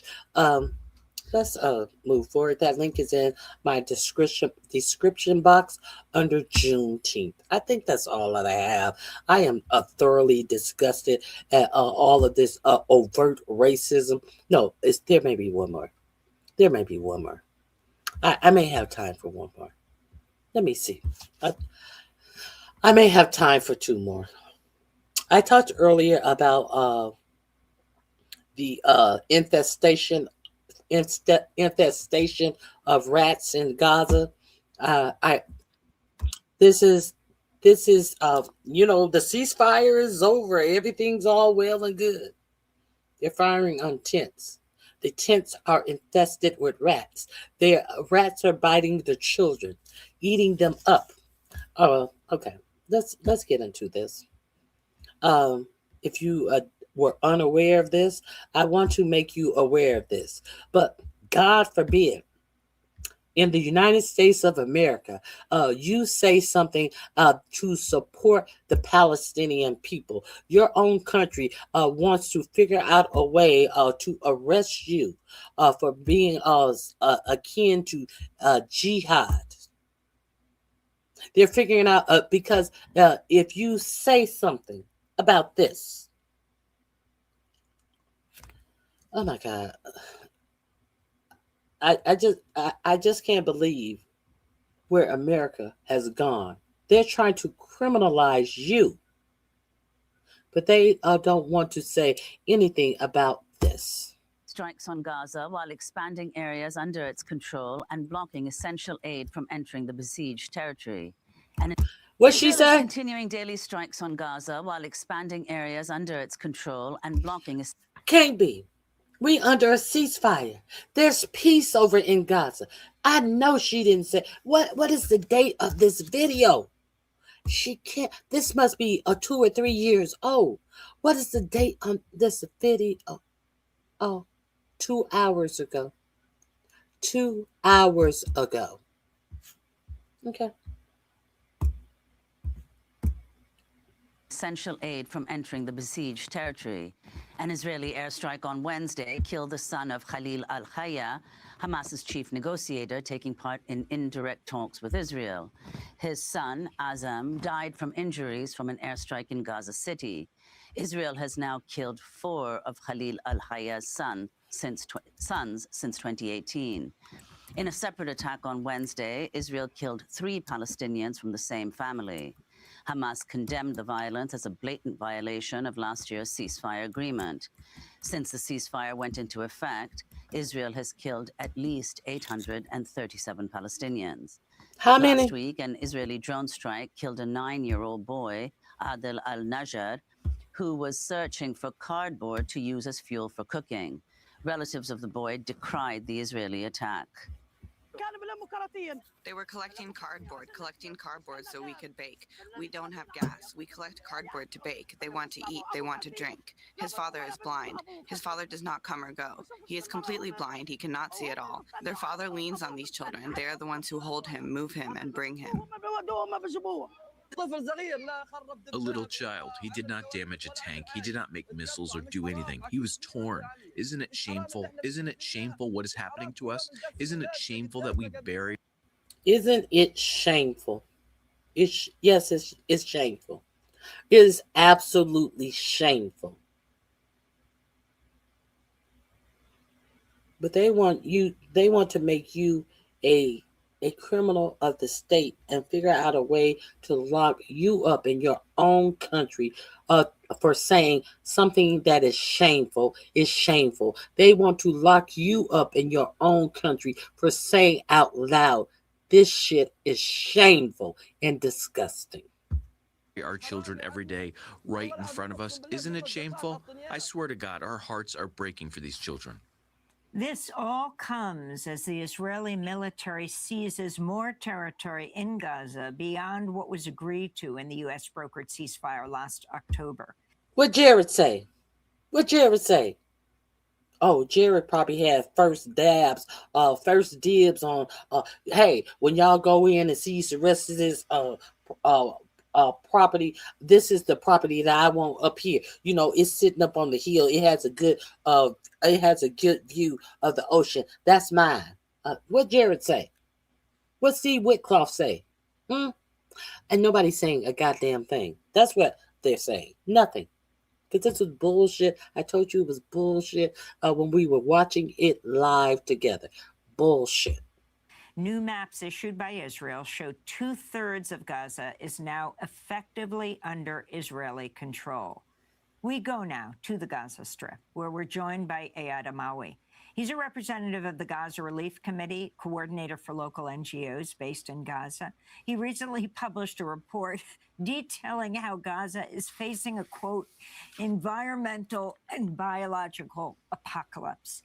Eyad, thanks so much for joining us. Why don't you describe what you are talking about is happening on the ground in Gaza?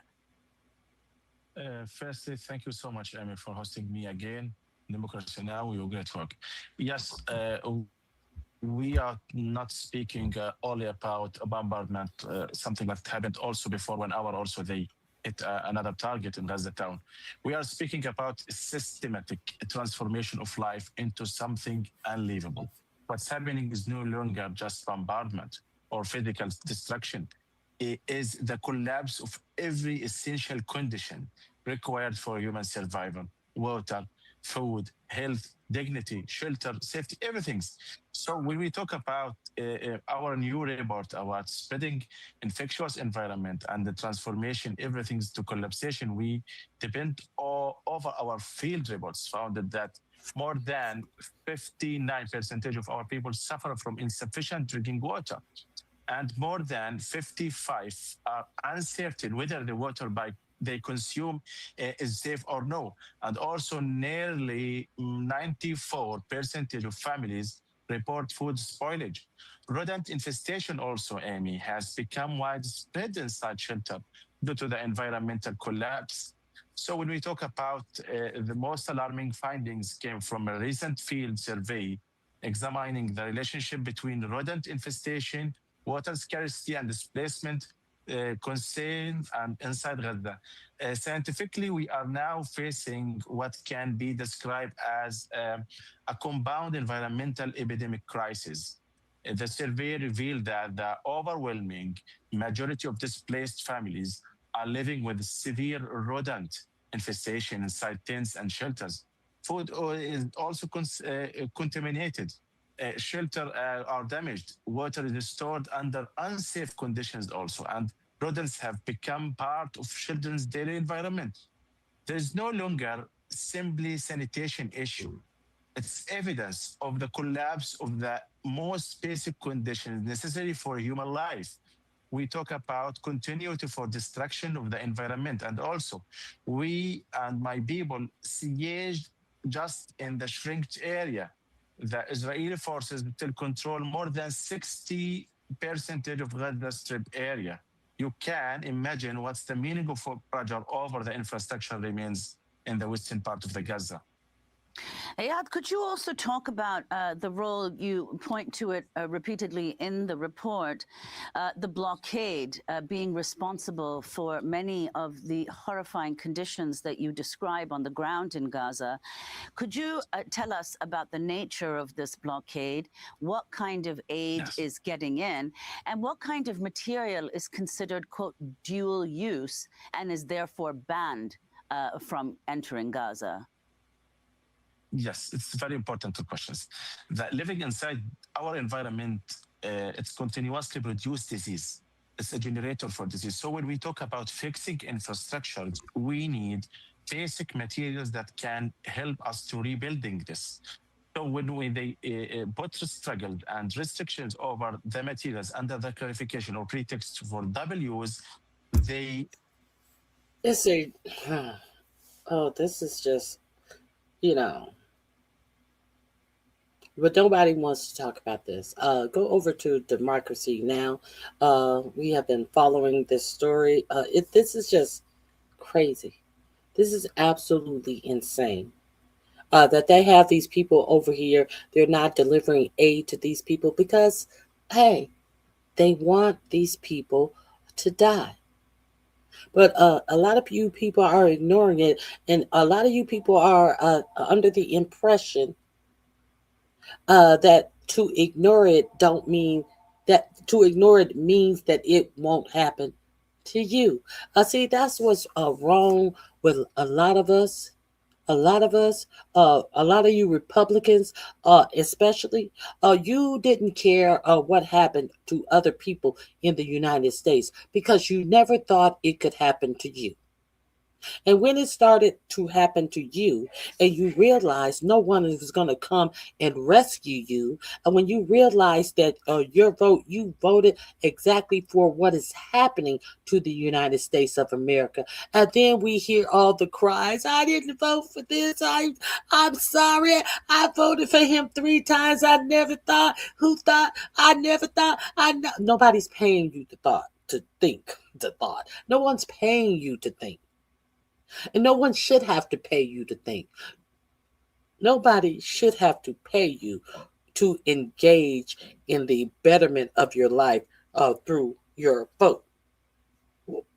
Oh, excuse me. If you want to be ignorant and vote, if you want to just hear part of the headlines and stuff and not devy into the details, you understand now why it does not benefit you to be an uneducated voter. Do you not understand why it does not benefit you to just go along, to get along and go with the flow? Because sooner or later, that flow that you are going along with is going to start to swirl. That flow that you have been going along with is starting to swirl in a circle, and it's starting to be a flushing toilet that is going to take you out like a turd. In the United States, they don't give a fuck about you because you don't give a fuck about yourself. Look who you keep putting in office. Look at the silence you have when you see all of this fucking corruptions at not millions of dollars. They are so bold. They are doing everything in billions of dollars, but saying they do not have money for health care for the people in the richest, we're the hottest country in the world.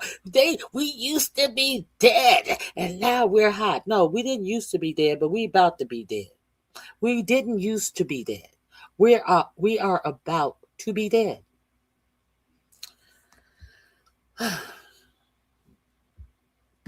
Still provide us with the infectious disease and environment by this way. So what we are witnessing is the systematic use of deprivation and public health collapse as an instrument of collective pressure over our people here. So when we talk about struggles, yes, the amount of trucks also is reduced. The last April, just they meet 40 percentage of our daily needs for the amount of trucks. And also when we talk about the stabilizing situation here, just one cross point is opening, Karma Abu Salim. And when we talk about our needs after they completely destroyed Gaza, we need more 600 and more basic materials like cement and irons and some basic materials that help us to resume our partially normal life here in Gaza and fixing the sewage network and water network and fixing infrastructure to prevent this environment from causing infectious disease here within the camps civilian. Nayad, what about the issue of medical evacuations, a humanitarian corridor to enable the sickest people from to be died? We calculated by percentage of the daily evacuations by the Israeli restrictions, we need maybe more than 3 years, up to 5 years to evacuate those people. So those people judged to be died before they have medications. So it's a very horrible situation here. We cannot live in this infectious environment, and they siege us, they strict the siege. Under the security clarifications, nothing tangible happened after the ceasefire agreement is signed here in Gaza.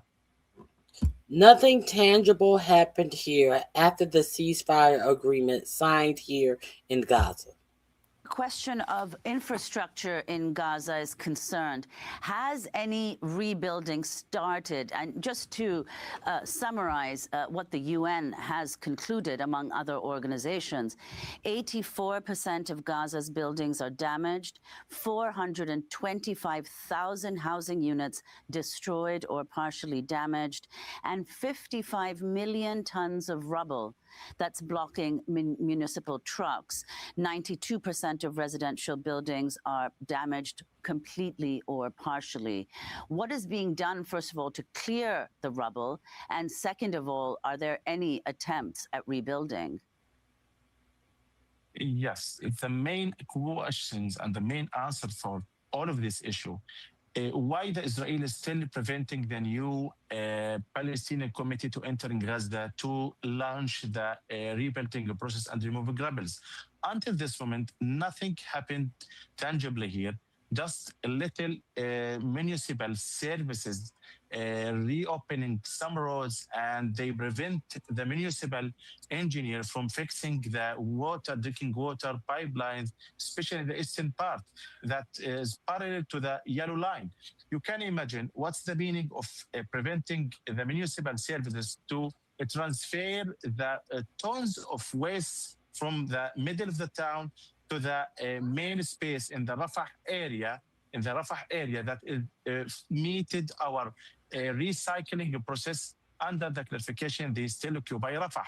And there's nothing here for the rebuilding process under the restrictions they impose over all of the Gaza Strip. And we need the cranes and bulldozers. And most of our municipal machinery is destroyed also. So we haven't ability to remove rebels and to reopen main roads to facilitate our daily life also. In Gaza City, Palestinians rallied Wednesday in solidarity with the 2 detained activists arrested aboard a Gaza-bound flotilla after an Israeli court extended their detention to Sunday and denied their appeal for release. Protesters waved Palestinian flags, held pictures of the flotilla activists, the Brazilian Thiago Avila, and the Spanish national Saif Abu Keshek, who's also Palestinian. This is Palestinian civil society activist Taysir Mohsen praising the activists. Okay, the link is in my description box. Oh, what is? Yes, there is one more thing. America.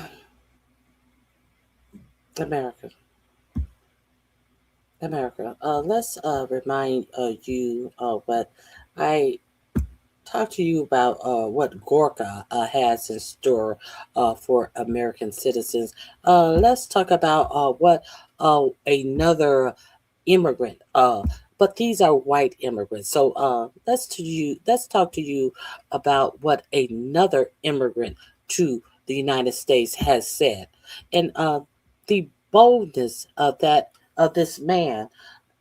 The totally being unconcerned, totally talking about his constitutional rights. What is this immigrant talking about when it refers to his constitutional rights? The same day that Elon Musk went to trial, being sued by the NAACP for polluting Memphis to create his great I am grok, and using carbines that are polluting a black city in Memphis, Tennessee. Not one, not two, 33 carbine engines. One which is enough to support a city after a disaster. He has 33 outside of a residential area in Memphis, Tennessee, and never even bothered to act like he needed or was going to apply for a permit to use these carbines and pollute this city. Never sought a permit. Because, hey, I'm Elon Musk. I'm the richest man in America, and I can kill whomever I want to with the fumes of, because I'm trying to create grok. So so the same day Elon Musk is in Colorado, and what does he say about his First Amendment rights? And why is he talking about his First Amendment rights? I talked to you about this on yesterday. I'm going to keep reminding you. See, because you think that the things that they do to black people, you always think that they're not going to do it to you. See, America is very predictable. America will tenderize your mind and to make you rationalize. Well, it wouldn't have happened if they didn't do this. It wouldn't have happened if they didn't do that. You saw Rodney King, his finger twitch. That's why they struck him 14 more times. Didn't you see his knee move? Yeah, that's why they that's why they struck him 7 more times. Did you see his pinky toe? Get him. They tenderize you on violence and disrespecting and walking all over the rights of non-white people. But then something happens. You realize the same thing that they doing to others, they're gonna do unto you.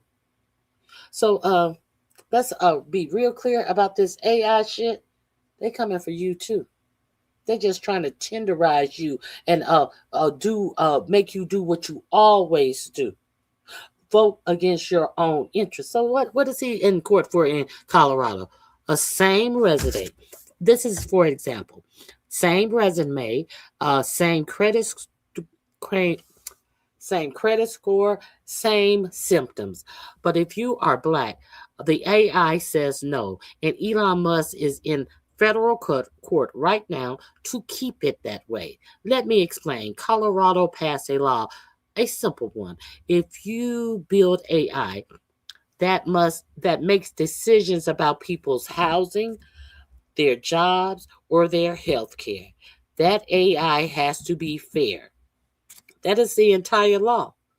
If you make AI that makes decisions about people's housing, their jobs, or their health care, that AI has to be fair. Period. That's the law. Elon Musk filed a federal lawsuit to block it. His argument, forcing his not AI to not discriminate, is his First Amendment right. Read that again. He is arguing that in federal court that wait a minute. He is arguing in federal court that to not discriminate against Black people is a political opinion he should not have to follow. To not discriminate against Black people is a political opinion that he should not have to follow. And here's the part that should stop you cold. This is the same man that the NAACP just sued in the same week for running AI data center in Black Memphis neighborhoods. No permits hazardous chemicals. People cannot breathe the air, and in their own homes, not just outside of their home, in their own home. So let's put it on the table. He does not want you to breathe clean air while you live, and he does not want the law to stop his AI from rejecting you for your jobs, your apartment, or your doctors. As he is putting out chemicals that are killing you.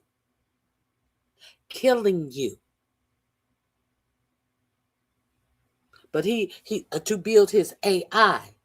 And what is the AI going to turn around and do after they have been building this AI data center all these years, putting out toxins in your air that are going to kill you? And then what is the AI going to do? The AI is going to turn around and say, no, bitch, you can't go to this doctor. No, bitch, we don't, you have pre-existing condition. AI is going to tell you no about your health care.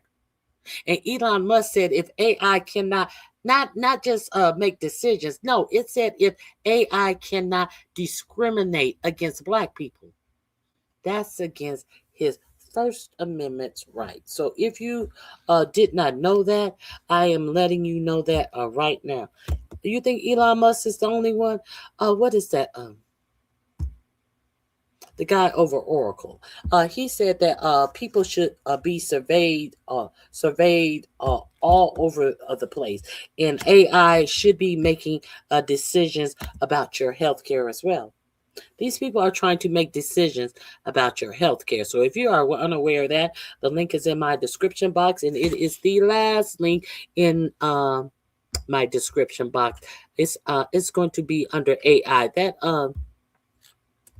last link that I showed you about the latest about the rat infestation in Gaza is under the title Rats and Bullets. This will be under the title of AI and Musk. How about that? All right. Thank you, guys. I don't think I will be here tomorrow. If there's some breaking news, I may come back tomorrow. But it basically right now for me, it's kind of like the same old. It's almost the weekend, so it's gonna be those same old announcements on live social to milk the market for the people who are in the know. Let me double check and make sure nothing's new has come out since I been on here. Katie Fang has a lawsuit that you guys may want to fire. Let me see. Is there anything else? Hold on 1 second. I just want to make sure I'm not missing anything.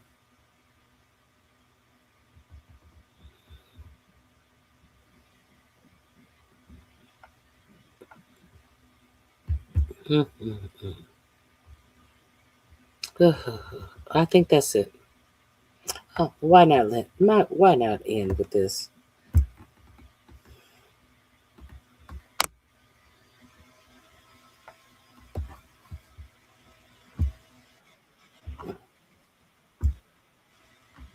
I'll start you with a little of Amazing Lucas, and we'll get out of here. Amazing Lucas, if you're not familiar with him, go over there and check him out. I want to share this with you real quick. I'm not going to share the whole video. I will drop the link in my description box, and I will drop it in the chat. I'll go over and subscribe to myself first and foremost. Subscribe to me and subscribe to the Amazing Lucas. If you have not seen the Amazing Lucas, you need to look him up on what is his name? Piers Morgan show. He was on there a couple of months ago with Jillian Michaels, and he almost had Jillian Michaels in tears. In tears, I tell you.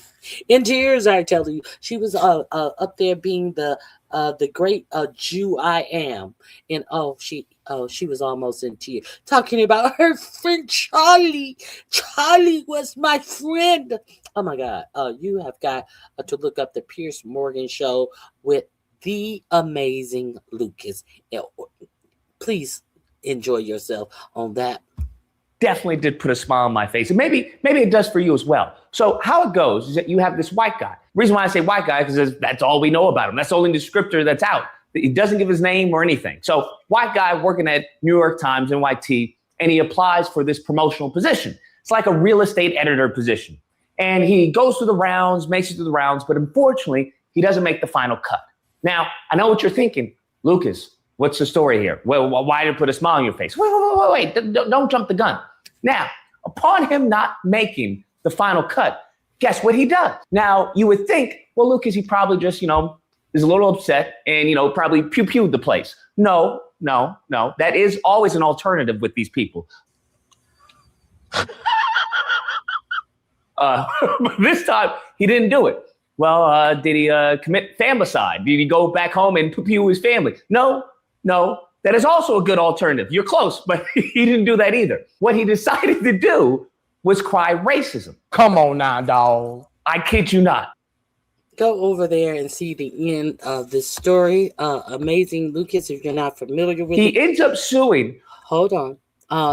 We do understand that our EEOC will not track data that will allow Black people to go and file discrimination lawsuits. But the chair of the the EEOC has come out and made a personal call to white men.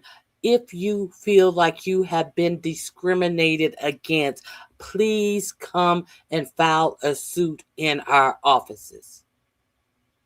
But when you try to file a suit, much less a Black man try to file a suit, they no longer collect that data. This is some data that they stopped collecting, but they don't need no data to file it for a white man. They make cat calls out and they put it on, blast it on a motherfucking bullhorn. White men, have you been discriminated against for jobs? Here's the link to this. Here's the link to this. Hold on. Don't put Jesus ain't got nothing to do with this dumb shit you just wrote. Why don't you go to another chat if you don't want to hear what I have to say? What Jesus got to do with you being a dumb motherfucker? Nobody told you to stay in here. Get the fuck on. Move, bitch. Get out the way. The fuck you talking about? These dumb bitches. Hey, Linda G, it has been so long. Here's the link to the amazing Lucas. Go over there and check out the rest of that was kind of like a knock knock joke, the beginning of a knock knock joke. So go over there and check out the amazing Lucas. He's in the description box. Linda G, I'm about to get out of here. If you read ball, I hope you enjoyed the live. This is under amazing Lucas. Oh, I put an X, AMAX. I'll go over there and hear the end of what sounded like a great knock knock joke. So with that, I hope you guys have a great remainder of your day. If you don't see me here on tomorrow, I will be here on Monday again, usually at 8 a.m. So I hope you guys come over and join me and come check me out. Subscribe to the channel. You can become a member. You can support the channel by doing a super sticker. Thank all of the people who have. I really appreciate all of you new members. You do not know. I really appreciate. I could not even believe. I was like, what? I appreciate all the new members, and I appreciate the haters too. You count as well. Your numbers count as well. So I hope you guys have a great remainder of your day. If I don't see you tomorrow, have a fabulous weekend, and we'll meet up again Monday to see where we are in this back and forth with this administration. If you are watching on your phone, be sure that you go over to I also stream this on my regular channel. Go over there and check out the products that I have tagged. These are some products that, the world is not telling you need. Make sure you get you a solar power generator. Make sure you get you a container that is going to properly secure you some potable water. It's a lot going on. Be prepared. That's all I'm saying. Be prepared. Go over there and check out some things that I have marked in my tagged products. So I hope you guys have a great remainder of your day. Thank you, Linda. I appreciate you. All right, guys, I'm out of here. Bye-bye.